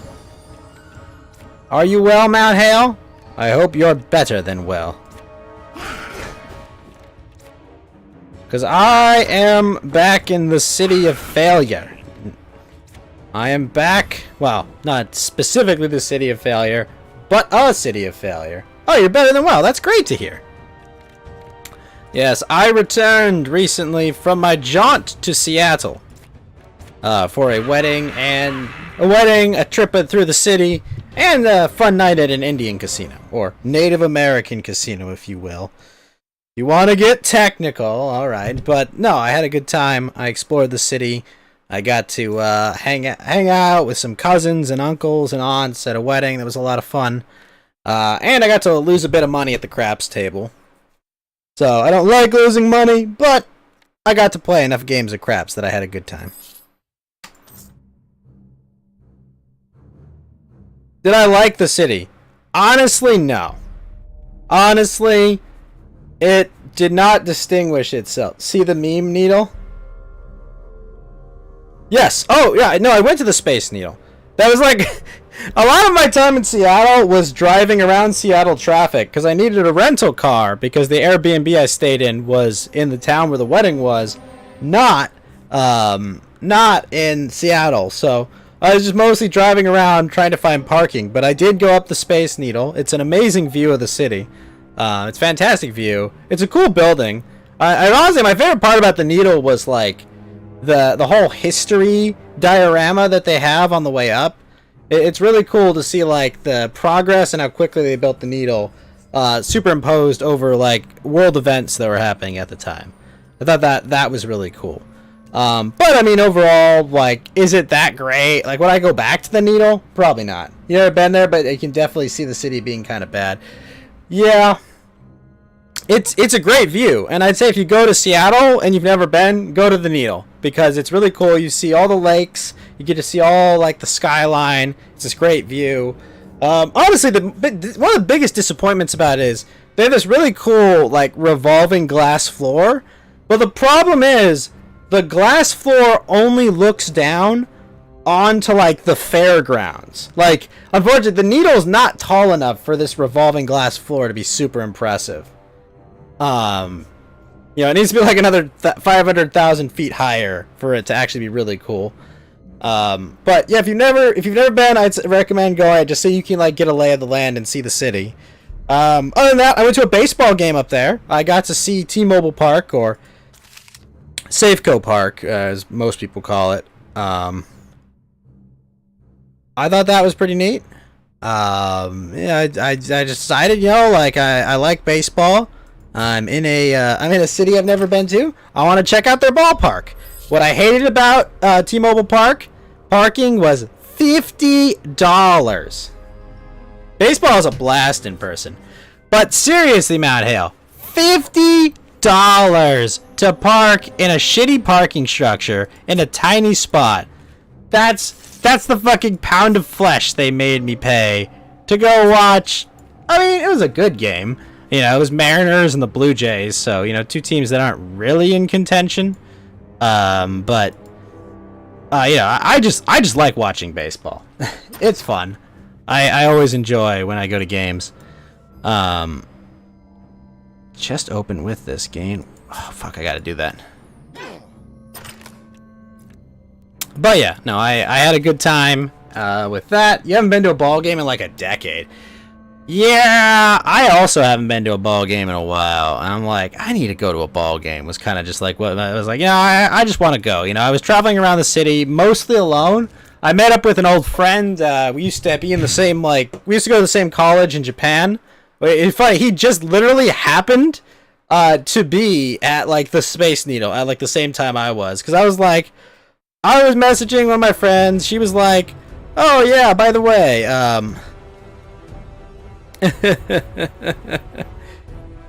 she was like, "Oh yeah, your other buddy X is in town." I'm like, "Okay, well, where are they?" So I messaged him on Facebook. I know I have a Facebook, and it was just like, "Holy shit, you're at the Space Needle too?" So you know, we got a lemonade. We chatted before we went separate ways because we both had tickets to the Space Needle. After that, on Saturday, Friday was that was Thursday. Friday was the wedding. It was this lovely ceremony in this kind of small town by an Indian casino. There's really cool, like, nature-focused kind of, nature-focused, like, wedding. It was almost like, oh, I didn't have a Facebook. Well, that Marketplace. I've heard good things about Marketplace. But, yeah, no, it was this really nice, nature-focused, all super green, really cool venue. You know, got to talk to some old cousins, some old friends. They're just like, oh yeah, we did this and this, you know, how you doing? You know, that was a lot of fun. And then on top of that, we got to go to the Indian casino later after that. And, you know, going there is a lot of fun. You know, you do a bit of gambling and shit, lose some money. Good time. Then Saturday was weird, right? Because I had been up late at the craps table and hanging out with, you know, my newly married cousin and some of his siblings too. And so I wake up at like 11, you know, I get showered, I get ready, and it's like, okay, my flight's at 7. I got to get to the airport at 6. I got time to do shit. So I go return the rental because I figure, yeah, you know, like, I'll return the rental car. It's in Seattle. I can just walk around Seattle, right? That sounds like a normal thing I should be able to do, right? Whew. I was sorely mistaken. The rental place and the airport. Yeah, the crack of 11 a.m. I know. I was on vacation, you know. But you know, it's there, and I'm like, I drop off the rental car, and I realize I'm 30 minutes outside of Seattle proper. And fortunately, one of my internet friends, Lotus Machine, also is a Washington native, so he drove down to Seattle as well. He picked me up from the rental car place. By the time that was like 4 o'clock. So I'm like, fuck, we don't have time to do shit. So it's like, yo, what are we gonna do? Oh, fuck if I know. It's like, well, you wanna get a burger? Yeah, sure, where? He's like, oh, Five Guys. I'm like, okay, where's the nearest Five Guys? And it was like half an hour away. And I was like, I don't know, I don't really feel like Five Guys. And he was like, okay, well, I've never had it. I'm like, no, we're going to Five Guys. If you've never had Five Guys, we're going to. So we go to Five Guys. On the way to Five Guys, there is a flock of, I'm not kidding, 30 nudist bikers. There are 30 naked bikers that are driving in the middle of a very busy, like, Seattle street. Just completely in the nude, having their best. Five Guys is solid. But I'm just like, what? How? Why? Who? What? For what reason or purpose? Yeah, I know! And they're all old people, too, you know? Some people are like, oh, haha, you know, like, oh, a bunch of naked people. They're all, it's like, no, it was not. This is not, like, attractive young people bicycling in the middle of the day with their tits flopping out. This was like your grandparents on a bike ride in the middle of a crowded fucking city. It's like, what the fuck, bro? It's not... I did not sign up for this shit.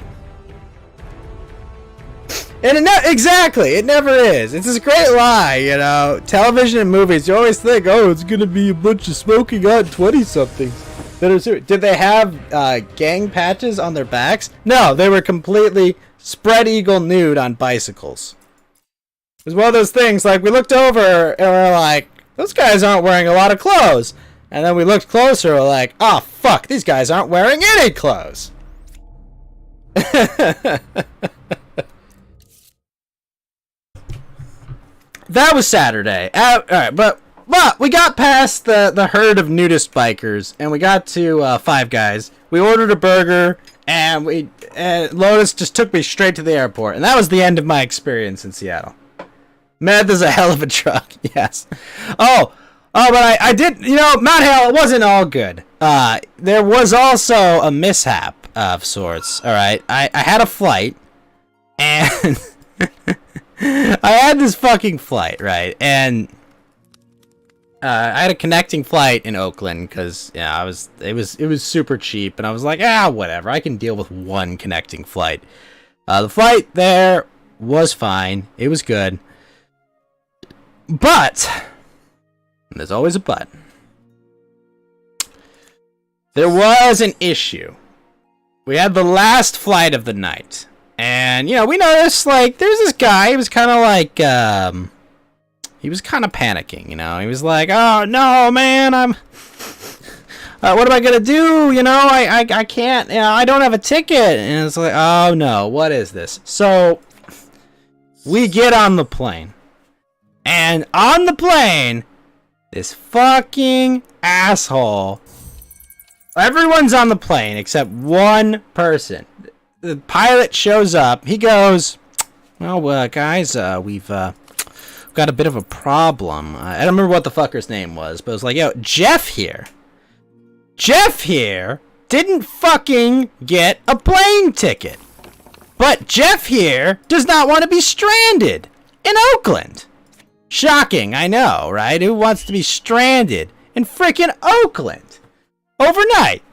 So we're going to go through the processing issue of getting this guy a plane ticket so that this guy can get on this fucking plane. You're there and you're like, oh okay, sure. What's this gonna take? 40 minutes later. 40 minutes later. The stewardess comes back and goes, we're having a bit of a problem with computers. So we can't take off because, it's the last flight and we don't want fucking, I don't remember what his name actually was, but we don't want fucking Jeff here to have to go without, to go and be trapped in Oakland till 8 in the fucking morning. So, everyone's gonna fucking wait for Jeff here. Alright, we're all going to just wait here, for him to fucking finish his flight. He's like, well, I don't give a fuck if Jeff has to wait till 8 in the morning tomorrow. You know what I did that Jeff didn't do? I bought a fucking plane ticket. I paid a bunch of fucking money to put my ass in a shitty Southwest Airlines seat. And now you're telling me that I've got to waste a whole bunch of my fucking time for this asshole. So, alright. 30 minutes, he couldn't stay. Yeah, he could have stayed at the airport overnight. Unfortunately, our pilot was a really nice dude. And he was like, look, we got to get him on this plane. I'm sorry. I don't want him to have to sit here all night. It's just like, well, fuck that guy. Come on. Unfortunately, my pleas to say fuck that guy were not listened to. So, we go. We have probably computers. The airlines haven't upgraded the flight traffic control computer since 1992. So, half an hour after the computer problem, he's on the plane. The pilot makes a joke like, oh, he owes you all a drink now, eh? It was like, yeah, well, thanks, but I would have rather had my plane fucking take off on time. Okay, so my plane doesn't take off on time. It's late, which normally would be fine, whatever. Except, I don't know, the Seattle car rental facility, has a thing. The Seattle fucking car rental facility closes at 1 o'clock. My plane lands at 1:10. I have no fucking rental car now. I don't have a fucking rental car. I gotta call my parents at 1 in the morning and be like, can you pick me up for the Airbnb? So I don't have to sleep in the airport. So now Jeff has made me the fucking asshole. Because I thought, oh, you know, my plane's gonna land on time, right? So, parents come, pick me up from the airport, and take me to the Airbnb. We're all good. But, you know what I didn't get to do because of that? I didn't get to go to Portland. Why? Because I had to wait till tomorrow afternoon to pick up a fucking rental car. Now, yes, I could have gone at the crack of dawn to get a fucking rental car, but fuck that after a bunch of flights and traveling and shit. And I am one of those weird people that cannot sleep on flights. So, my original plans for Thursday were borked. Thus, I went to Seattle instead.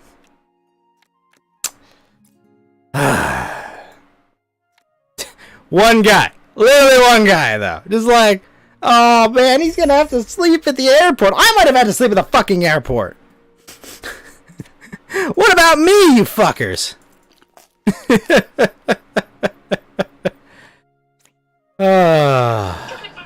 Good times, good times.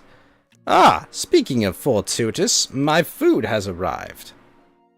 So, one sec. I'm gonna grab some food. You didn't know the whole place. I had never had this happen before either. I knew there were delays all the fucking time. Oh, yeah, that was the other thing. We had another 30 minutes on the tarmac because there was congestion out of fucking San Francisco.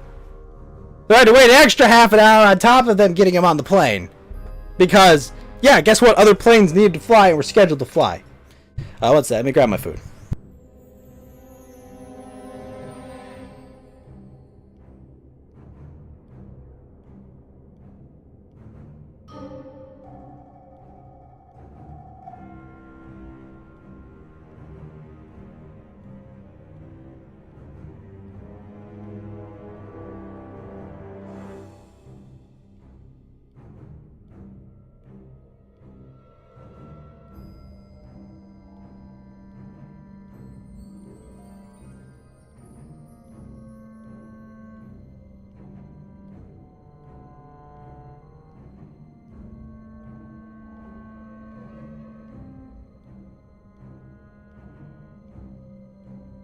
I don't know, Johnny. The only way I could sleep on a flight is if I was, like, physically assaulted and drugged. I don't know why. I just have a mental block about sleeping in public. I don't do it. I don't fucking do it. This is why I've never had roommates since I moved out of my parents' place. Because it's just like, no. I don't want other people in my home that are not family. You know, it just messes with me.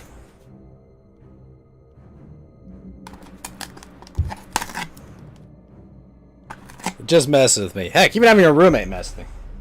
You couldn't sleep on a flight, you imagine, though you've never flown. You've never been on an airplane. No, Mount Hell. Come on, you've never been on an airplane? You're like... You know, my grandfather... One of my grandfathers was in the Navy, and he was, he went to Japan at the end of the war, but he never, ever stepped on an airplane his entire life, because he was deathly afraid of airplanes. Now, I never met this grandpa for reasons that will be more apparent in the story, but he was afraid of airplanes his entire life. Never would step on one for any reason ever. Ironically, he died in his 50s of chemical poisoning because he worked at Dow Chemical. He worked on like chemical products, and he got cancer working on them. You know, afraid of flying his whole life, while meanwhile he had in his hands his own demise the entire fucking time.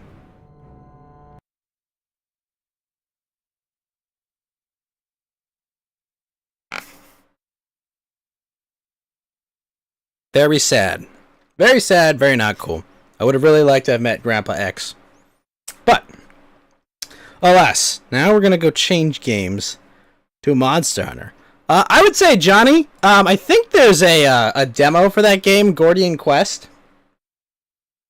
You think that's why he died of lung cancer? Yeah, no, it killed a lot of people. I would give a demo or a review copy of that game a try. It's pretty neat. It's a lot like Slay the Spire. But it's kind of got a little bit of a tactical setup to it.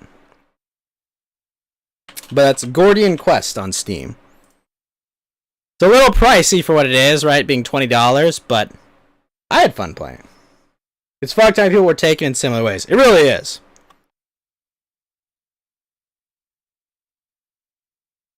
Now, the kind of sad part about it all, Matt Hal, is that I'm like from a causality perspective and understanding, I'm kind of happy he died. Like this is really dark and weird. I'm kind of happy he died because the decisions that my dad made in his life, because his dad passed so young,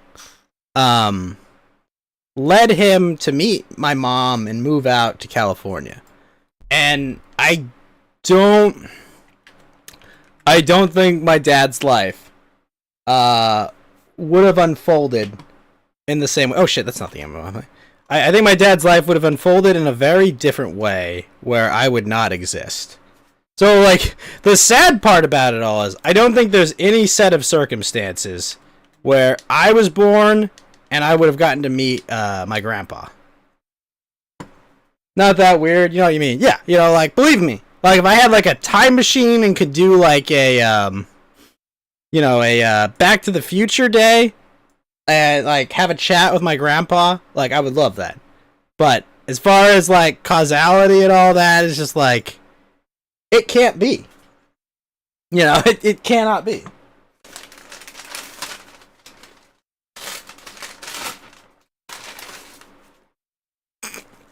The real sad part was it affected my grandma most seriously. She never recovered from. I mean, she was a good grandma. You know, she's very, very attentive. Always, you know, watch The Grinch with her at Christmas, and you know. But you know, like socially and emotionally, she never really recovered from that.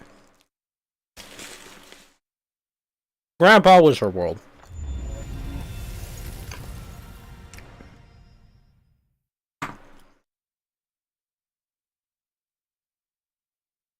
Oh yeah, Johnny, let me post the Steam link for that game for you. Your grandmother really lost her will to live once Grandpa passed? Well, the nice thing, I mean, it's a sad fucking story all around, but the nice thing about it was she lived like another 30 plus years after my grandpa passed. Like, she lived a good long time. But, I mean, she never remarried. She never even went out back into the dating world. Your grandma died on Valentine's Day. Your family likes to romanticize it like she missed Grandpa and went to see him. Oh, that's sweet.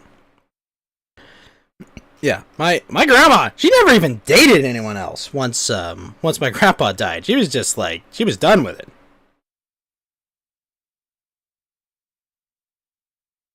I always thought that was bizarre to me.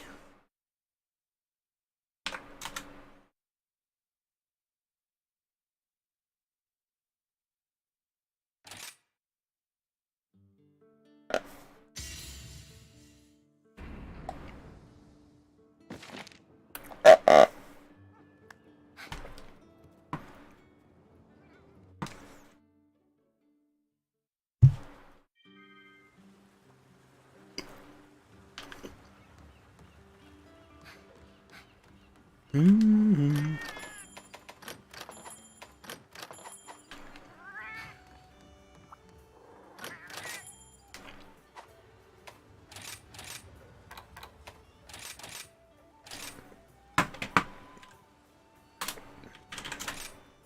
Wait, is that not the right lobby?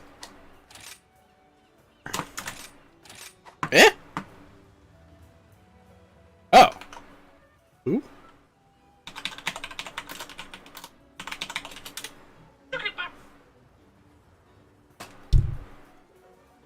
You bought a new graphics card. Oh, nice. So you got an RX 6700 XT. How is that?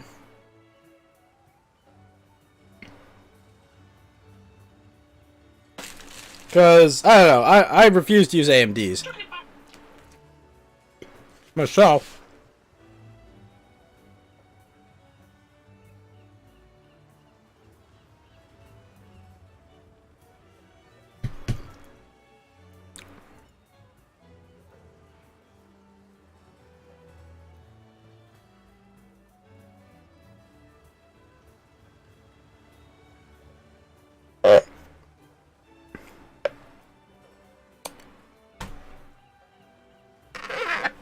You'll find out. It's supposed to be similar in terms of performance to a 3070.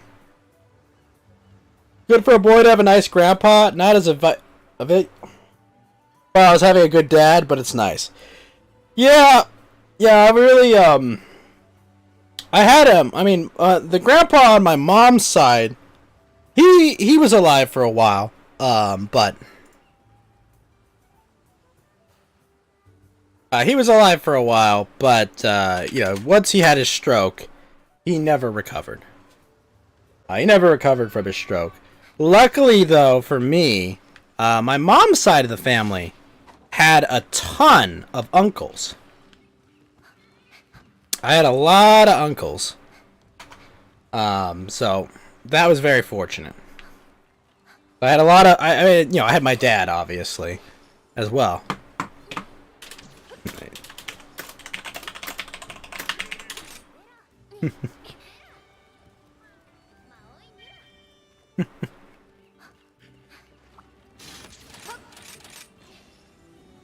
Did you say I posted a game or something? You zoned out. Oh, if you scroll up in chat, Johnny, there's a Steam link to a game called Gordian Quest.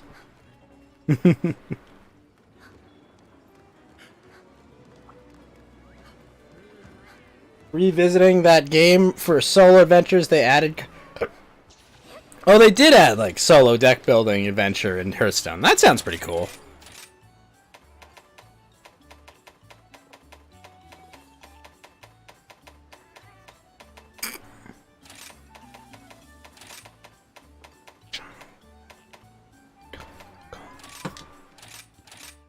You already wished it. Oh, cool, cool.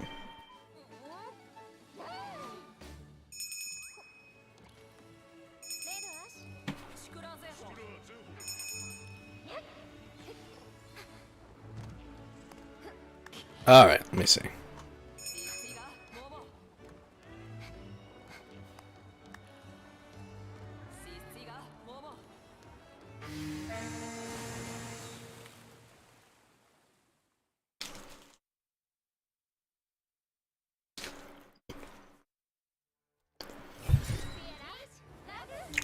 I gotta say though, Johnny, that game Gordian Quest, the coolest part about it is the skill tree system.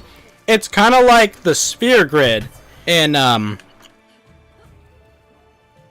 it's kind of like the sphere grid in Final Fantasy X. It's really good. You basically just like layer a bunch of grids until you finish it. It's really cool.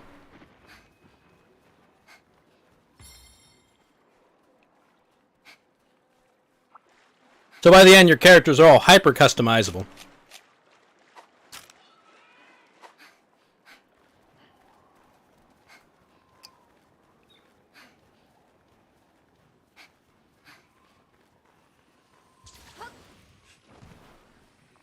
No mercy.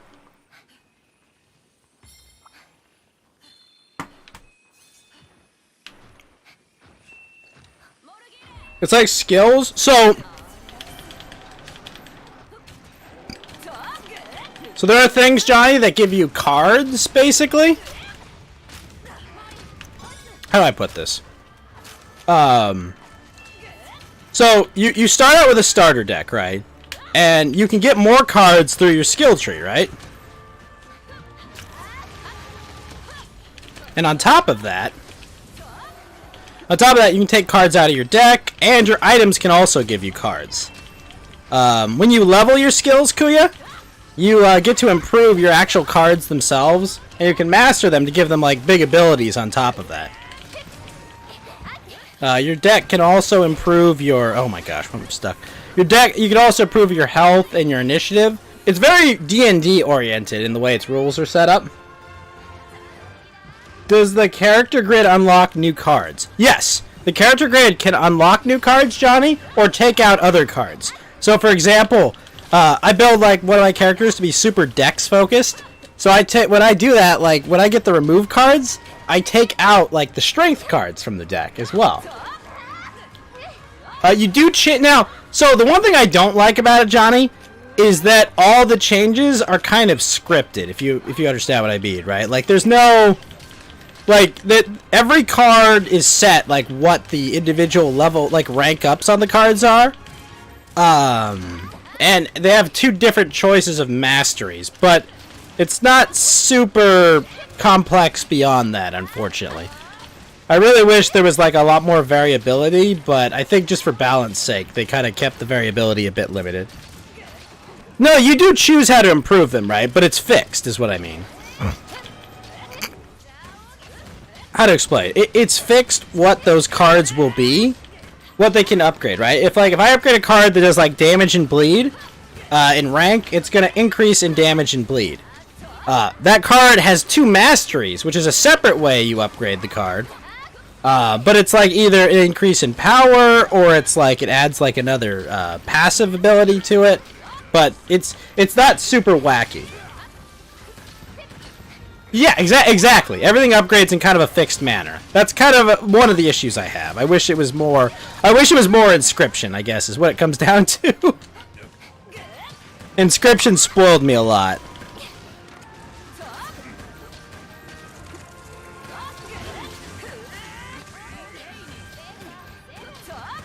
It's not like the stickers. No, it's not like the stickers on the cards in Gloomhaven. There's masteries which can be like the stickers in Gloomhaven. But no, it is not like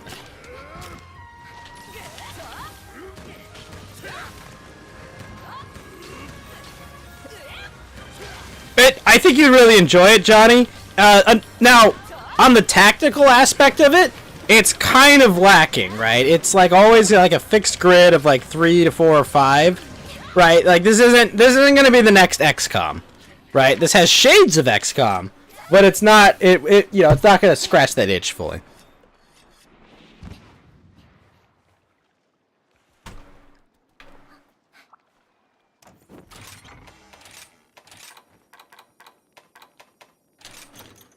Oh shit, I'm out of those?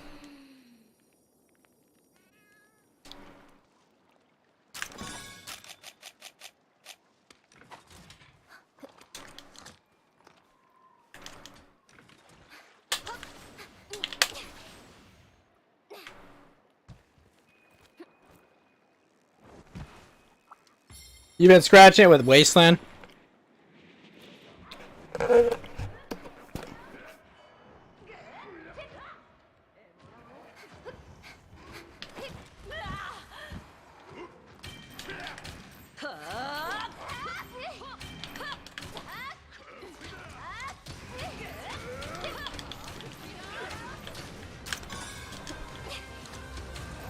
Eat sticky missiles!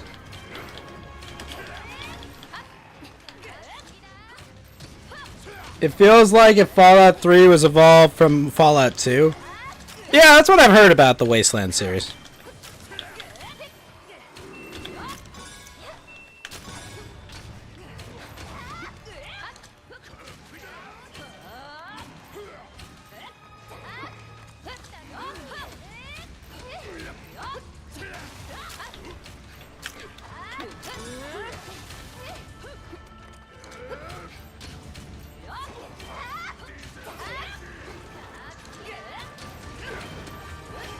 My only issue with the series is it looks a little dry.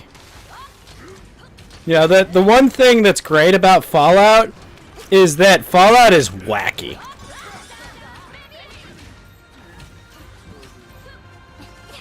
It's kind of what separates Fallout from Mad Max, you know?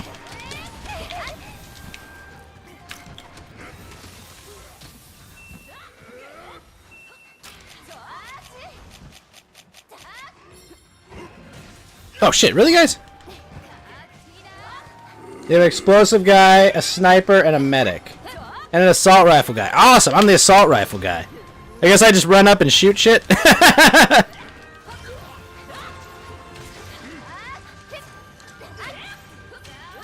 Wasteland has some humor, but it's not... Well, yeah. I mean, like, Fallout, it's not so much the humor, it's just... Some shit in Fallout is just wacky, you know? It's like... Oh, hey, there's this vault from game 1. What's in it? Oh, just a bunch of fucking Deathclaws. What? How? Why?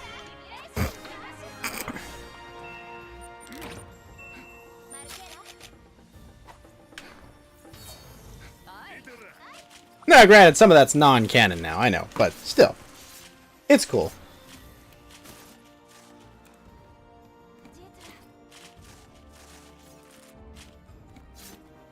Especially in New Vegas, when they had Wild Wasteland.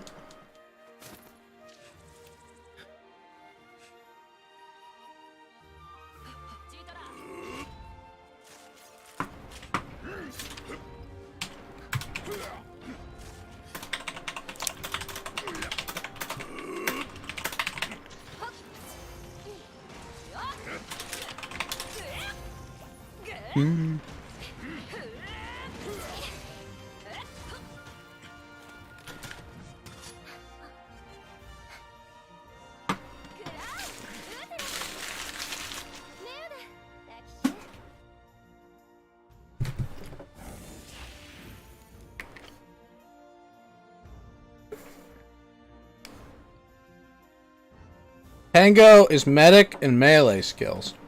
Yeah, that sounds like Tango.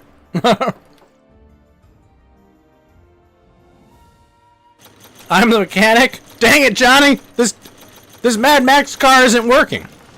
I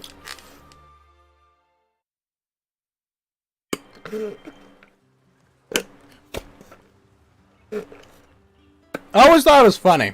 They give you the car in Fallout 2, and the car is absolutely necessary in Fallout 2. But you go through it, and by the time you've got it, like, you barely get any, like, use out of it. But if you don't have it, you're definitely gonna not finish the game in time. You think at high levels, mechanics can make turrets? Whoa, really? That's kind of awesome. Wait, what the fuck? Ammo, there we go.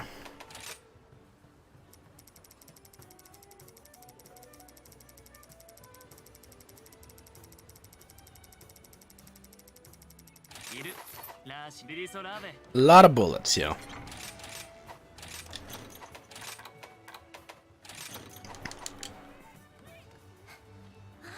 Animal Whisper lets you recruit animals? Nice! What's the coolest animal you've recruited?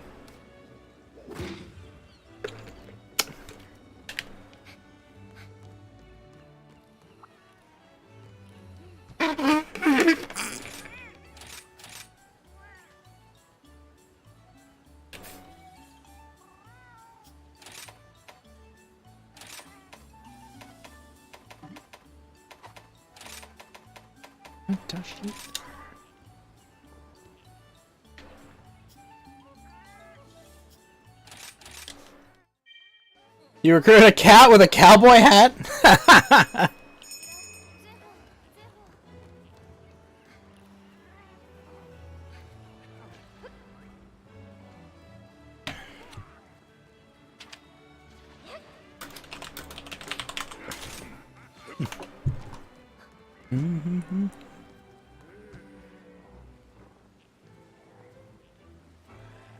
There was a cyborg chicken.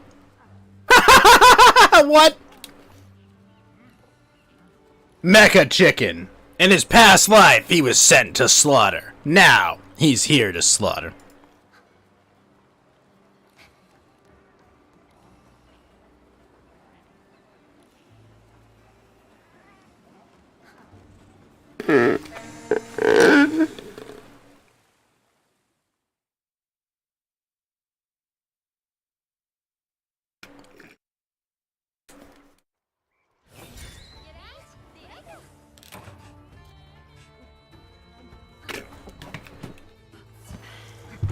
It does have a bit of humor. That is pretty cool. I know I've fired up Wasteland 3 like 1 or 2 times. I just have not... I've not gone into it, yeah.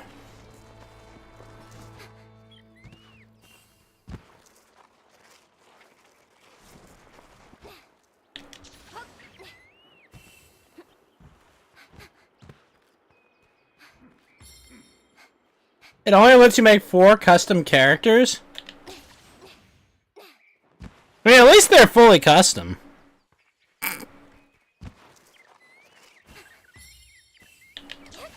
Aren't there mods that let you make more custom characters? Yo! Winston! Winston Fujimori. What's up, Winston? The e-girl respector. How you doing, man? How's life treating you? Got Mount Hale, we got Johnny, we got Winston. It's a party.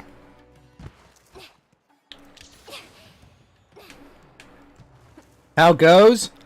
One of my co-hosts got a late night gig, so he was ending quietly. He had to leave quietly earlier today, but we still had a fun show.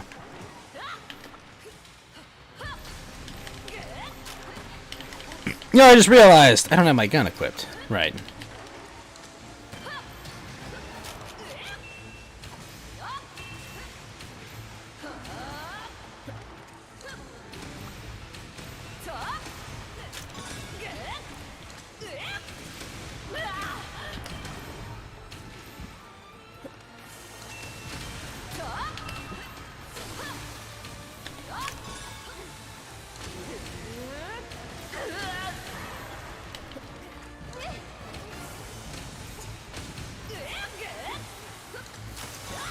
There's probably mods. I think Wasteland has some good mods.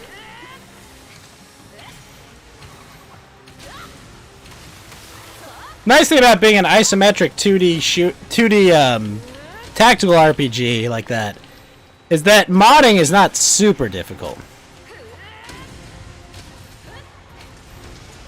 That's a Basarios, isn't it? Fuck.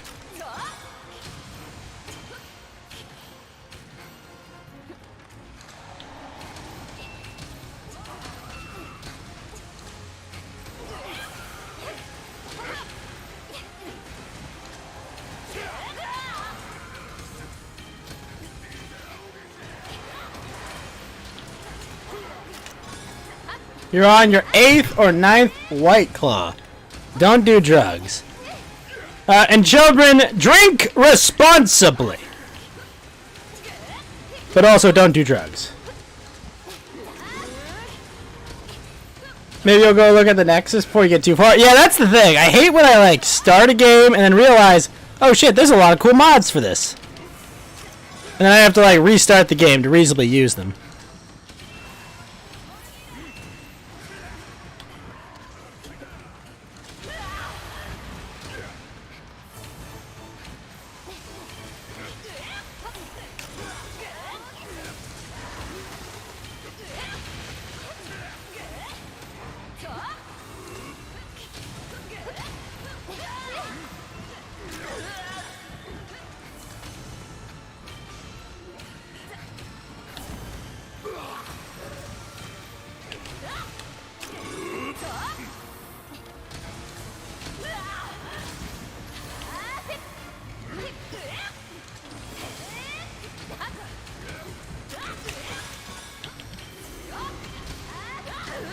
No drugs, high on life. You're going to the Fediverse, are you, Winston? Gonna go hang out at Baked Alaska and the other feds. No, I know the Fediverse is a different thing. I'm just playing.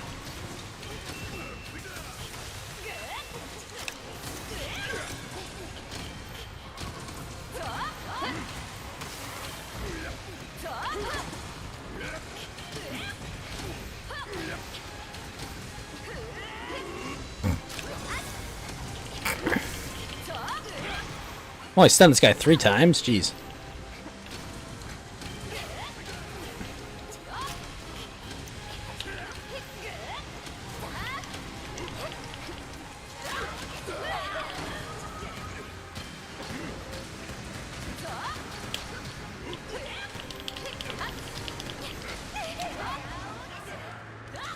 The Nexus Fair looks pretty underwhelming, mostly just custom portraits. Ah, that's lame.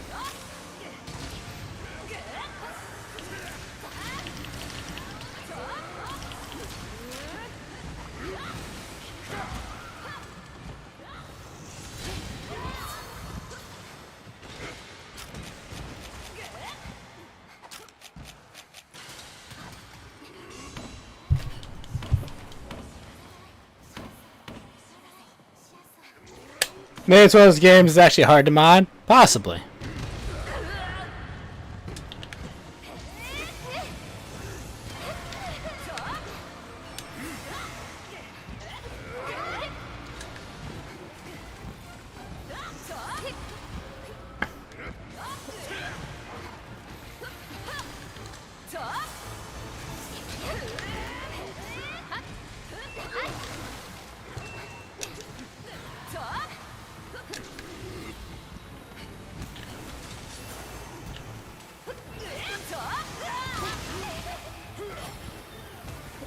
You're so drunk right now, Winston. Don't answer any questions about your predilection towards girls with sneakers. 3 people watch you do the streams. You're so popular. Do not answer any of those questions, Winston. Don't let them know what I know.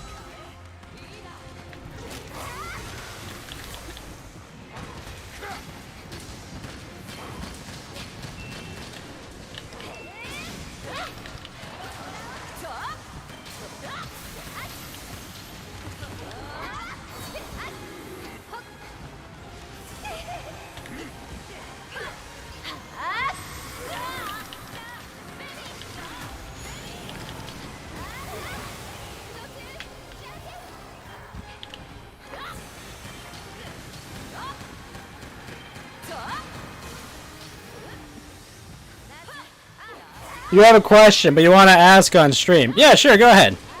Why not? Having a good night. Let me see. Am I on there?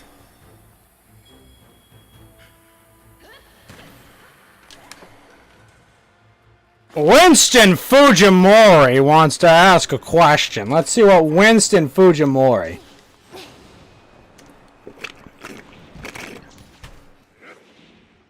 Let's see. He's been sending me anime videos all night. Okay, let's see. What does Winston Fujimori want to know?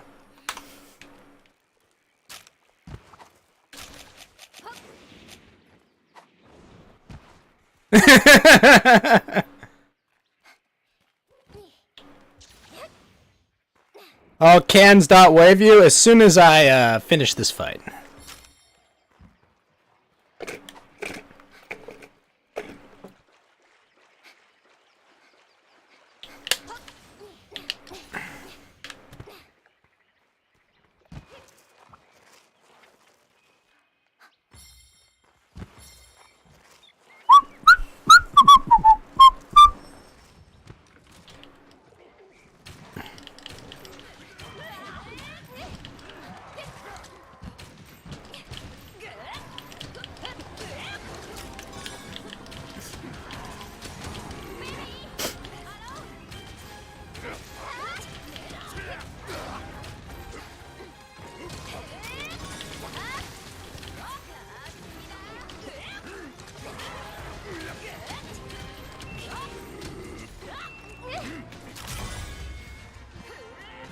Holy fuck! Kuya's DPS is out of this world.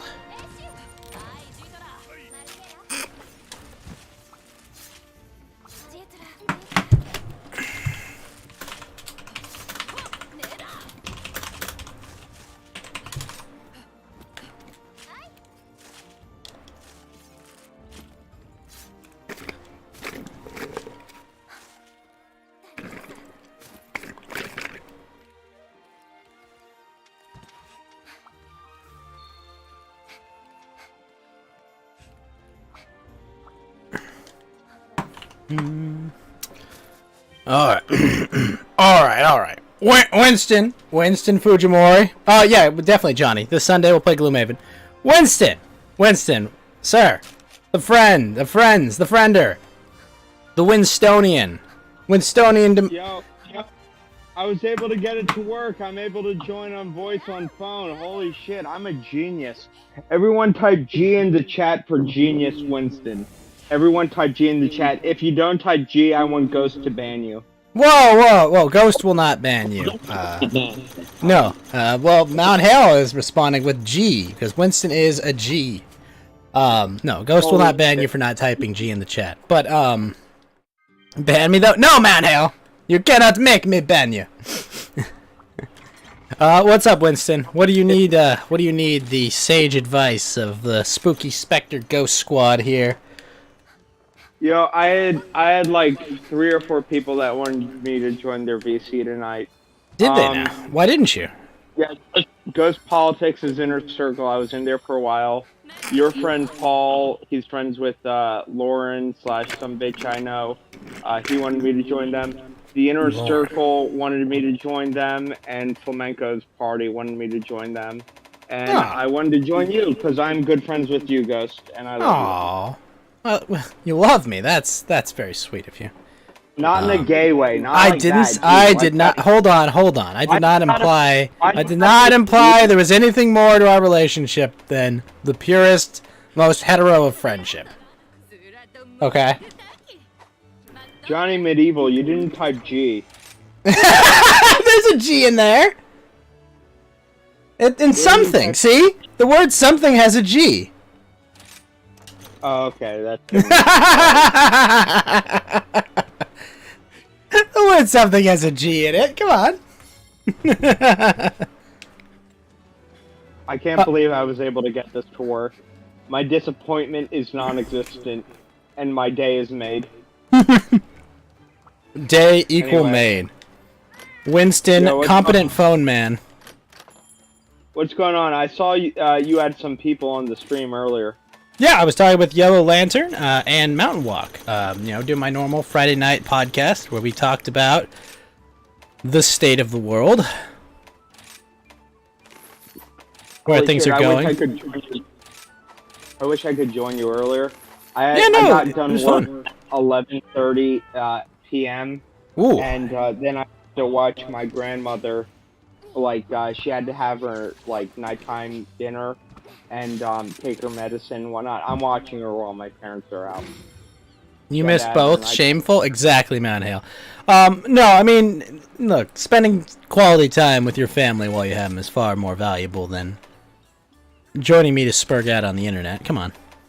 Well, I had to watch her because she's senile and whatnot, and Well, that does happen eventually. yeah, it's a shame. It's a bitch to watch. It's sad. Yeah, it's sad. Anyway, what's going on? Oh yeah, I have to ask you a question, and I want Mount Hale. I'm flattered, and but Johnny- no. No, just go ahead. Okay. Is it weird if I'm in my late 20s and I date a girl that's like 20 years old, almost 10 years older than me?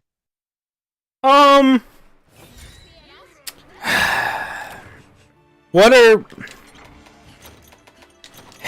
Not I mean, weird. you're in Thank your you, late not- 20s, you're talking about someone approaching 40, right? Look, no, someone approaching 30. Oh, approaching 30? Oh. Yeah, I mean, I'm in my she late sounds... 20s, and I mean... the girl is like 20 years old, and like she just My got done. my parents were over 30 when I was born. I don't think it's super unreasonable, but it really depends on your priorities. Okay, right? Because I assume you're going into a relationship looking for you're going for a forever woman, right?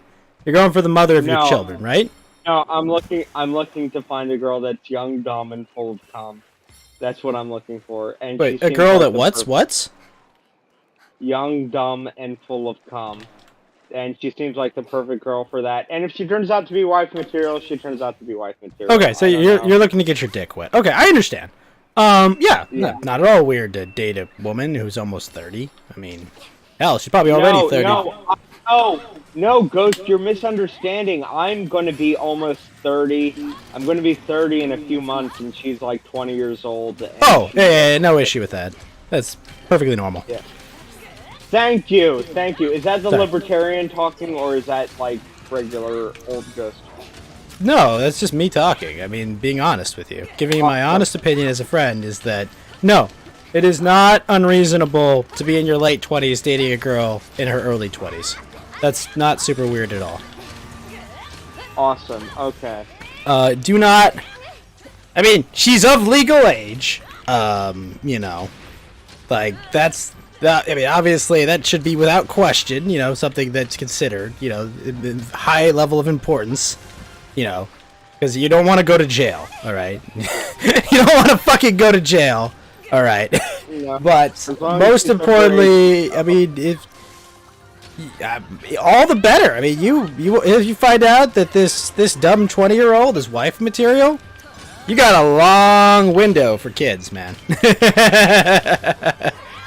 You got a long window to make a lot of baby Winstons, you know?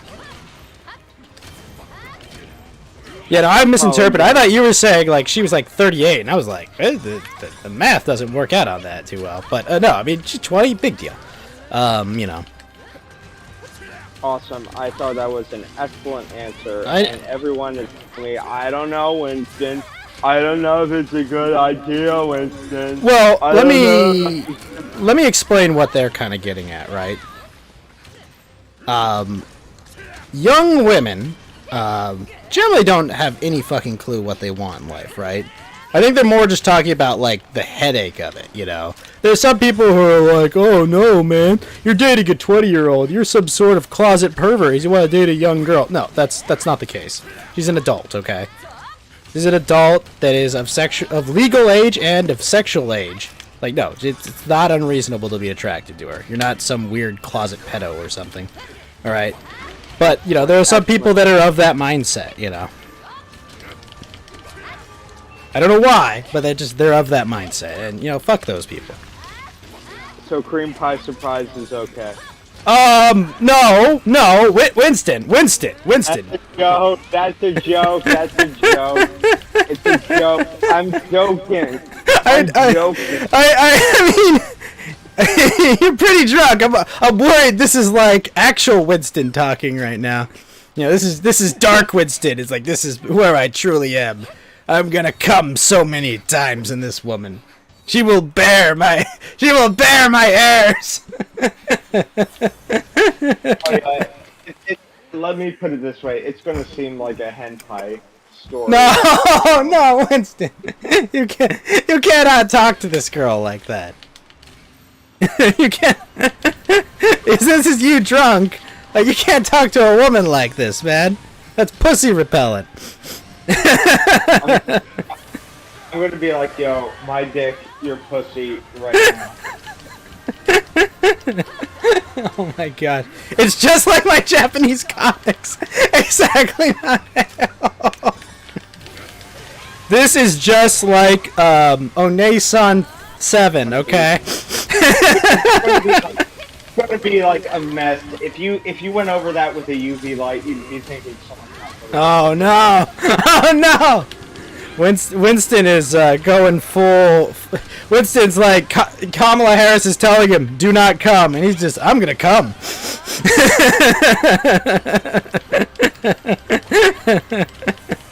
No, it's not. I mean, come on, Winston. You're in your late 20s, right? But you've made plenty of mistakes in your life, right? You've like fucked up and done stupid things, right? Yeah. Remember when you make those mistakes. And show some lenience to this dumb 20-year-old when she makes mistakes, too. But, no, I think this would be good for, you know, fun practice. And hopefully you get yourself a nice wife out of this. And, you know, you have a runway for, like, double-digit kids with a 20-year-old. If we get married, will you come to my wedding? Where is it going to be?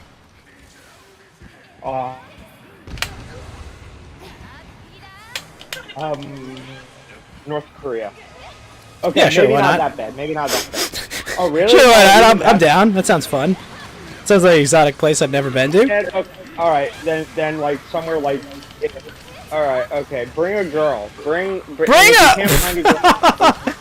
You want me to pay a full expense flight out to frickin' wherever stand you take me to? Then, well, all right, fine. Winston, you've got cousins, right? All right, yeah, but they're like Asian people. I do like Asian women. I was hoping you might have like an adopted Chinese cousin or something. Oh shit! I could invite her. Okay, all right. She's Chinese though. She's not Japanese. That'll be fine. All right. That'll be fine. All right. I promise to be a gentleman. All right. Excellent. Just, I will tip my fedora.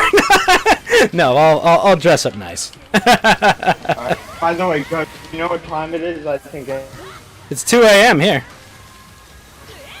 everybody here knows what time it is. I think it's time for more White Claw. It's White Claw clock! Is that where you're at, Winston? Oh, I finished this whole case? That's impossible. That's not true! That's not true!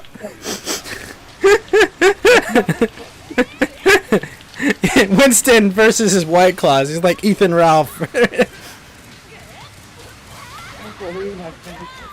That's not true! Do you think, what's her name? Pantsu dumped him? Do you think that's over, Winston? I don't know. I gotta get back into Andy's Discord because, like I said, I was. Bro, you cannot be. Okay, let me give you a pro tip. All right, you cannot be coordinating gay ops. Okay, like you can't.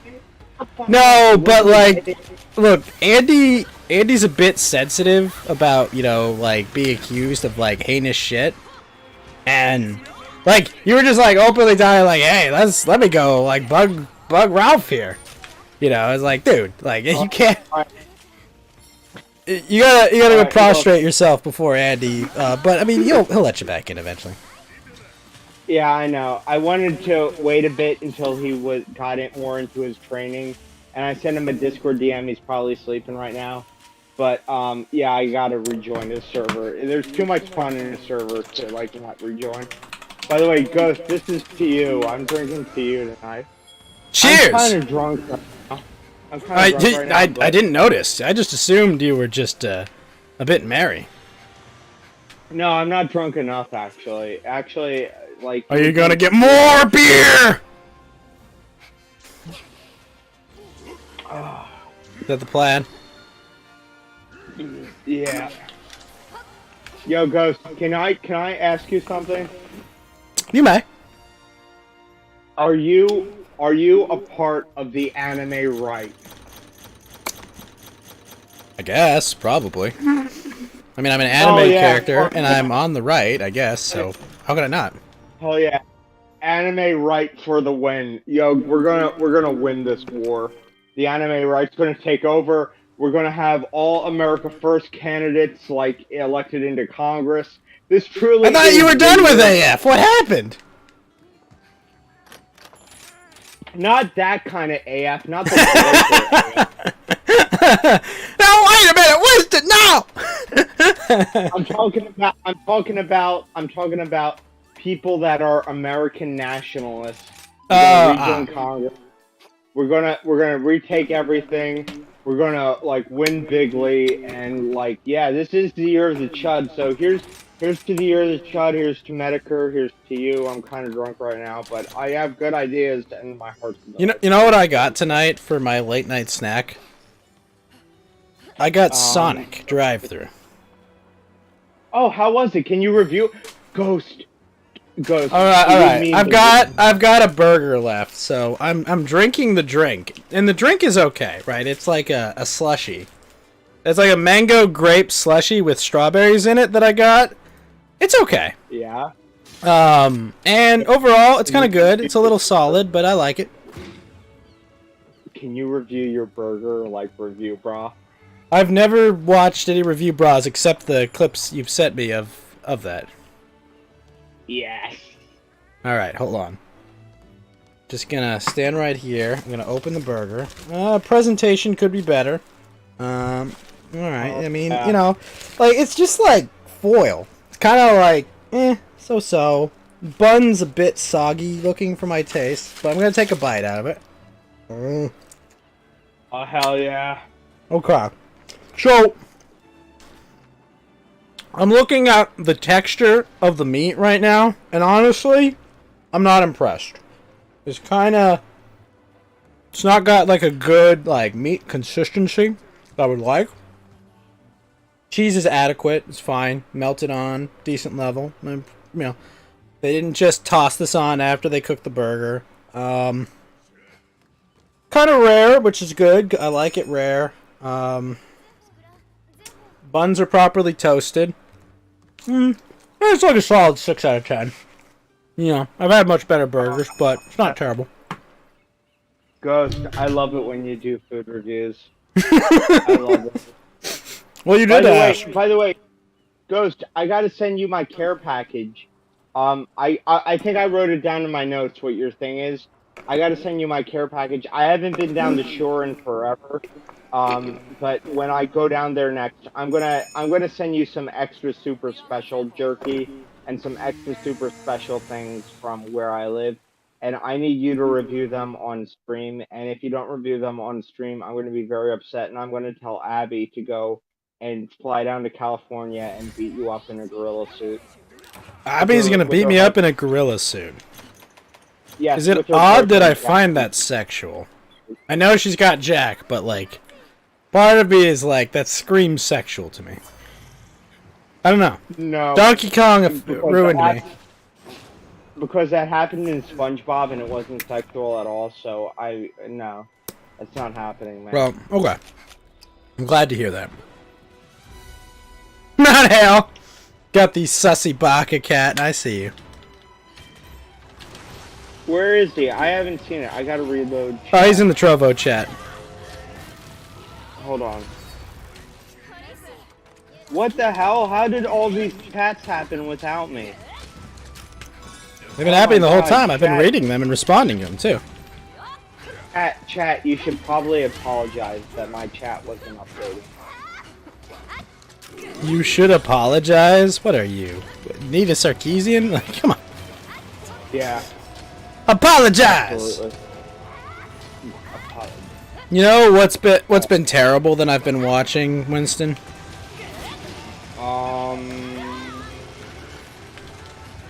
I don't know what. The Netflix Resident Evil. Oh my god, they were watching that in Flamenco's stream the other night, and they were telling me to join them, but I was busy talking to this girl from work, and we were hanging out, and I couldn't do it. How is it? It's pretty bad, Mount Hale. I hear it's really bad.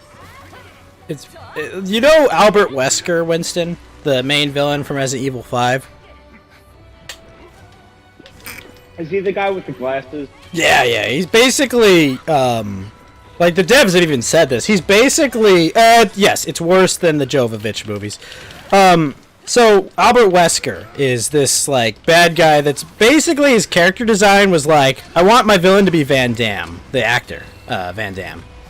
That's like his entire character design.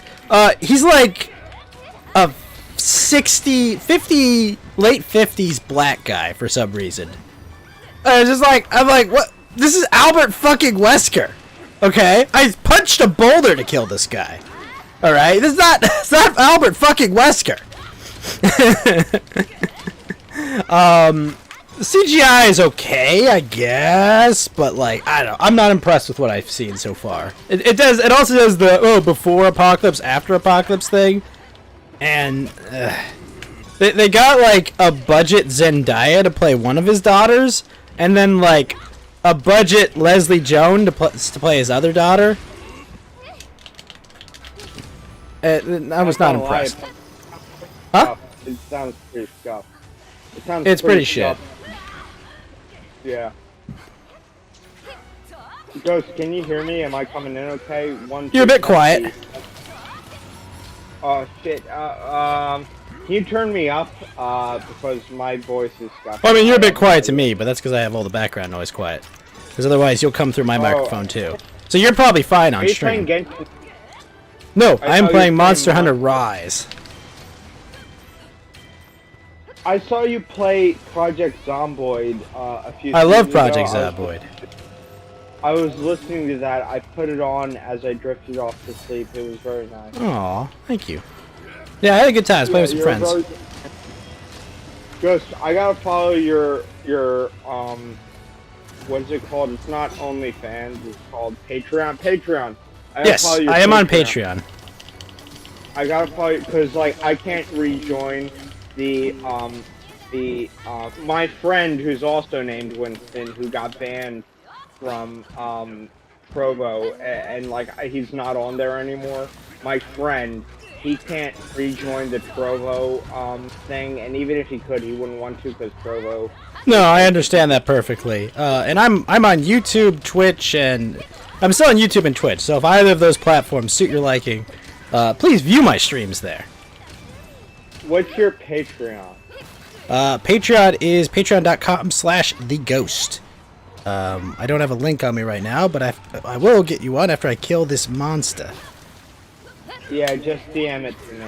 And I'm not the same Winston. This is a different Winston. Yes, obviously, That Winston the naughty Winston that was banned. That guy, he's been banished. That guy, He's in the Shadow Realm. I actually have 10,000 friends who are named Winston because I'm so friendly and I have a lot of friends.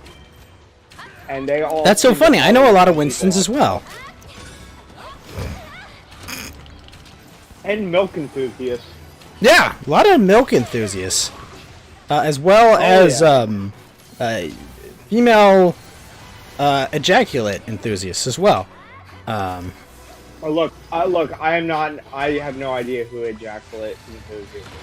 Yeah, You yeah. know I mean, what I mean? obviously, that was Winston the Perv. He was a cool guy, though. I liked him. Okay. Female ejaculation is not pervy. I 100% disavow that statement. All right, so you fully avow. I mean, you don't drink it, though, right? I mean, is it gush or is it pee? Yes, it's both. No, it's not. Okay, let me ask you something, Winston. What's your favorite beverage? White Claw. What is it? Maybe White Claw or sugar. Okay, so I give you a glass. It's 99% White Claw, but it's 1% piss. Do you still drink it? Probably, yeah. Wait. Okay, all right. No, I mean that's fine. Okay. What if it's 10% piss though? 2 questions. 1, the girl doesn't have AIDS, and 2. No. We're not doing a super unreasonable thing, obviously. No. She doesn't have not AIDS. It's from a girl. Okay, yeah. It's from a woman. She doesn't have AIDS. Okay. Okay. So, all right, we've established 1%. That's not enough to make Winston not drink the White Claw. What about 10% piss, 90% White Claw? I mean, it'll just taste salty, but... Well, what percentage of piss does it have to be before you're like, fuck it, I'm not drinking this piss? I don't know, 15, 20%? 15%, that's what the line is? White Claw plus any piece. Alright, I mean, that's fine, I just... Look, why are you getting me into these situations? You're such an instigator. By the way, it's White Claw time. It's time for more White Claw. It's White Claw Saturday, I understand. I ordered some merch from Ghost Politics, and I ordered some shirts from Kohl's. I have a question. If I made a Tama and Ghost Dakimakura, would you acquire this for your anime right cred? Okay, I'm out of the loop. What is a Dakimakura? Oh, sorry. A Dakimakura is a body pillow. Yeah, I would buy it. How much? Wait. Before I answer that, how much is it? I don't know. I'd probably do like cost plus 20 or 30%. 20 or 30%? What the hell? I mean, if that costs me $40 to make, that's like $48. Oh, okay, yeah, absolutely. That's what I'm saying. I'm like, I want to make like a little bit on it. I'm not trying to do highway robbery. You know, I'm not like, I'm going to charge you double my cost. But, you know, if it costs me $20 to make, I'll be like, yeah, just, you know, pay me like $25 and shipping. You know, like that'd be it. I'm not trying to rob you. Can you create that on your merch website and I'd buy it? Yeah, I can 100% do that, but I have to first, you know, get the art done for it, and then I gotta figure out the logistics of it, figure out which site that I would have it produced on, but that's very doable. Would that cost you anything, or would it be free? Would it cost me anything? I mean, it would cost the... It depends. They would still just fill it with polyfill instead of getting an actual pillow for it. I'd have to see more about like the logistics of it specifically, but no, I don't think it would cost me an exorbitant amount of money to do. That's why I want to. I mean, I mostly want to do it just so I have a couple fans with some merch. That'd be cool. Alright, I trust you. I would do it. I would buy it. Yeah, I mean, I feel like if I get just 10 of them out there, that'd be really cool.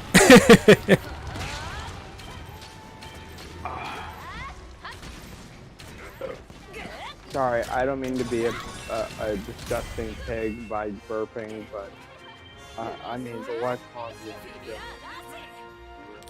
Burp? You burped? You animal! You burped!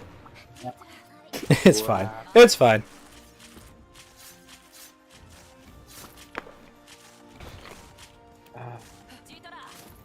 Yeah. No, I'll look to do that probably in the next few months. After I get my human ghost model. Because my ghost is resurrecting! And I will finally be a human man.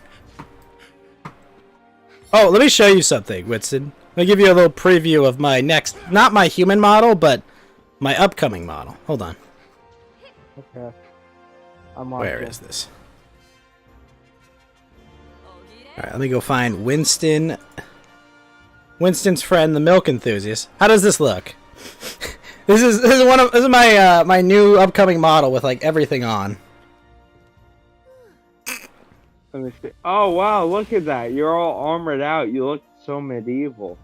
Yeah, that's we're wearing a Zinogre armor basically, and I've got cool glasses on. I've got my old jacket on. Oh hell yeah! I'm gonna give this a like, because I'm wholesome like that. Hold on, how do I give this a like? It's cool because I can actually put masks on them too. A mask? Yeah. Oh, what are you? Are you like COVID? Are you? No. Masks over my eyes, like I'm a superhero. Oh, okay. Then I'm giving you a like. A like and a thumbs up. There you go. There's a thumbs up. Oh, and I forgot to send you this from 4th of July. Okay. Oh, look at that. That's so cute. Aww. Aw, that's so cute. Look, he has a gun. He has... What is that? It's a lighter. It's a lighter. But I'm making burgers. He's burgering. He's got a gun thing. I'm saving that image. That is so cute. I love that. I know. I gotta celebrate the most important holiday in the summer. It is the most important holiday. Yo, I want to tell you, my family had a great Christmas. They did. I know we're going into a recession. Like, yep. Well, we were already in a recession. Now it's going to become a depression. But it's going to become an actual. It's going to go from a technical recession to an actual one pretty soon.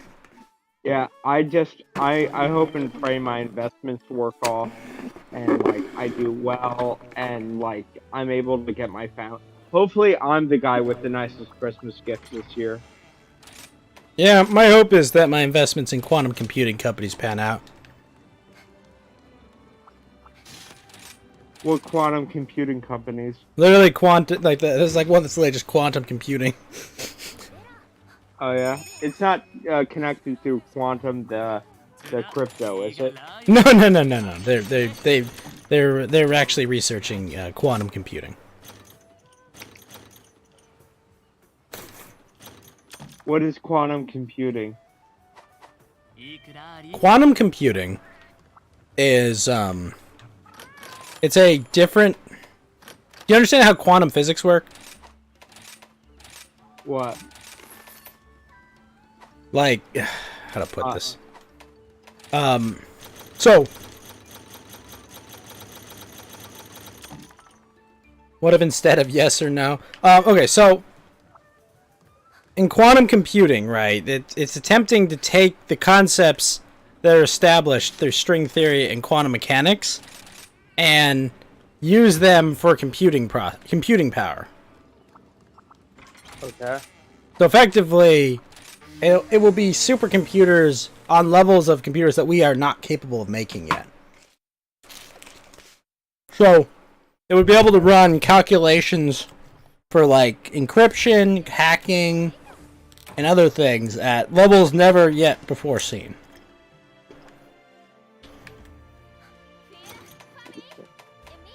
Sounds really complicated. Yeah.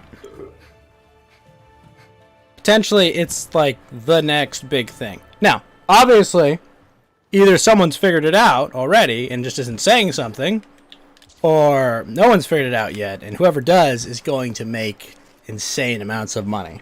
And literally could rearrange the entire geopolitical map by themselves if they figured it out. It's like the atom bomb of computing. What companies are engaging in quantum? Oh, I'm sure Google's making one. I'm sure Facebook's probably making one. A lot of tech companies are working on it. But my problem with specifically investing in one of those guys is their primary business makes them very expensive. You know, like it would be a huge deal for them to figure it out, but I don't know if they will. But needless to say, you know, I'm sure a lot of Chinese companies, a lot of Japanese companies, a lot of companies all around the world are working on. Holy shit, I'm paralyzed. Oh my gosh. Wow.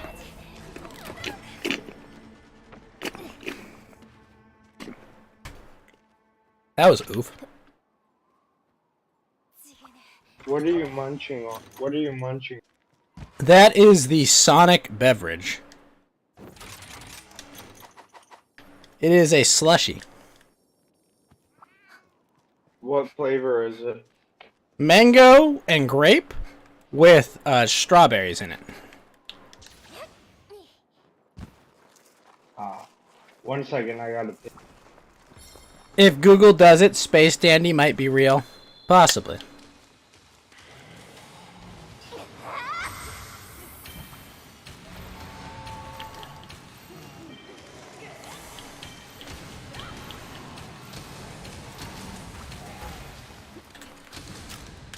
Mango and grape. Okay, listen to me on this one, Mount Hale. The other flavors were cranberry, blue raspberry, blue coconut. Like, what the fuck are these flavors?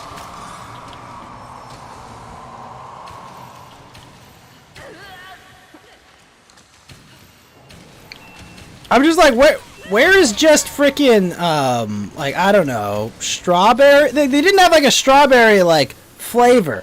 They didn't have, like, what else didn't they have? They didn't have, like, banana or, like, regular raspberry or, like, orange. Or just, like, no. They had, like, the weirdest assortment of flavors. It was like the bad Jolly Ranchers was their flavor choices.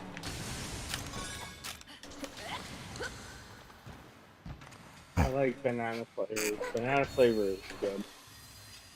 Yeah, honestly, I don't really like banana. But I would like to at least be offered the option to say no to banana.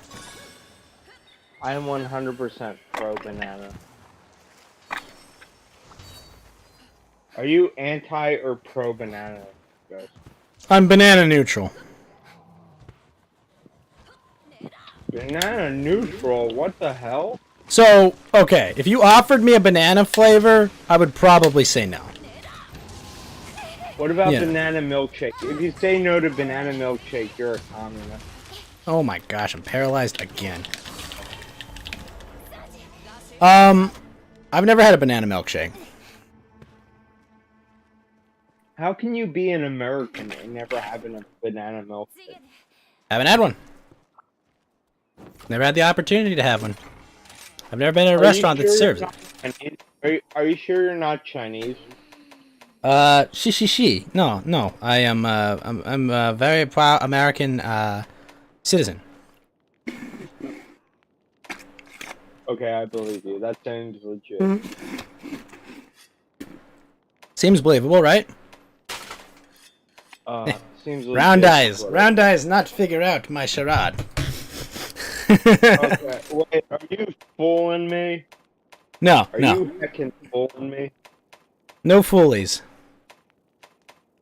Okay.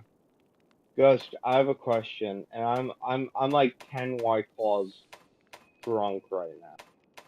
I see. Okay, this girl, she's seen my face. She was like, "Milk enthusiast, show me your face, show me your face," in the chat. And I showed my face, and I lost like 40 pounds off of keto and whatnot. And I really have lost 40 pounds off of Okay, keto. Winston. She's like, "Oh my god, you look so cute and whatnot." So Let like, me. how do I? How did you meet how this do I- woman on Discord? She's maybe a Twitch. Sorry, she's a what? She's maybe a Twitch streamer. And she asked you to show your face, and you showed her your face. Yeah, and she said I was really cute. And I like, believe how do that, but Winston, OPSEC, bro. How do I trick her into becoming my girlfriend? Winston. You've got coom brain right now. No, I don't. Shut You have the coom fuck brain. up. No, I don't. This is coom brain talk. I mean, yeah, I'm gonna trick this No, it's Twitch not. ethot to be my girlfriend, dude. No, shut the fuck up, Ghost. Yeah. Look, man. Like, I'm all 100% supportive of you dating 20-year-olds, but No, you don't even know. gosh, Winston. Shut the fuck up. You are my brother, Winston. I loved you. Dude, I'm gonna cream pie her. You're gonna cream pie your Twitch e-girl. Yeah, yeah. I mean, oh god, Winston. This girl. What would you rate her on a scale from 1 to 10? Like, I don't know. She's hot. I'd fuck her. I didn't say if you'd fuck her or not. I asked on a objective scale of 1 to 10 where she rates sexually. I don't know. Probably like. I need to know why you're asking the question before I answer it. The question is not for me, Winston. The question is for you, but I need you to answer it. I don't know. Probably like a 7.5. Wait, what number? A 7? 8.5. A 7.5 to an 8.5. Okay. So, this Twitch thought, is she single? Yeah. How do you know?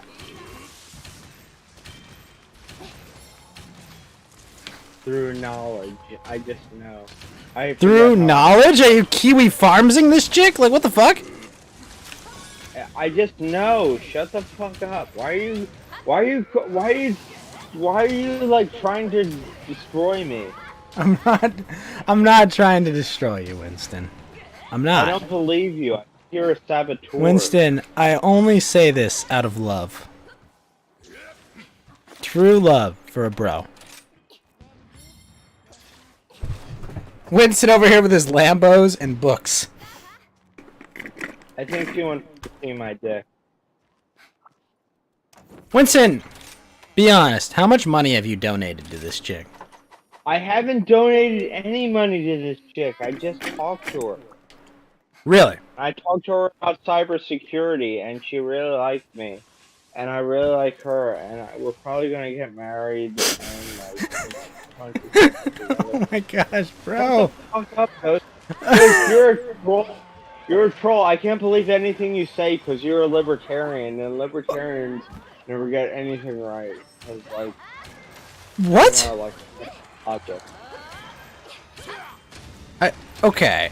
I mean, I don't know why you feel the need to attack me over this. I'm just here, a friend, literally here, concerned about his friend and wants his friend to be happy. Yeah. Mount Hale is right. Have her show you her tits first without your dick. And you know what? I'm gonna. Well, wait a minute, but Winston, she could show you any chick's tits. You know how many tits are out there on the internet? I'm gonna reverse image search. Okay. First image search. Nah, it needs to be live. Yeah, Mount Hale's right. It's got to be live, man.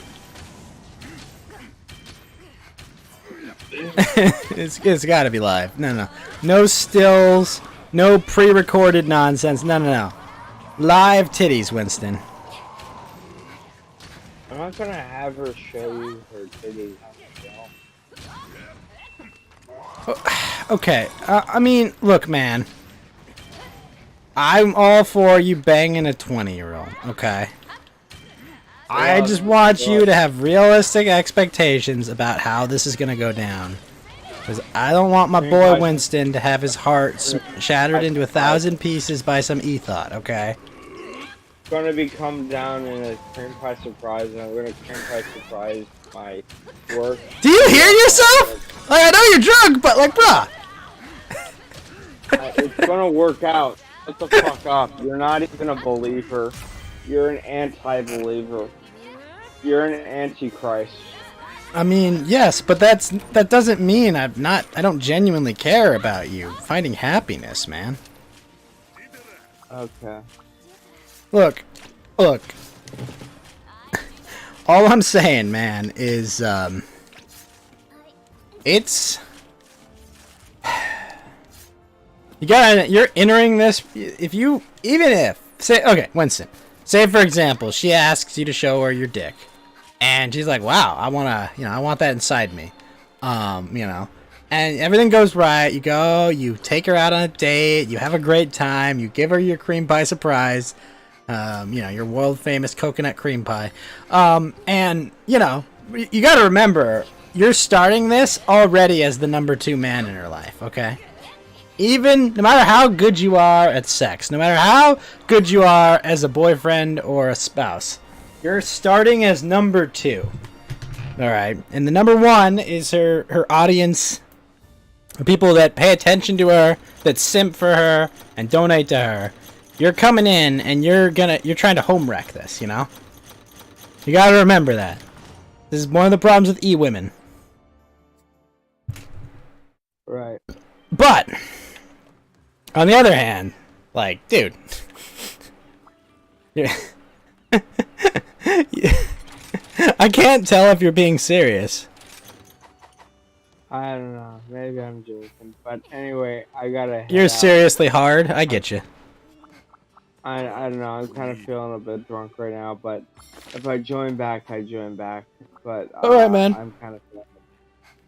Winston, you have yourself. Oh, wait, hold on. Let me give you the Patreon. I completely almost forgot, Winston. DM it to me. I will. I'll DM it to you.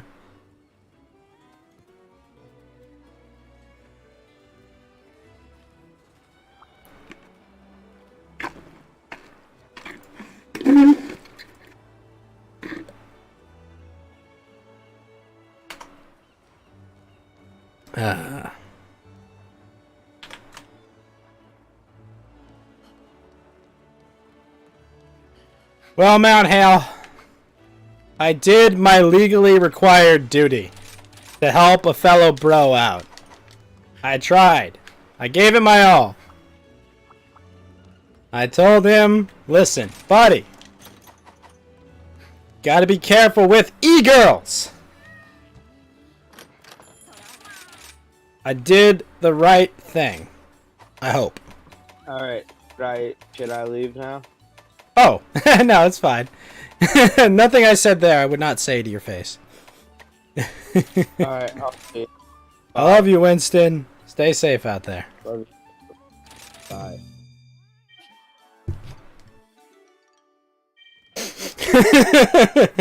Ruins women. You say no to e-girls. The internet is no place for them. Yeah, you're not wrong about that. Said Ghost, the man who only hangs out with e-girls on the internet. I know! I'm a fucking hypocrite, okay? But I don't care. They're cute and they're good friends.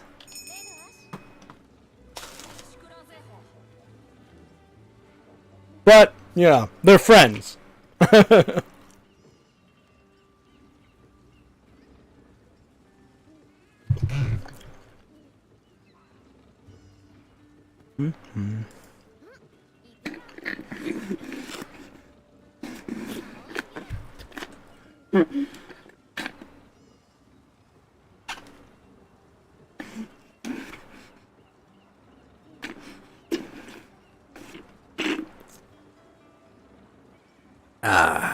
It's actually pretty good.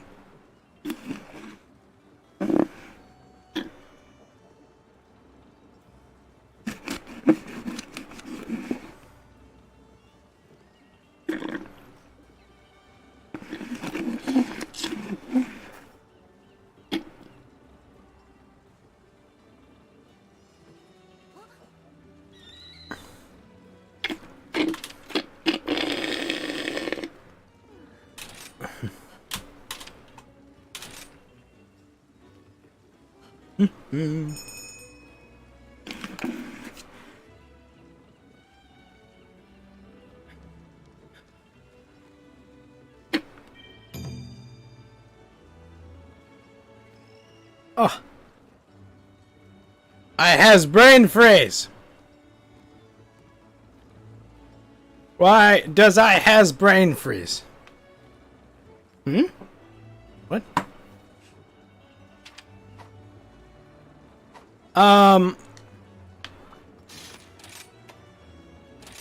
Holy fuck, a scorned Magnamalo? I could soup to that. You're going to a boomer birthday party private car show thing later today. Based? Very based. What? You know what cars are going to be there?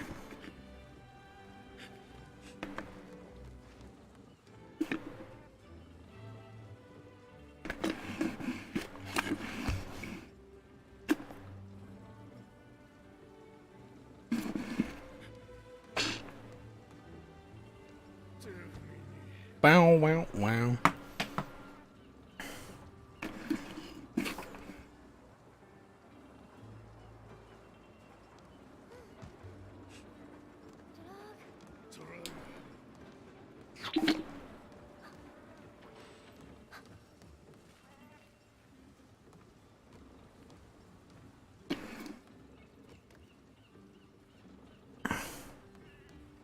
Nothing too exciting.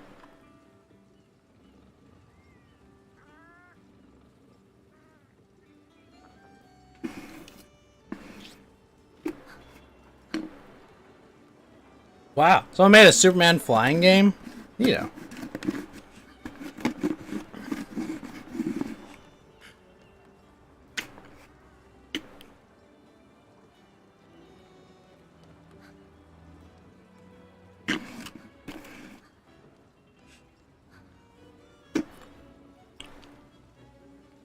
Now they can just make him shoot lasers.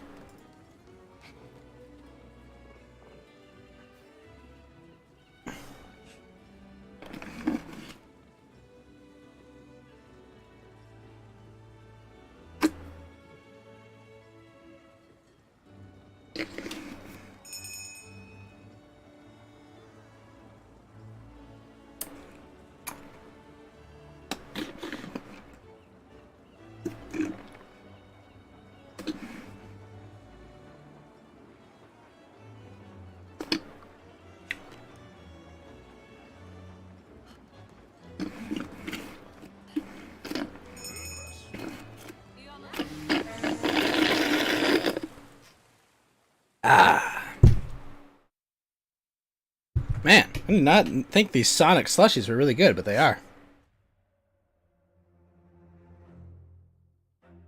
Holy fuck.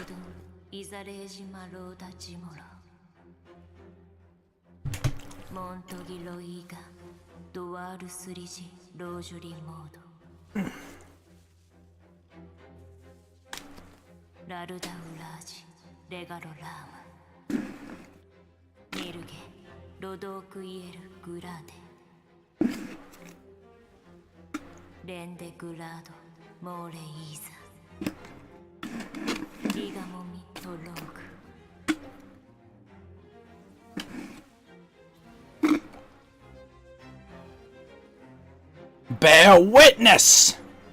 ランジモラーガオリムダラーガロアルザガード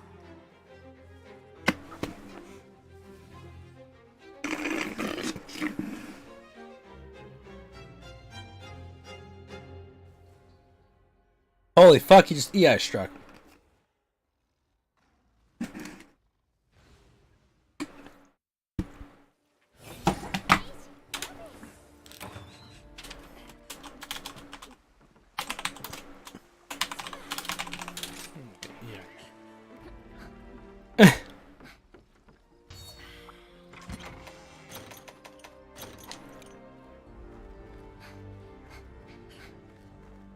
Oh my gosh.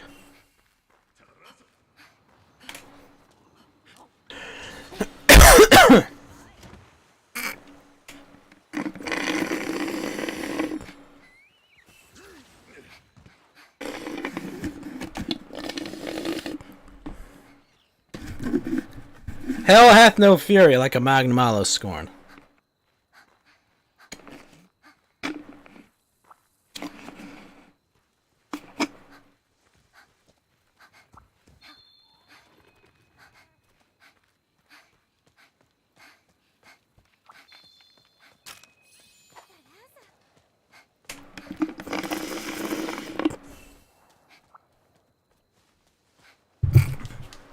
Bow wow wow.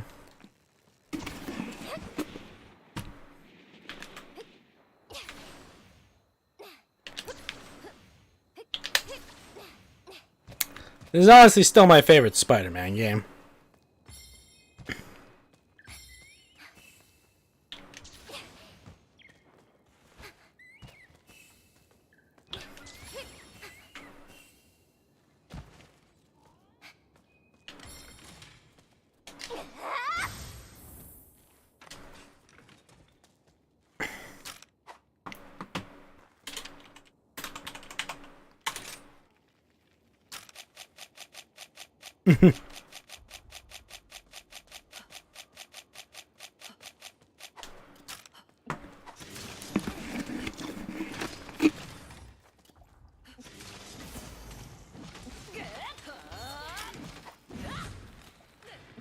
Here we go!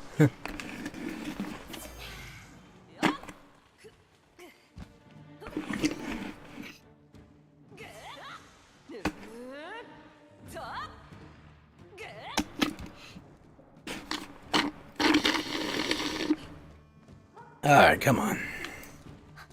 Chip, chop, chatio.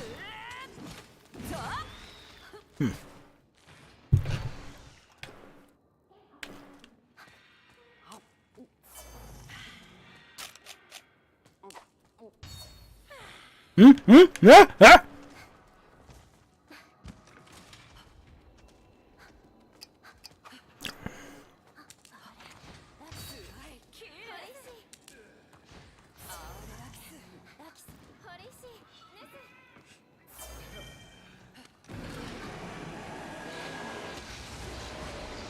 Oh fuck, he's fast.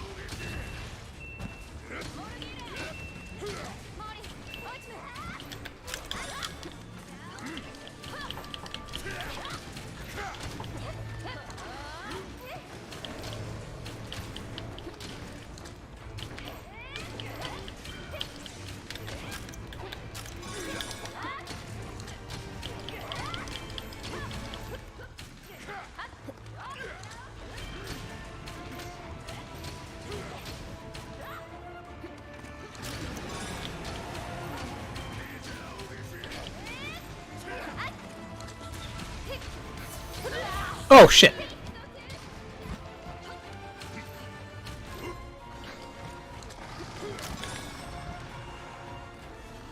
I don't like that.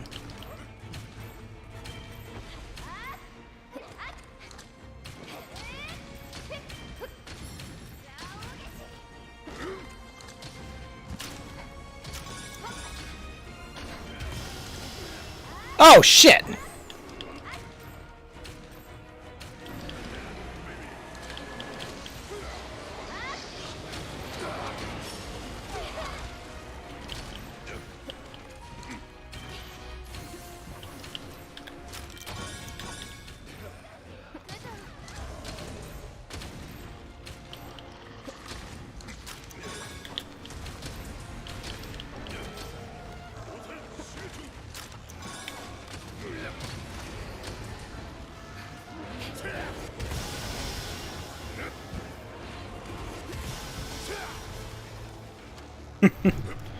Attack monkey.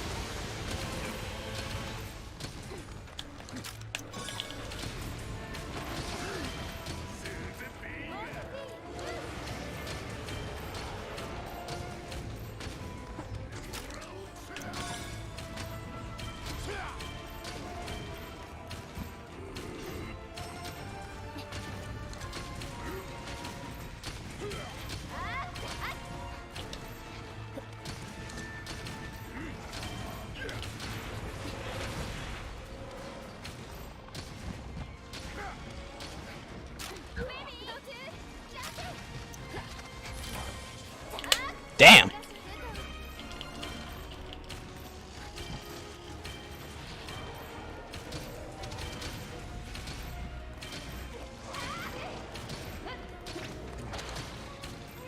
Now he's mad.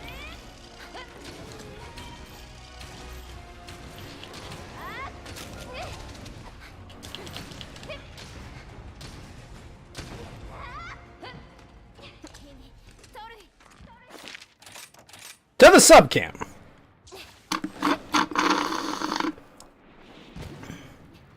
Yeah, to 50% at least.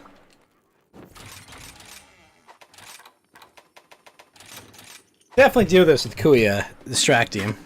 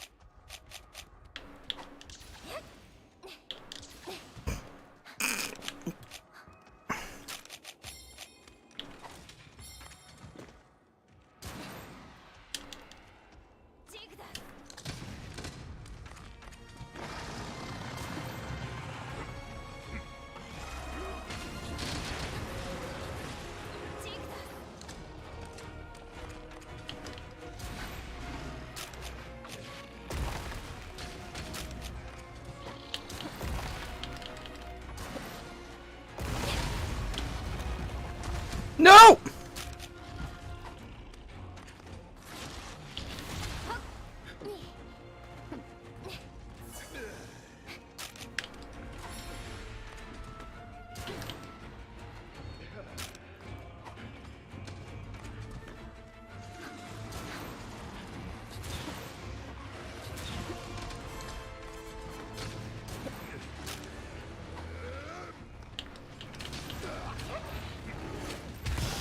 Whoa!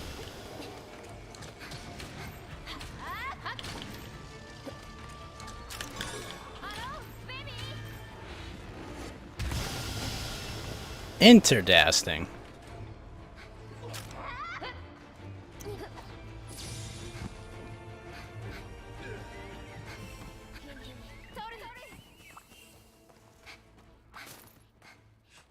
Very.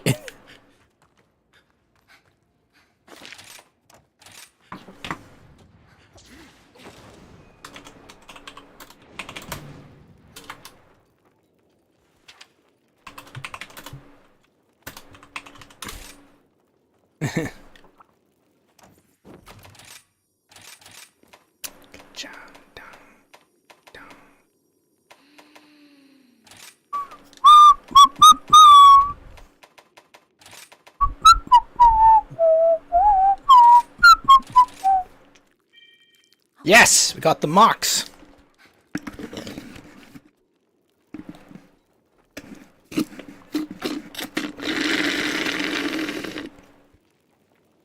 Ah.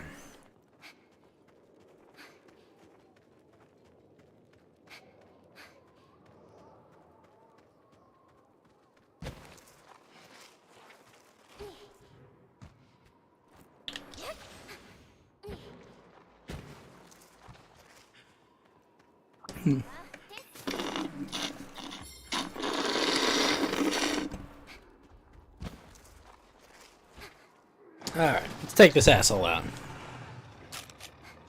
Alright, Ghost, you're off to bed. Have a great night. Thank you, Mount Hale. Thanks for coming by, man. You know you're welcome here anytime.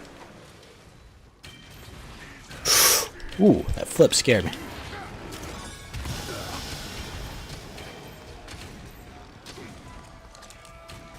How is it you can't reconnect? The laser is pretty fucking ridiculous.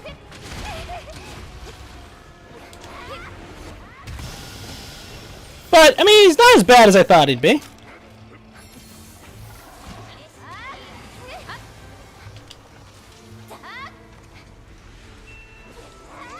Oh shit, guys, why'd you do this? I like his samurai swords he has with his arm horns so long.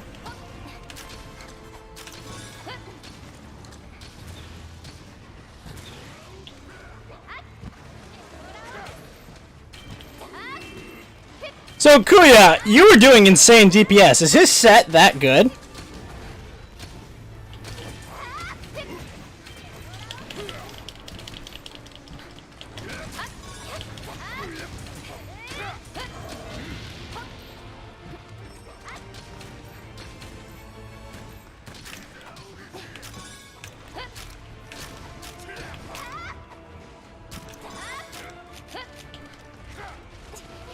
Oh fuck. No, you're just layer armor. You're on elemental. Is elemental really taking that much damage? Holy shit, dude. Fuck, I gotta go build an elemental gun.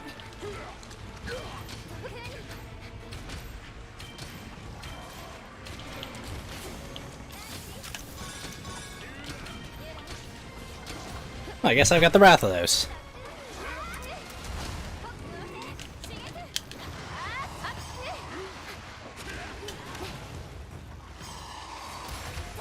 Ah! Buddy, don't do this to me.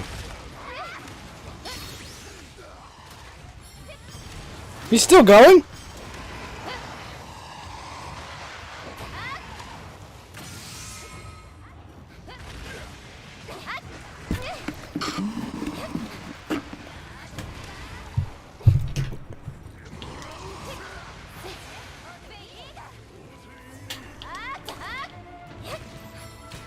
Move your wings, Rathalos! No!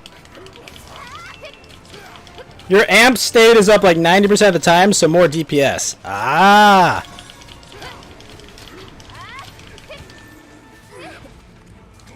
Which element are you, Kuya?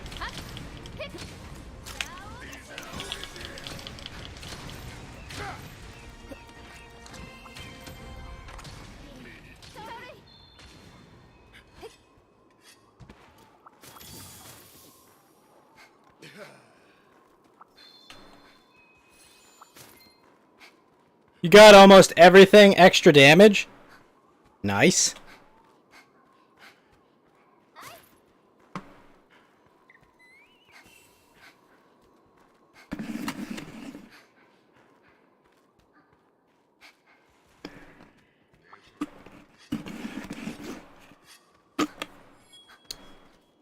Except dragon.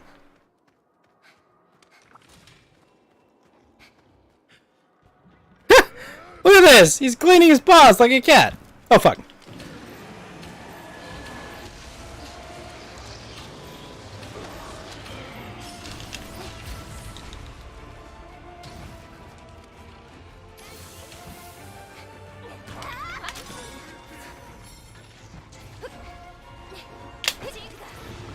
Oh shit. No, don't do what you're gonna do! Don't do what you're gonna do! You need those stupid bones? Ah.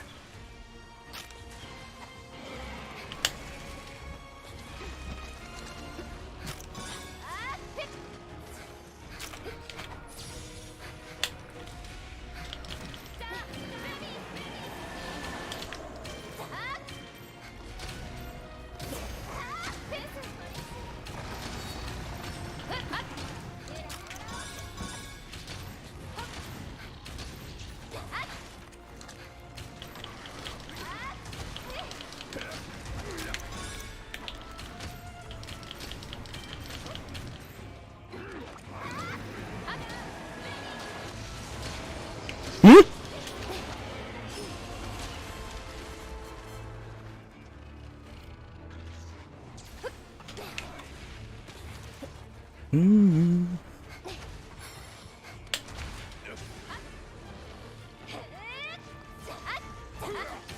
Shit!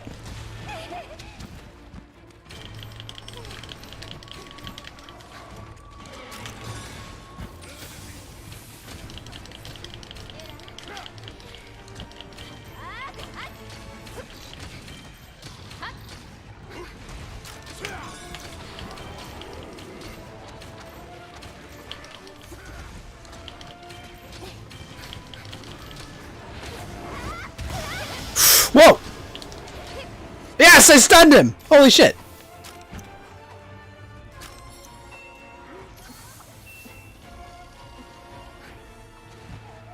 He was looking for me. Yes, he was!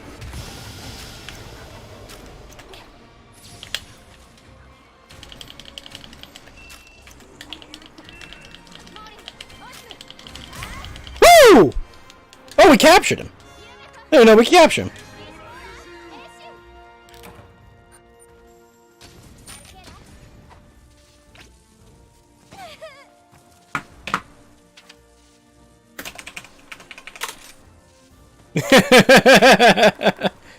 That was a scary hit I took there. I think that killed my Moxie.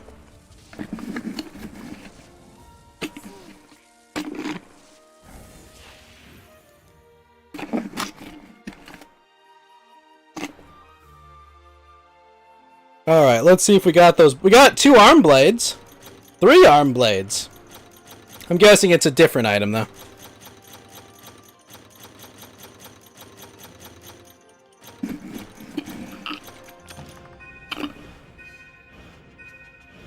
He does it 2 times, sometimes.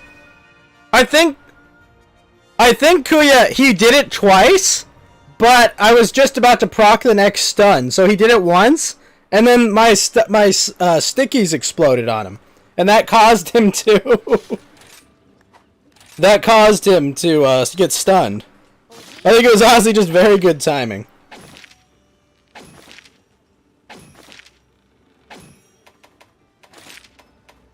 Stun, yes. Alright, let's see what gear I can make with this. Can I, though?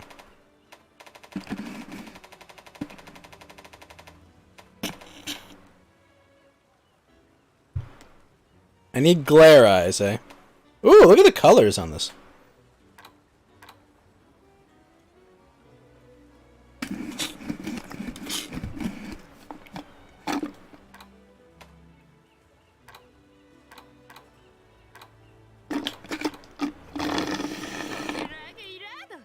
Arc shots. 3, 1, and 2. Only 2 on the sticky. That's concerning. Alright, let's see what the armor is. Sinister Grudge. Oh, that looks fucking cool. The swords above him? What the hell? Alright, let's see. Mail of Hellfire. Perform a decreased defense but increased attack. And on the switch skill being used. while greatly increasing attack and element.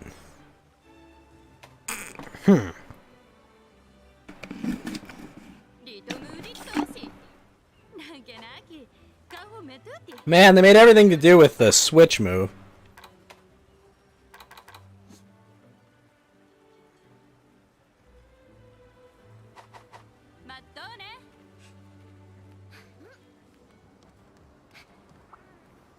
It wasn't so bad, though.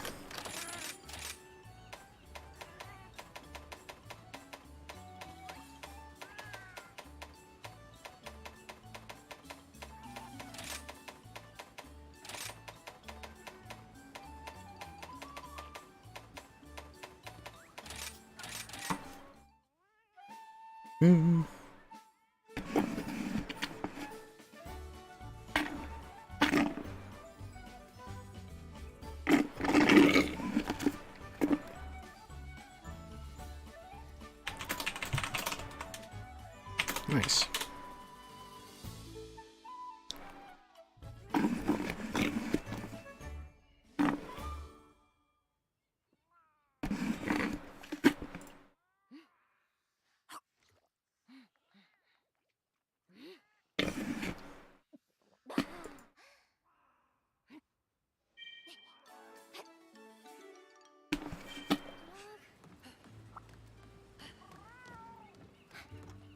One more run?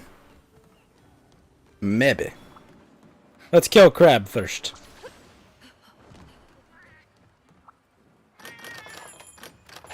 Ah, 2 Shibaru Magars.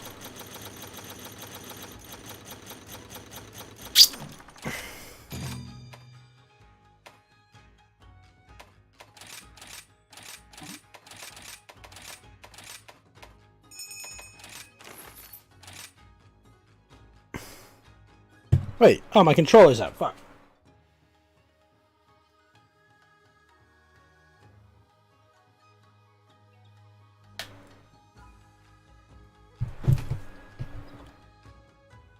Alright, sorry about that.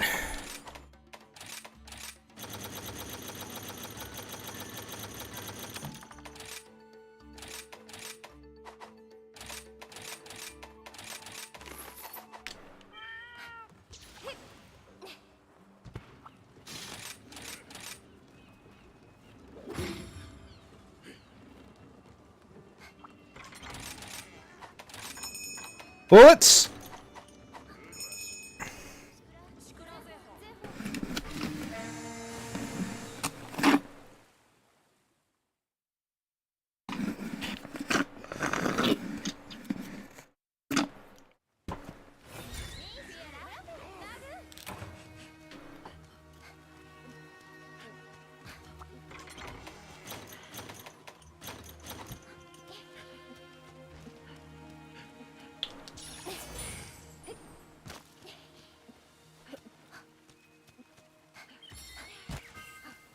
Let's get him! Only 109k HP. I can handle this.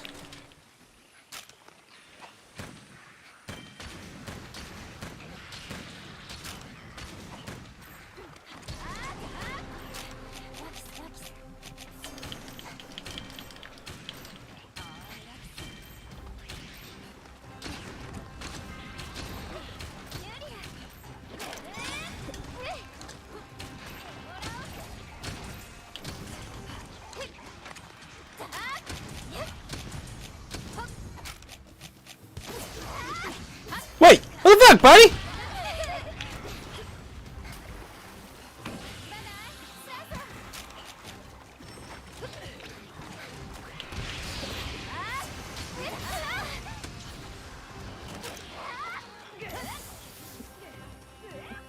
Fuckers really gotta actually wait for him to fall asleep.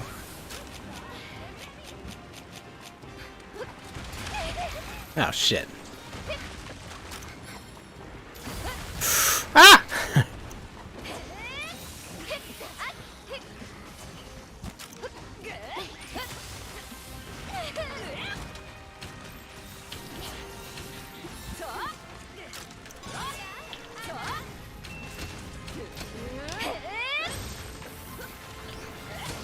Guy jumps high.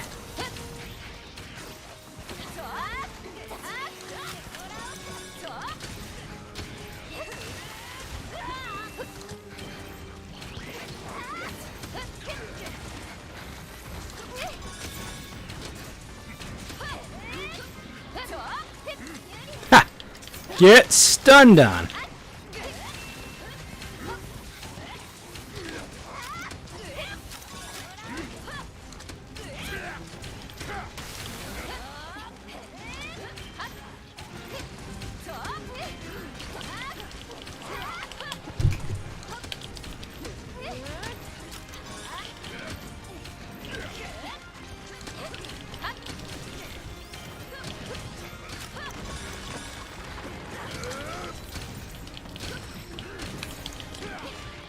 Excuse me.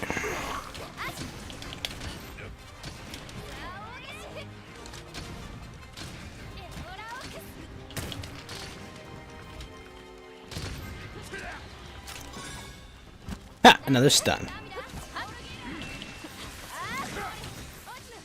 You know, I'm gonna blow up his shell.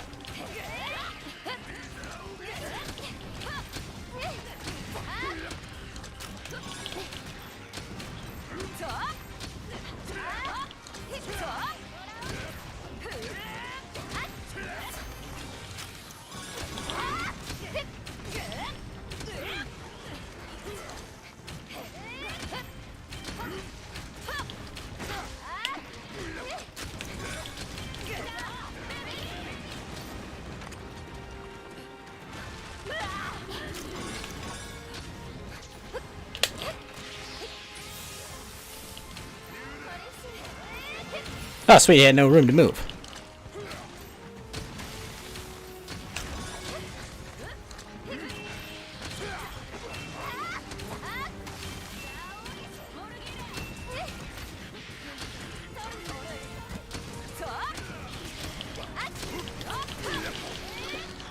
Foolish Connie!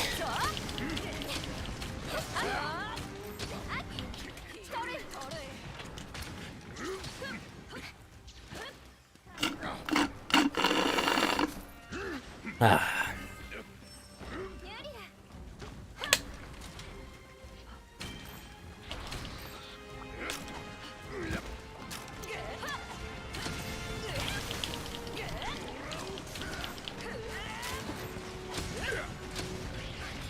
It's alright.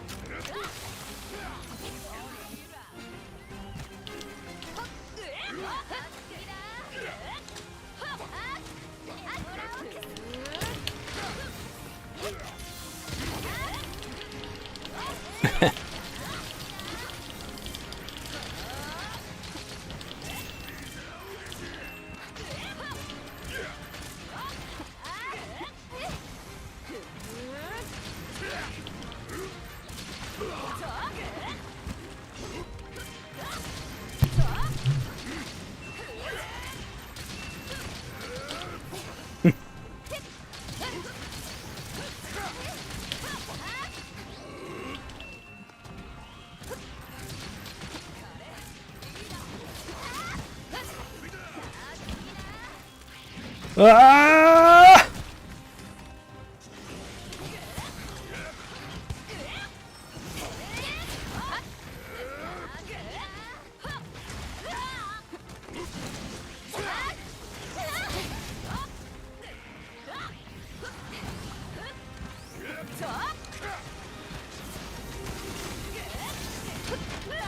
It's alright.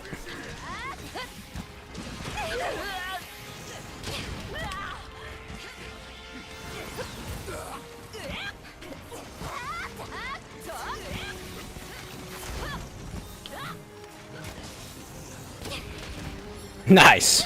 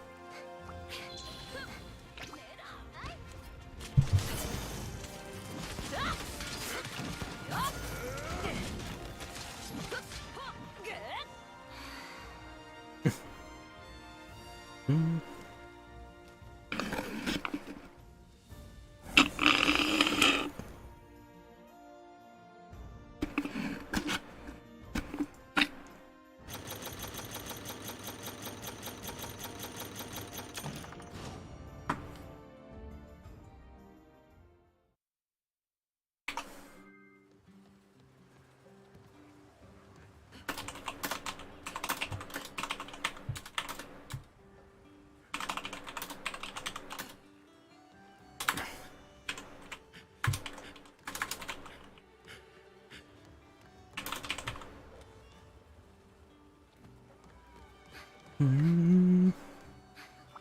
メラ聞いたレオクラキモーレイ同盟トゥレフザジーホート Alright, so we gotta get item box items.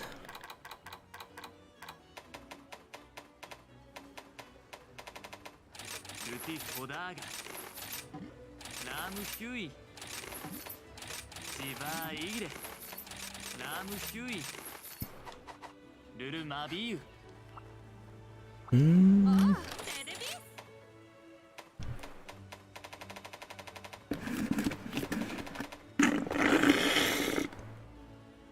The daimyo tree, eh?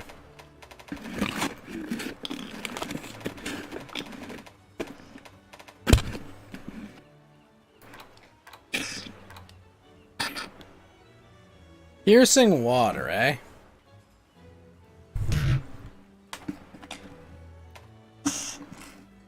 モルラゲイラードスートニアラトでモルタブ And a healing gun? I don't know.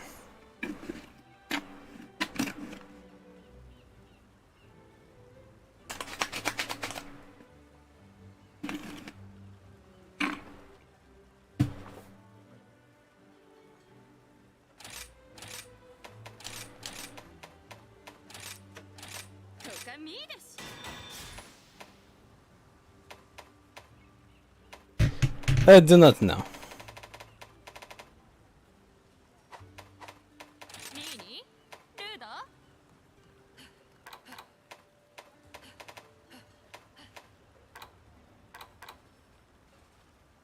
Any more moaning blade shells? Eek.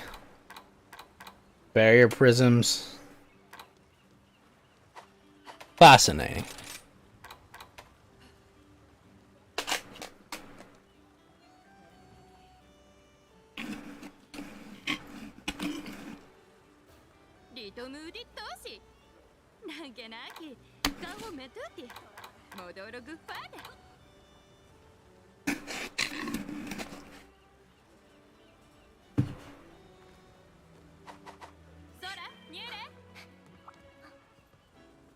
Eh?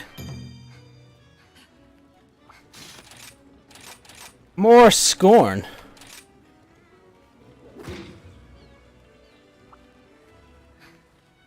Hell hath no fury like a magnum malo scorned.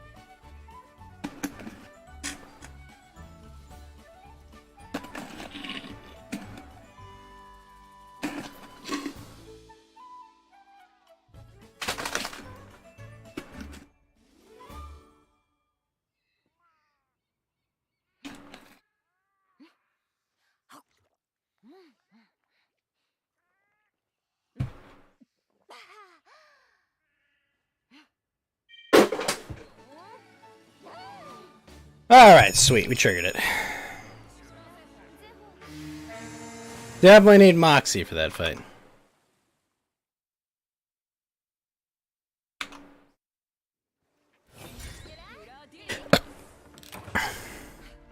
Mm-hmm.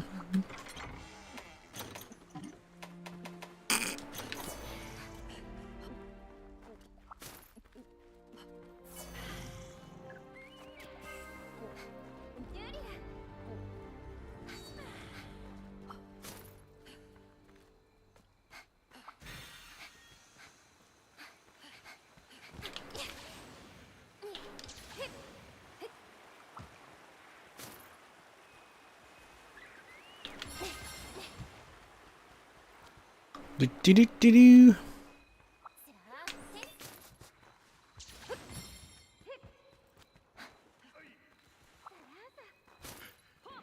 A poison toad?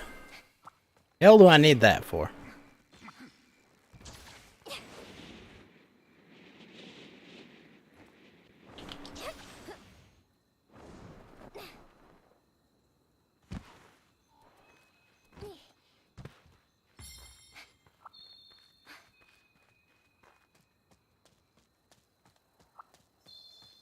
Cool, you're gonna bring Monkey?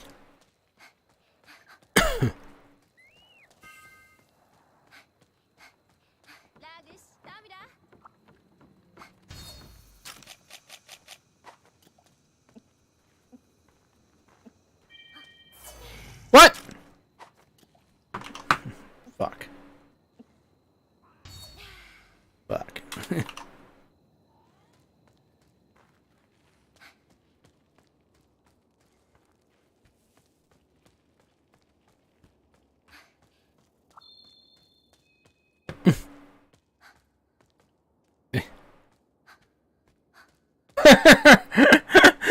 Damn it all!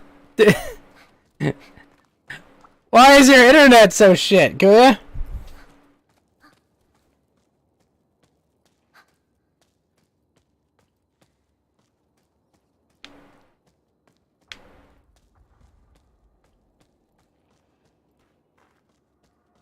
Typhoon. Ah, that might do it.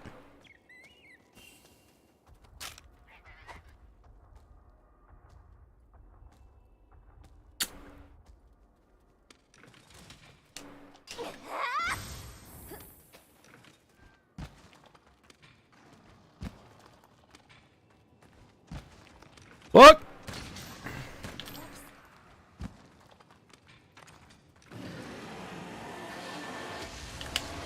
No!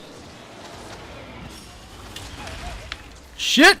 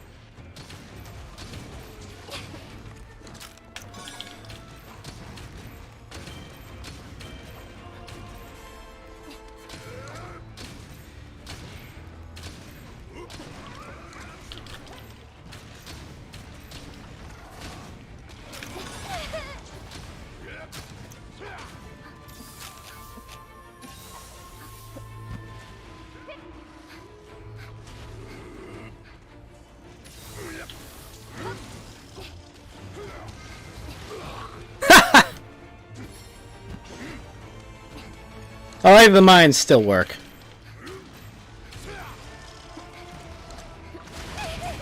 What? Oh hell. Oh hell. Oh hell.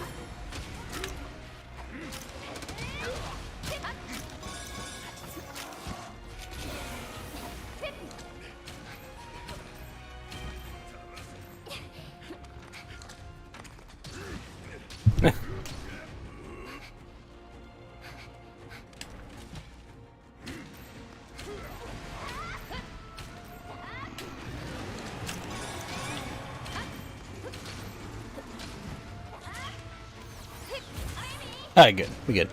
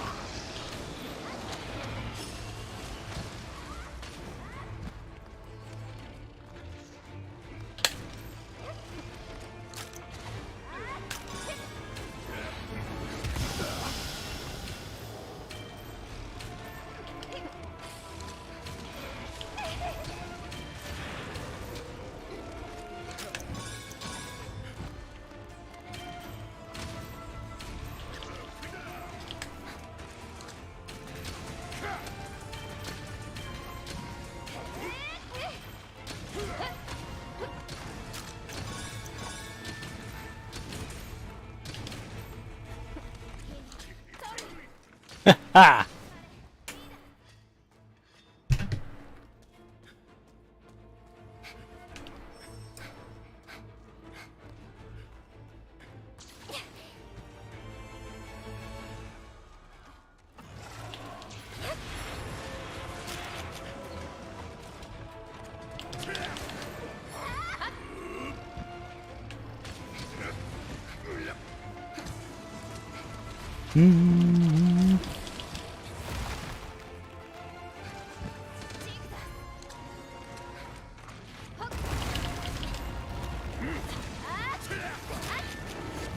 Laser! Oh, wow! Holy fucking one shot. Was not ready for that.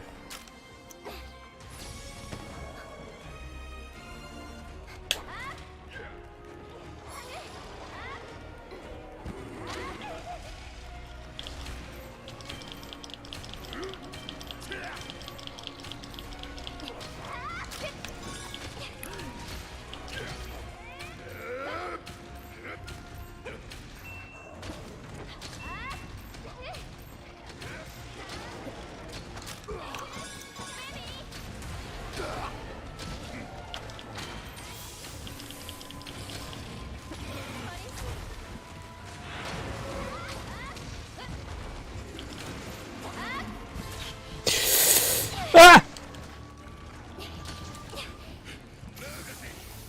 And boom! No! I was hoping that mine would have worked. You fuckers poisoned me. Turf war!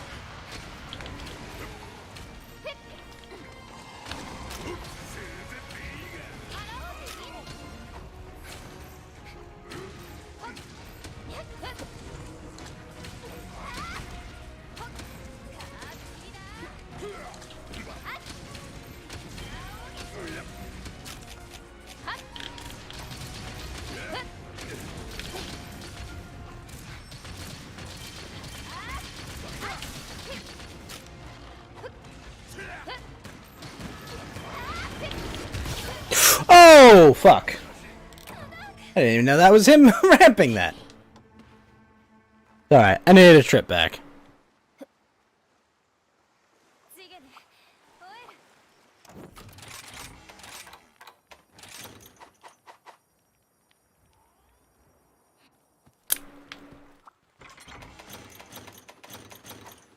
Ah, to the sub camp.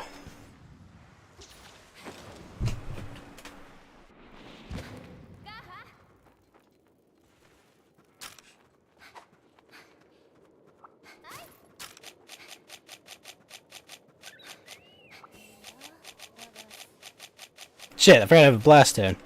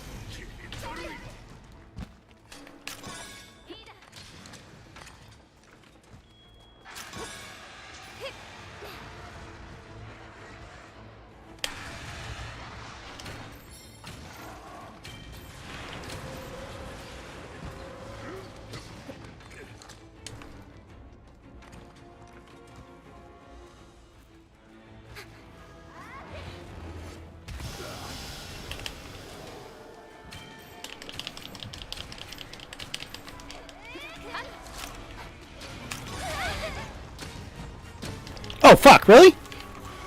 Why can't I move?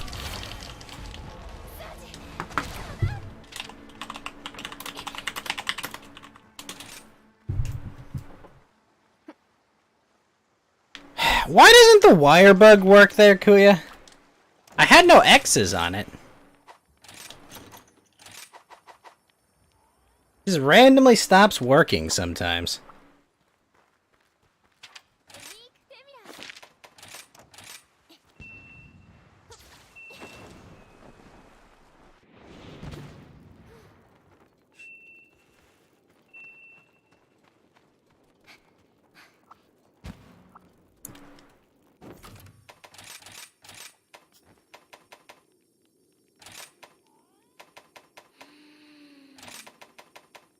Alright, we'll just go all defense on these. Guard, defender, and defender high.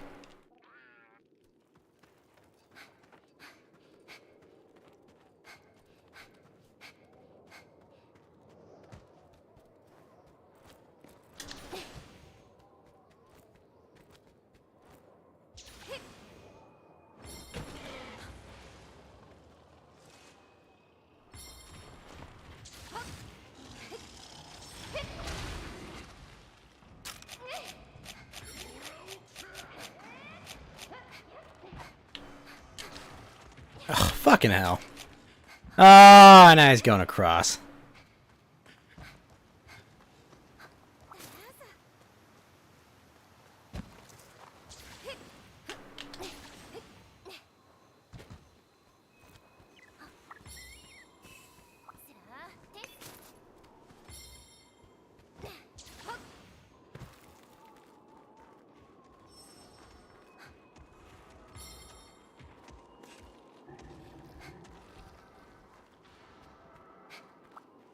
Well, fuck.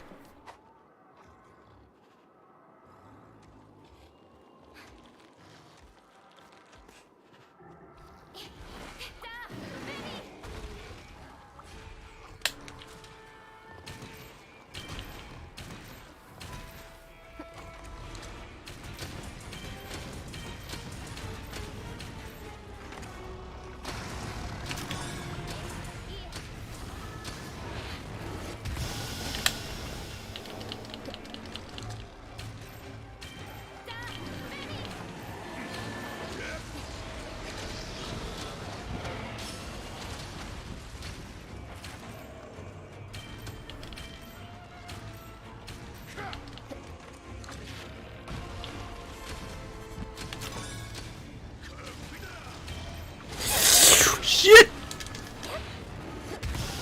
Ah!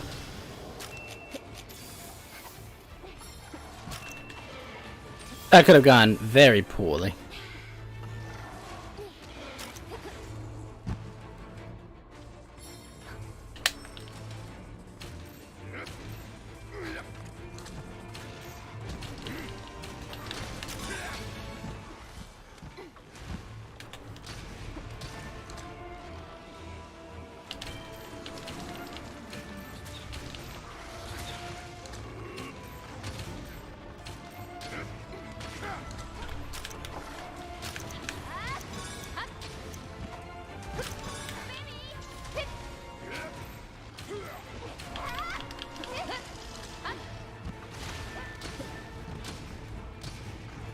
Oh fuck.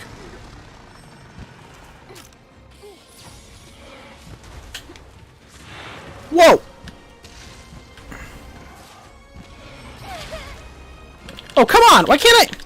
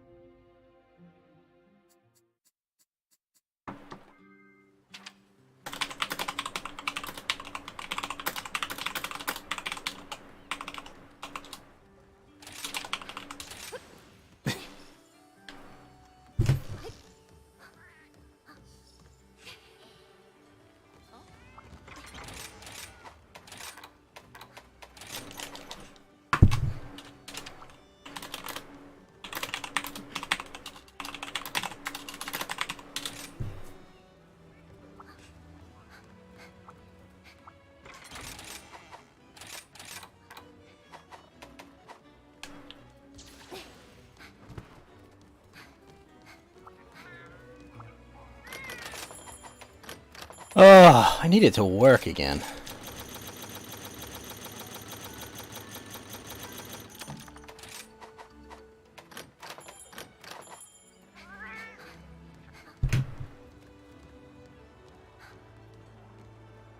Wait, we have a dual blades?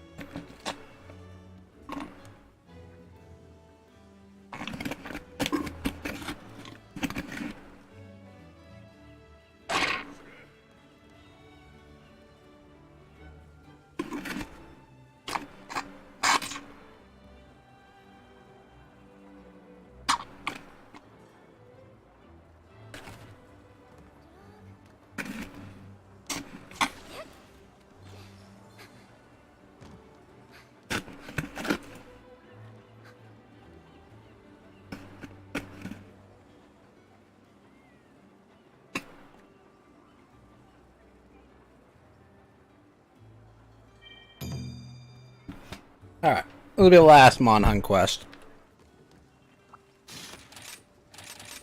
Oh, fucking Basarios. Eh.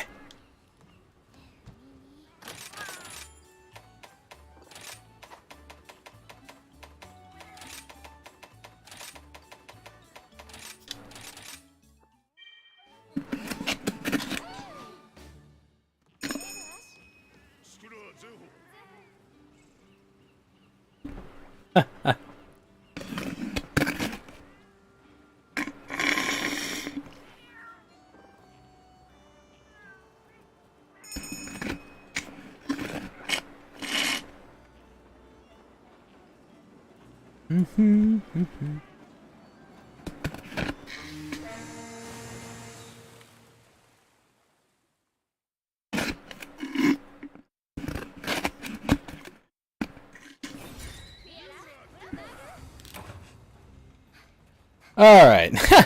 Do I want a Windows update? No. End of discussion.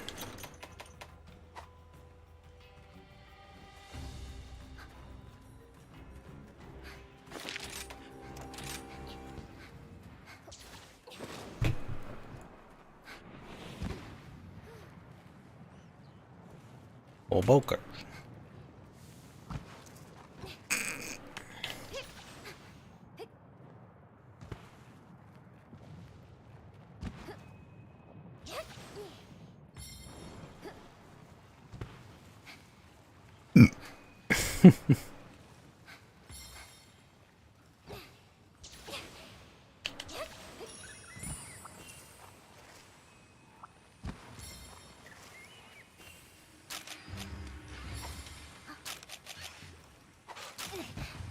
Really?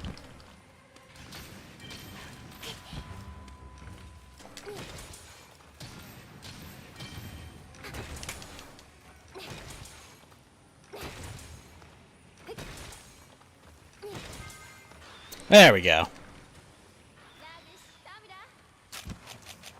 Fuck you!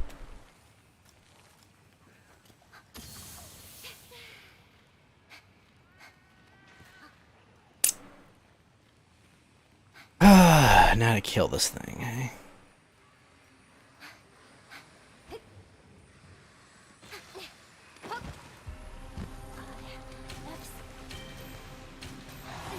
Ah! Should have been able to resist that.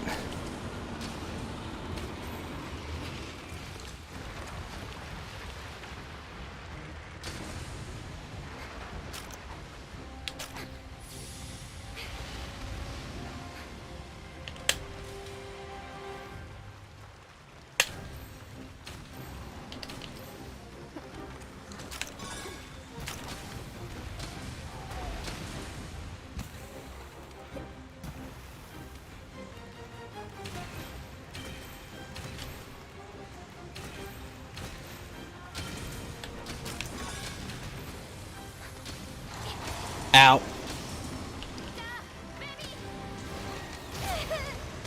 Oh, for fuck's sake.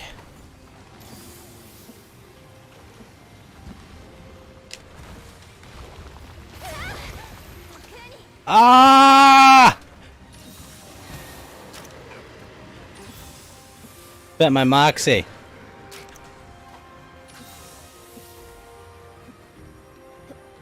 I want to restart this fight. Jeez.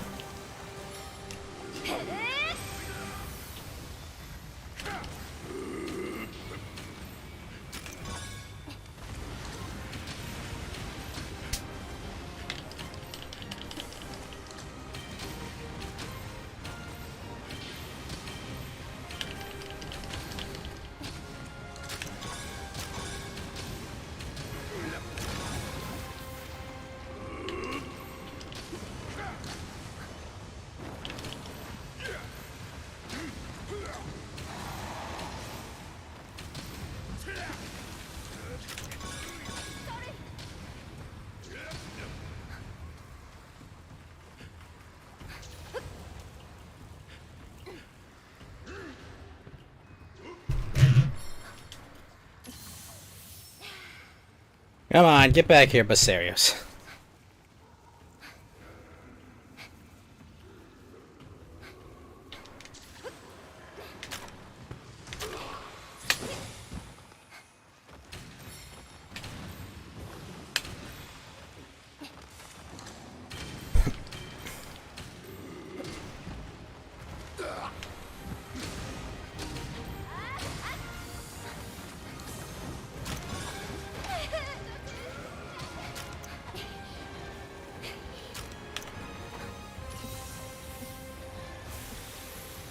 Gonna explode!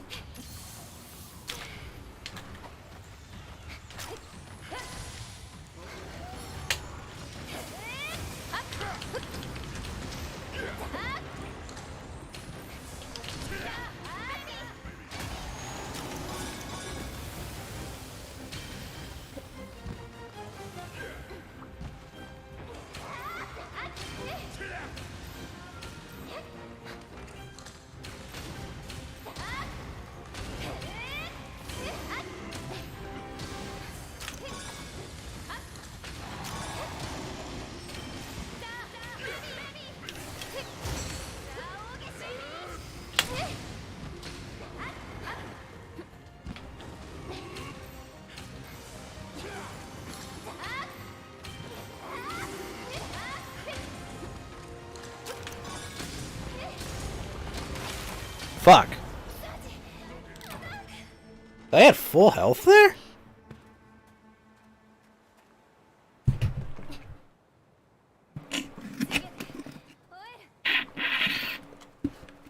Man, sadness is going from full health to 0 like that.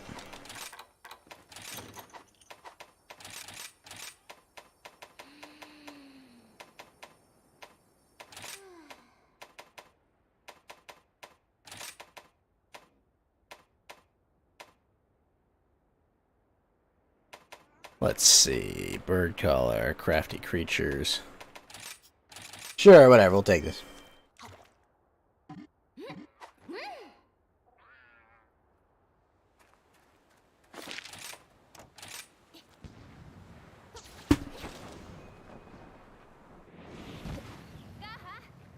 Ugh, his roll has such a high AoE.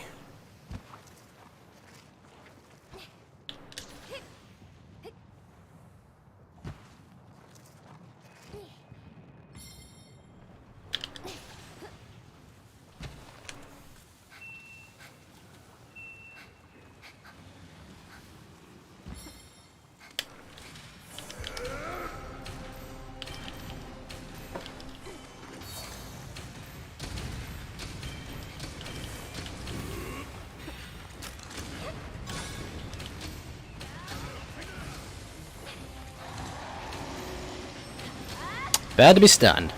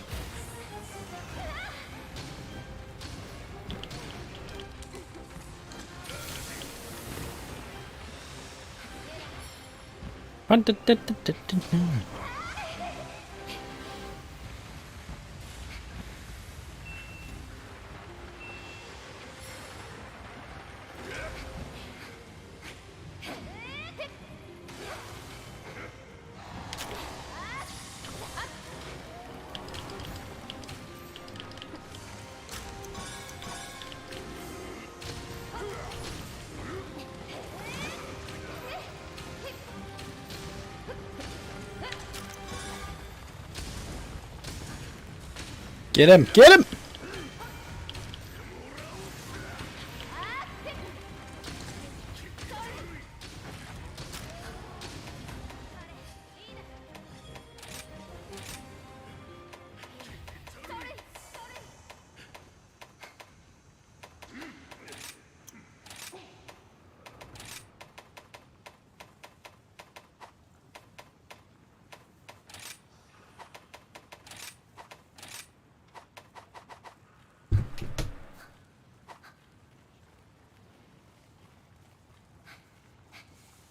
Holy shit, that guy moved fast.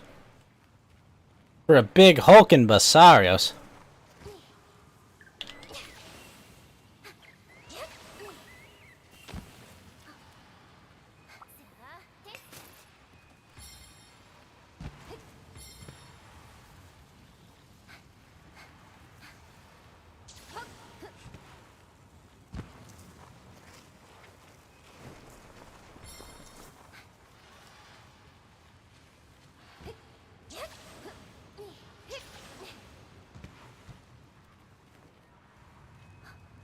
Perfect spot for buddy recon nearby. Really?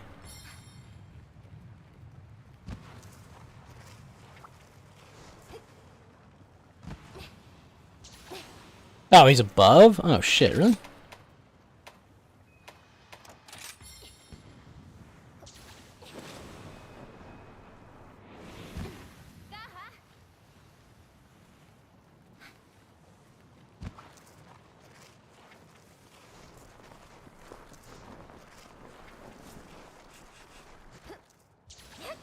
Ah!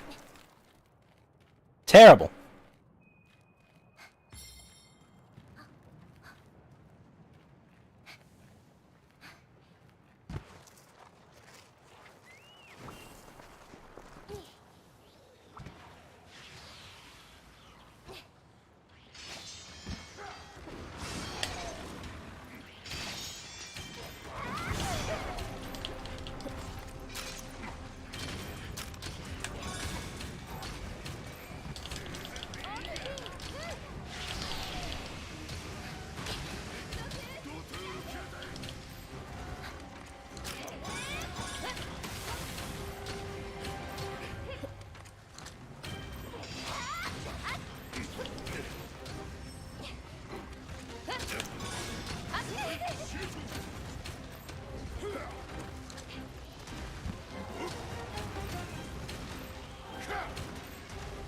Keep getting him.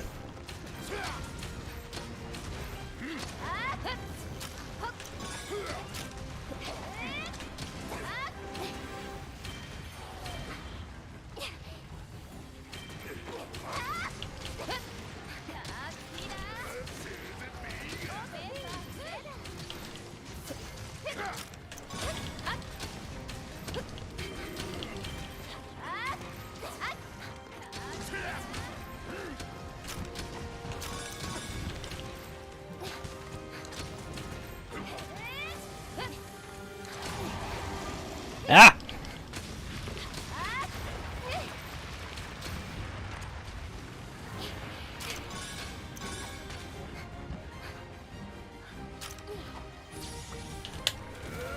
Da-da-da-dang-na-na-na.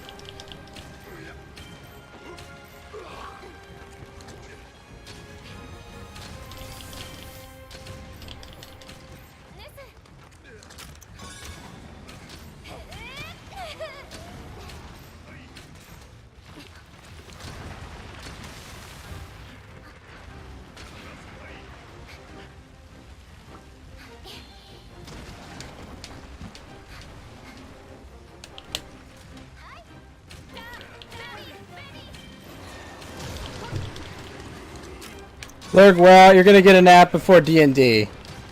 I'll see you for Sunday, Johnny. You have a great one. Thanks for stopping by.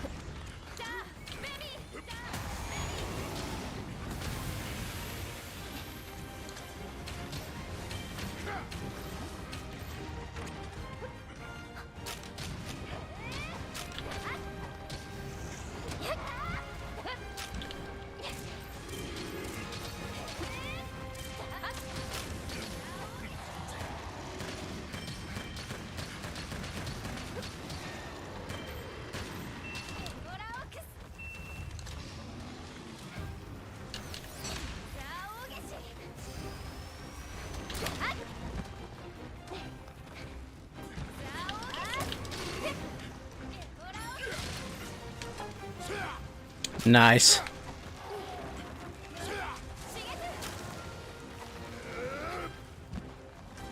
Yes.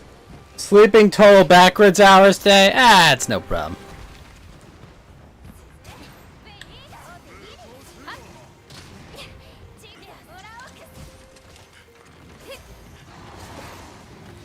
Ghost has never slept backwards hours before.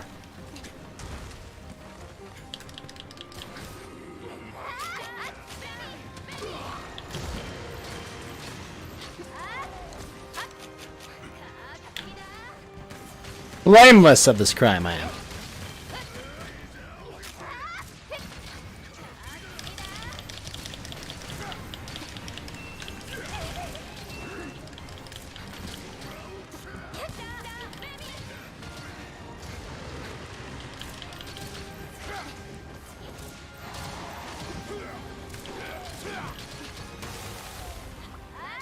Ha!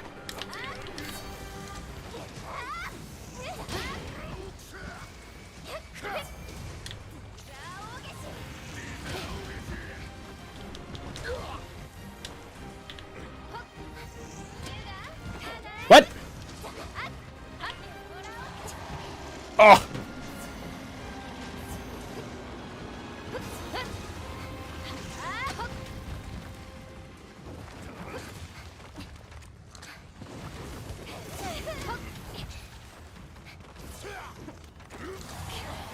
Ah!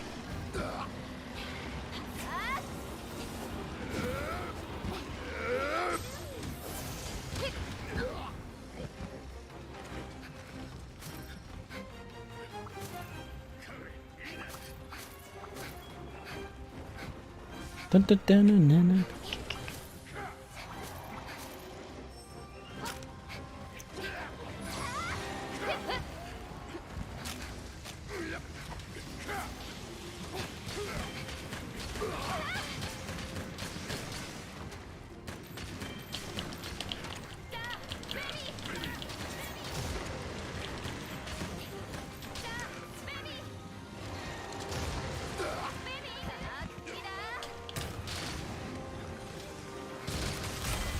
Oh!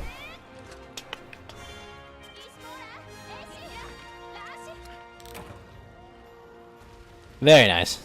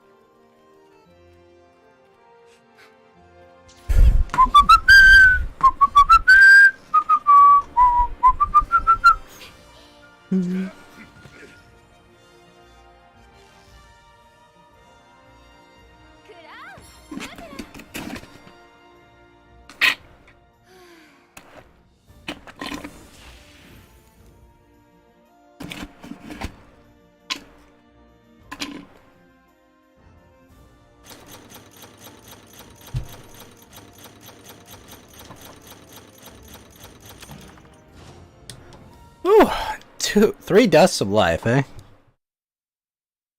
The loathsome.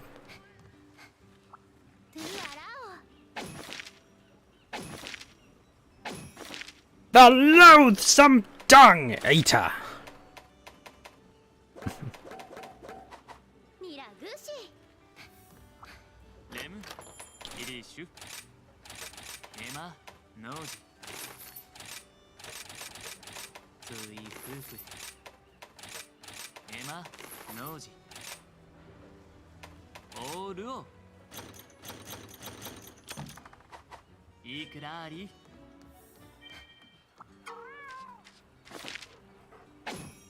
I added level 10 support moves function. I don't know what the fuck that does. Oh, wild belts. Well, I've got those.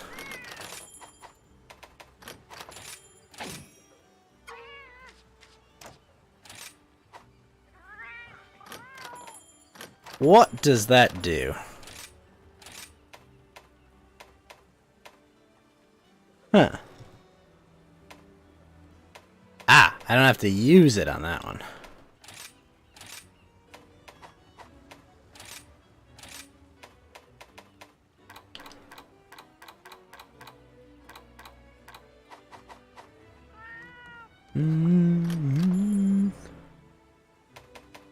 Alright, let's see. Buddy skills.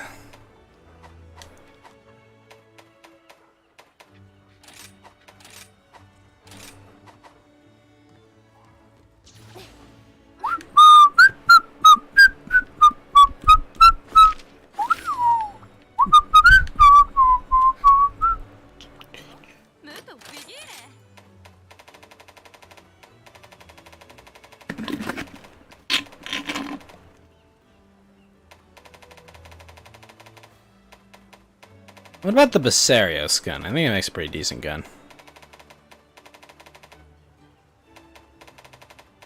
Barioth. This one... only sticky to... it's a spread gun? What the fuck? Really? That's surprising. This one looks like it's a sticky gun, but I don't think it is.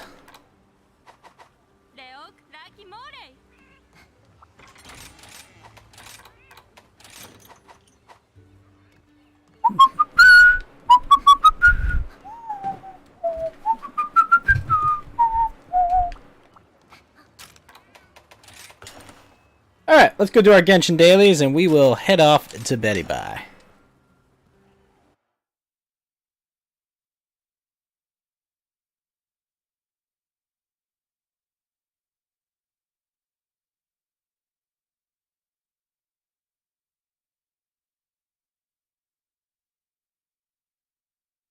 Who knows, maybe we'll watch that mess of a Resident Evil series. I don't know. Not looking forward to it.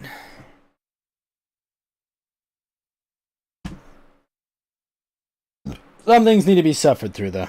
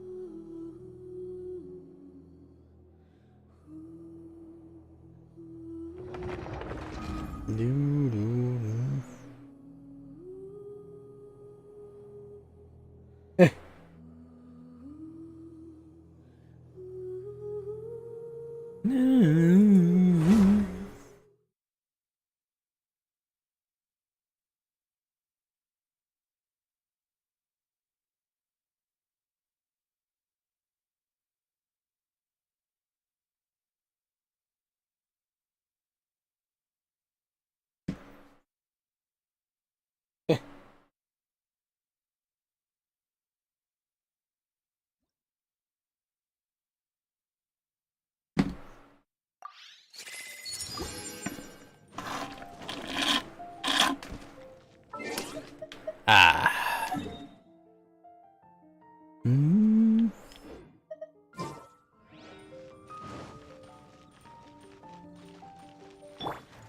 Mm.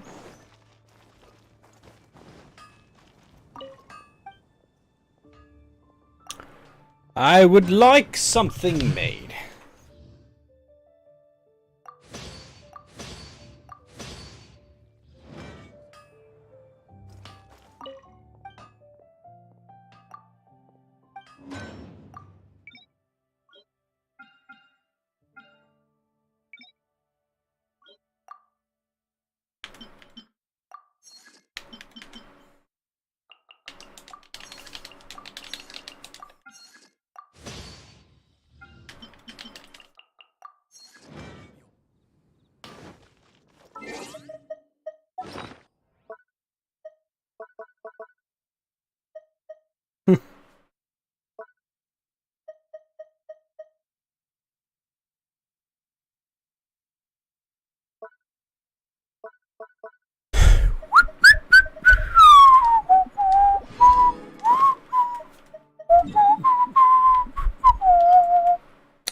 Let the bygones go right by. No more will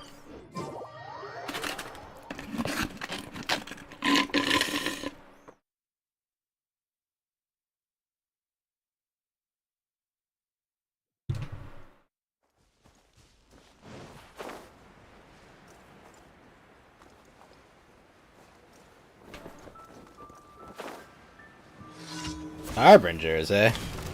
風の行く先を召喚化粧冷たくサクサクご安心を連気過信命ずる行こう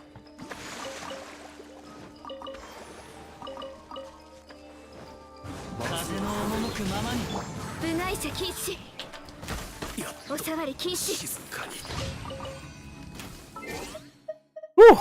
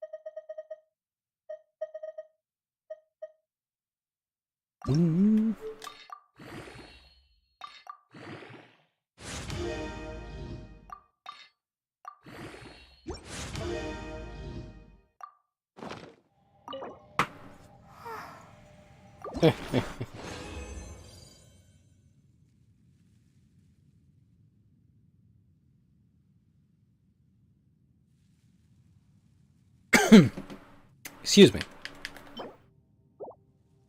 Fuck, cryo, but all the stats are bad.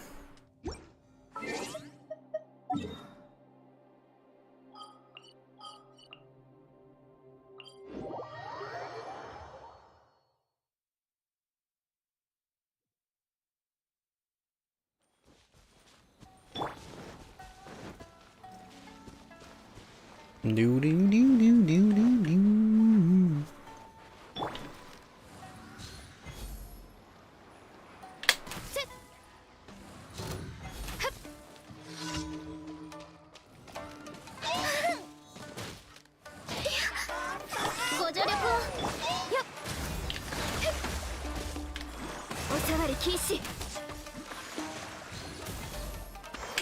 So obnoxious, they just fucking teleport up to you.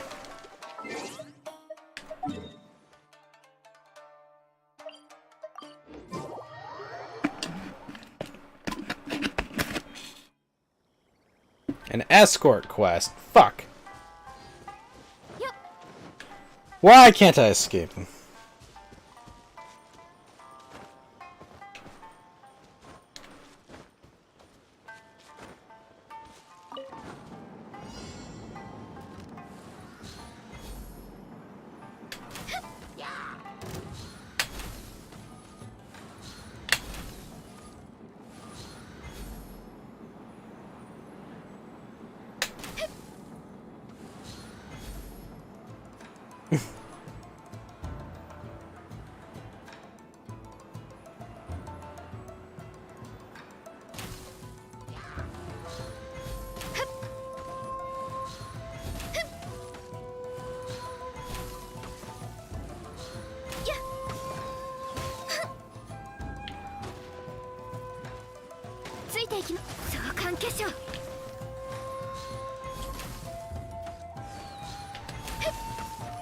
New code?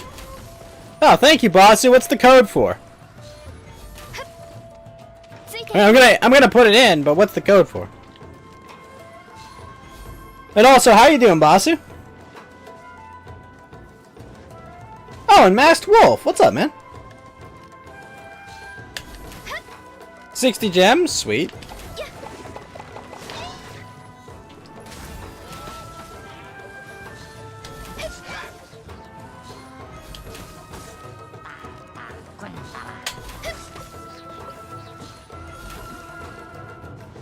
Also, Basu, the other day, I tuned into one of, what's her name? Kaboko's streams? The one she did with Callie for that golf game? She's pretty hilarious.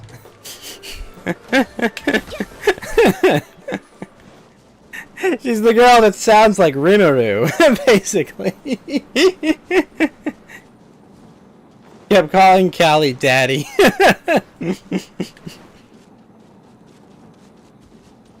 But it was good. It was surprisingly good. I see why she got to 1 million subs so quickly.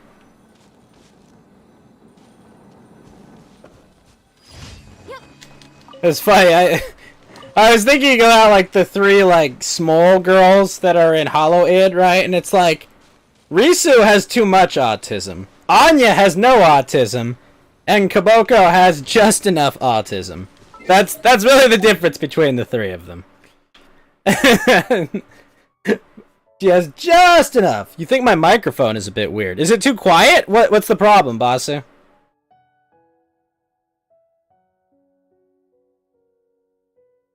Kinda loud? Really? I have it turned down quite a bit. Also, Dave Bowhunter, how you doing, sir? Really? I have my microphone turned down a bit, and you're telling me it's too loud still? Dave, do I sound too loud on my microphone?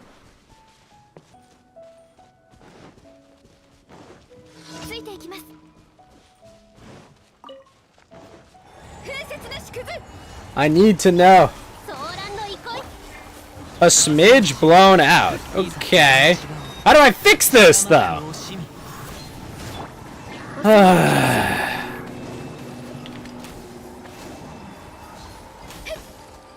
See, the problem is if I turn down my output, then the game is too loud. If I turn down the game anymore, then I can't hear it.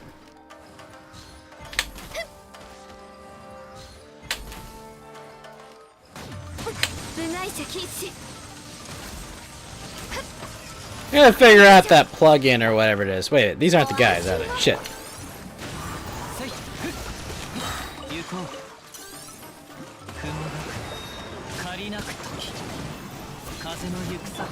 Restart my sound like usual? You know, that's probably a good idea. Those weren't even the dudes I had to kill. What the fuck? Oh, he's up there, that's why. Alright, let me reset my sound after this.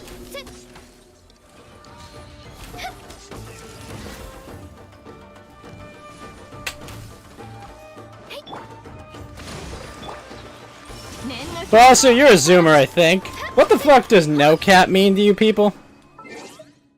Why do the kids always say it? I'm freaking confused.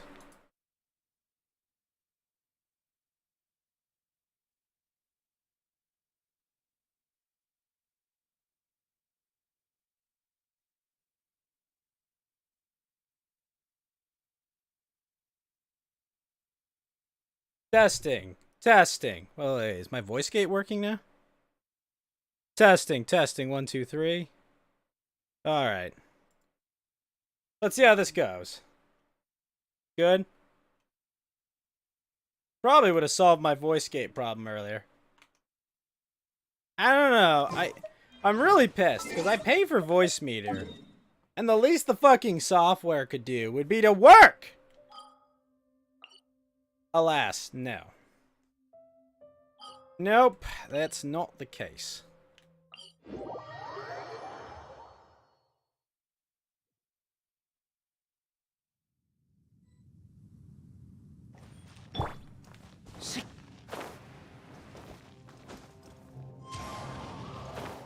Oh fuck, I killed the butterfly. God damn it.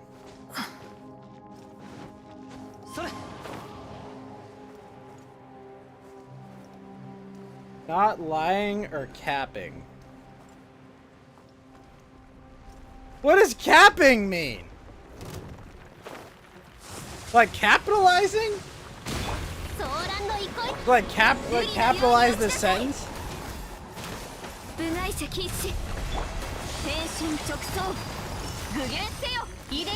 What the fuck?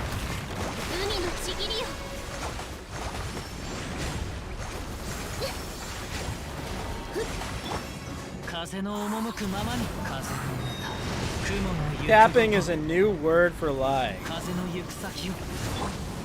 Wait, why?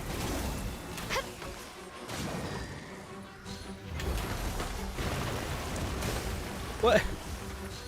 What is... Why is capping a word for lying? You don't know? I'm fucking confused.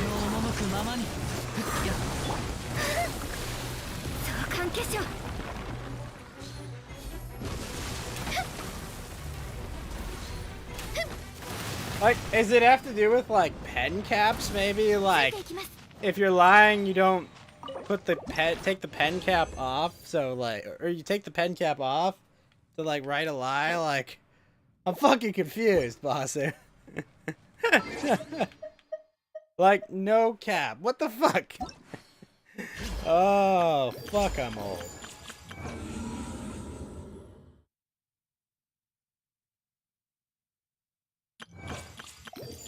The new events here. I will have to get that.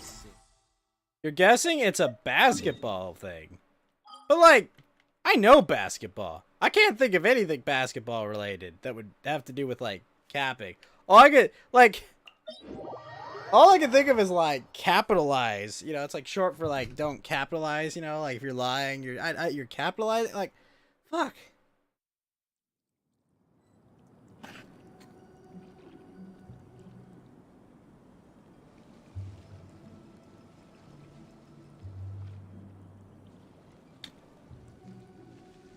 Jack, I made a basketball shot from 10 feet. Drake, man, quit capping.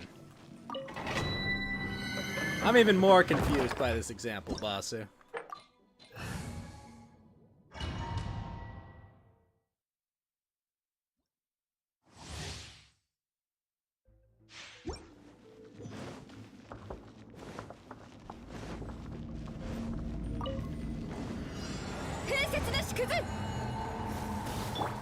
Put in some accent, man.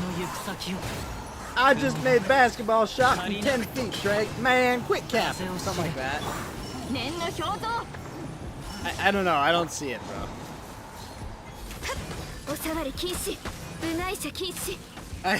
I don't see it. Like, there's the old term, like, bust a cap in your ass, like, where, like, if you're gonna shoot someone. I mean, that's kind of... I've heard that term before in, like, gang talk, but, like, what the fuck, man? I know, boss. I wish I lived in a world where I could do that one and just have people just be like, "Oh yeah." No, wait a minute. Wait a minute. You're gonna clip.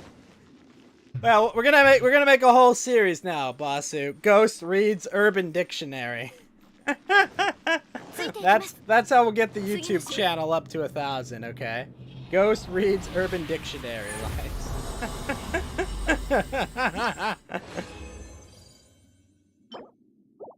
Don't worry, we'll do it without the background noise of Genshin.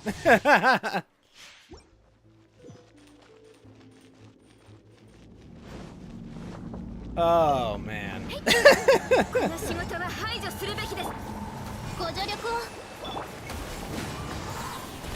I'm still confused why they made Wesker. I think he was the old black guy from True Detective.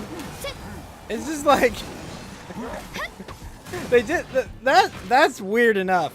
But the thing is, like, Wesker wasn't the scientist. Like, he was just the stars trader. Like, why is he now the top mad scientist for Umbrella? He's gonna make super Prozac.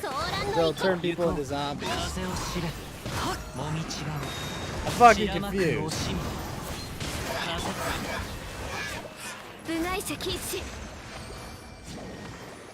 What's wrong with you, Netflix?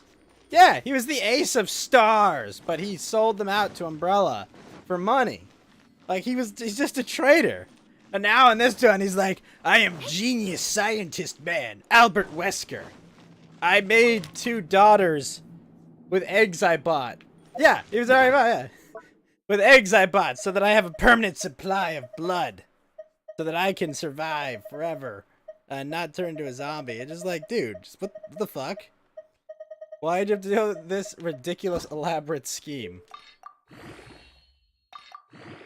Yeah, this ridiculously elaborate scheme so budget Zendaya and budget Leslie Jones have a reason to be in this show.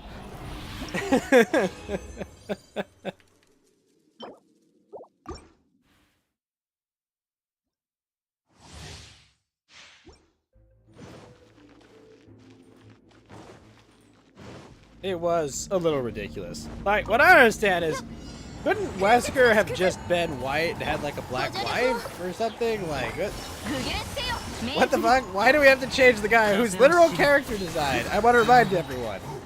Albert Wesker, the Capcom guys who were working on the game, I think Shinji Mikami or whatever, when they were designing Albert Wesker, it was like, what do we want our bad guy to be?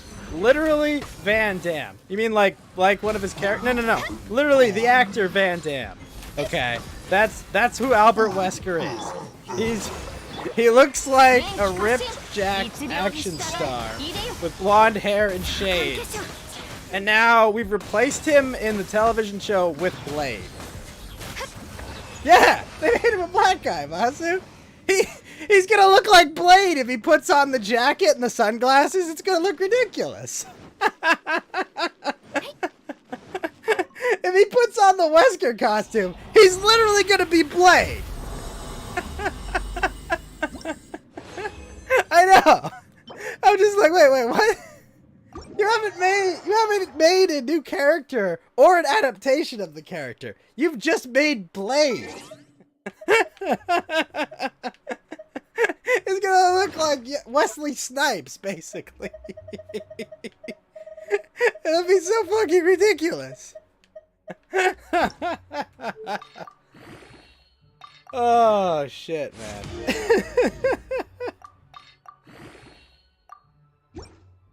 What was the casting call for that?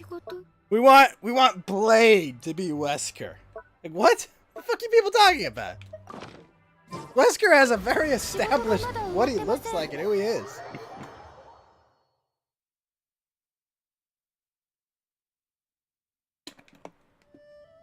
What, are they gonna make Sheva like a blonde bimbo or something?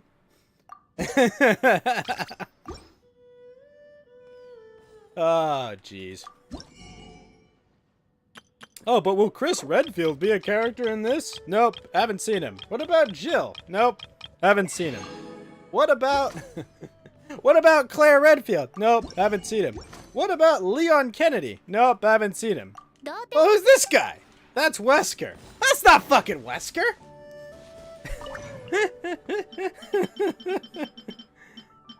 Oh, and Basu. There's one of the characters in the show gets bit by a zombie dog, and I'm not making this up. I'm not fucking making this up, okay? I wish I was making it up. It's so stupid. The girl gets bit by a zombie dog, and she asks her dad, "Do I need to quarantine for this, Dad?" And no joke, Wesker says to her, "Don't worry, honey.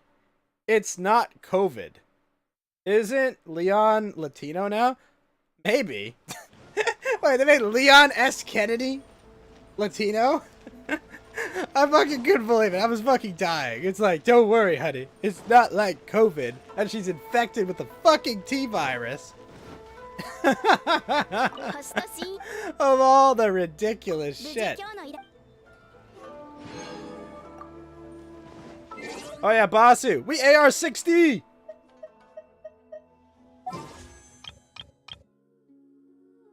We have achieved AR-60 as well.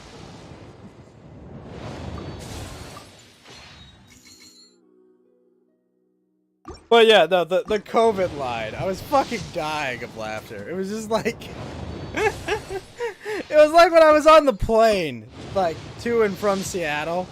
You could tell just by looking at people. Like, the people who are, like, fully masked up, they were so terrified. They're still in, like, full pandemic mode. You had 60 when you finished the Kazuha story? Based. Alright, hold on. Let me enter the code. No, honey, it's okay. It's not bad like COVID.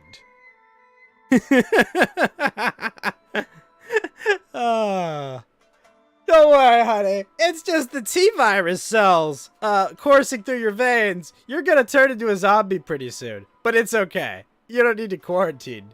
It's not COVID. I fucking can't believe someone, Basu, somewhere wrote that line. And I believe they were serious. Why do they keep making shit like this? Exactly. Oh, man. It's just like, wait, someone who gets paid probably a lot of money, Basu, wrote that line with no sense of irony. With absolutely no sense of irony. Just, oh, yeah, it's not like COVID. Unless, I don't know, maybe they're like secretly super based. I don't care. It's so fucking dumb. and the worst part about it, Basu, is in this storyline, I think they're implying that Raccoon City happened. Right, basically, all the events of 1 through 3 happened. They nuked Raccoon City. And so, like, and Wesker's infected with the T-virus or something. And he's telling his daughter not to quarantine, which has been bit by a fucking T-virus infected dog. He's just like, ah, yeah, you're probably fine, sweetie. You know, not COVID. Oh, this is one of those like, come on, is this real? Are you guys punking me? Why do they make shit like this, Basu? Because they get an unlimited budget. They can do whatever the fuck they want, make whatever terrible shit they want. This is the way of the world. Oh. Honestly, Basu, do you remember Degeneration and like the animated, like the 3D animation movies they made for Resident Evil with like Leon and Jill and all them? Those were fun. Those aren't good movies by any stretch, but they're fun. They feel like Resident Evil. Like yeah, there were 3 of them. And there's one where Leon's in like a fucking airport. They're not, like, great movies, but, like, I enjoyed them.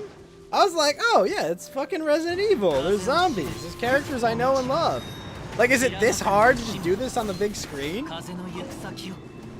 Like, why is every movie just the director jerking off to his wife, Mila Jovovich?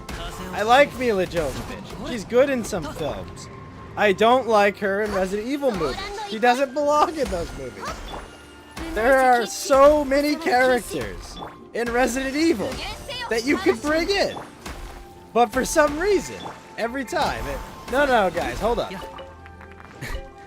let's put Mila Jovovich in a really tight outfit and watch her like kill zombies like she's Mikasa from Attack on Titan, right? Like, look, bro, this is a fine movie on its own. Stop calling it Resident Evil and just call it Mila Jovovich Kills Zombies. You kind of like 1 and 2? I like 2. I like 2. 1's okay. And I think I like 3 better than 1. But, yeah, no, I mean, they're not terrible, right? I mean, they get fucking ridiculous later on. And, like, there's a certain point, I think in probably 4 or 5 or 6, one of those movies, where everything just fucking goes off the rail. And she's, like, doing Matrix stunts in this giant, like, vertical column, where it's just like, alright, well, the time for stopping this ridiculousness has long passed. But, you know what? I don't mind watching Mila Jovovich do a bunch of crazy fucking stunts in it. I just kind of wish it wasn't Resident Evil. After 3 is just what the fuck. Yeah, it's so ridiculous, right? Because it's like, they like reset the apocalypse and then unreset the apocalypse. And just like, guys, just fucking make up your mind. Alright, you made 3 like a weird Mad Max film. And it's not terrible. The super zombie thing is like, it's fucking dumb in that movie. But it's like, it's not terrible. They had that blonde chick in it. Who the fuck was it? Was she the cheerleader from Heroes or something? I don't know. But they should have ended it at 3, honestly. And 3 is not even that terrible a concept. It's kind of like, oh, well, we're going to turn the zombies into slave labor. We made them smarter. Oh, God, they're super zombies now. Oh, sorry, guys. We fucked up again. The evil corporation fucked up. Oh, I think, Basu, that's what pisses me off most about the Resident Evil TV show. Is that the Umbrella Corporation isn't evil. They're just stupid, retardo evil. Like, it's just like, oh, well, hey, we've got this person you're looking for. Let us deliver this person you're looking for. Oh, that's cute and all. Let's murder everyone here for no reason. Like, what? What? Why did you just shoot everyone in the room? Like, they were literally helping you, and you fucking murdered the entire room of them. Why'd you do it? Haha, I don't know. Evil lol. Random evil lol, right? It's fucking dumb. Okay, like, I get it. Umbrella is an evil corporation of, like, Saturday morning cartoon villains. I get it. But if you're gonna, like, try to make it more complex and, like, here's how it really happened, you know, the story, like, you can't just have the villains just be like, I'm going to crash this oil tanker into the polar ice caps. Ha ha ha. Like, cause that's how retardo evil they are in that, Basu. They're just doing stupid shit for the sake of being stupid assholes. And it's just like, what the fuck are you idiots doing? But, yeah, it's fucking dumb.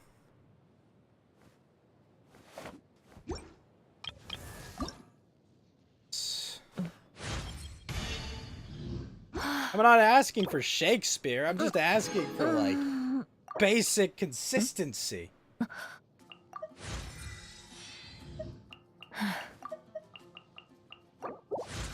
And honestly, with the actress they got, why didn't they just hire Leslie Jones? Like, she basically just looks like Leslie Jones. Just go hire her.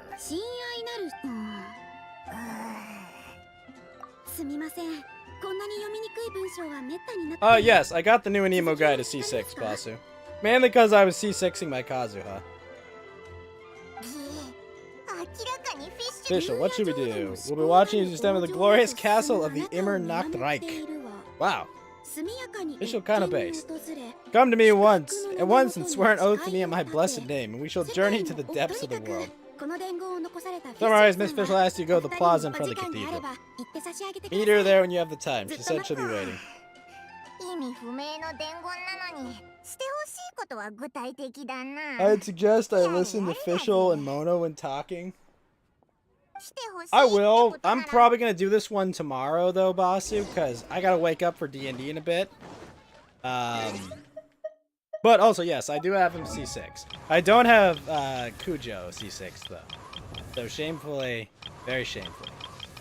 But yeah, I got his cons.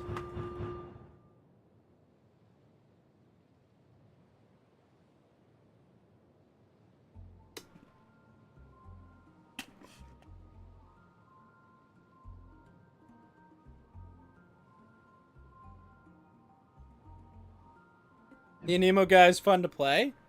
Sweet. We'll pull once on the standard banner before we go. Damn it. Alright, so we got that, Go stand by this.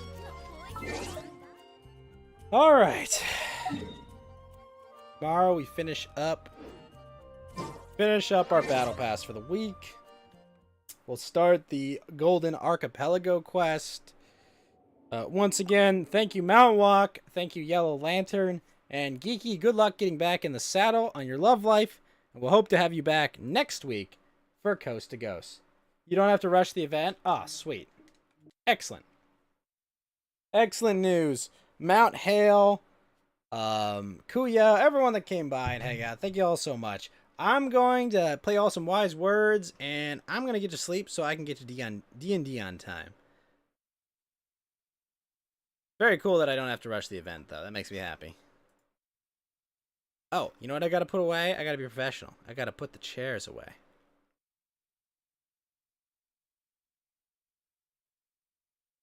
But, not the desk. Uh-oh. Alright. Once again, thanks everyone for tuning in. I will see you all later. みんなだな。今日は夜はもう遅いから良い子はゆっくり寝てくださいね。Good kids should go to sleep now. Good night, mother.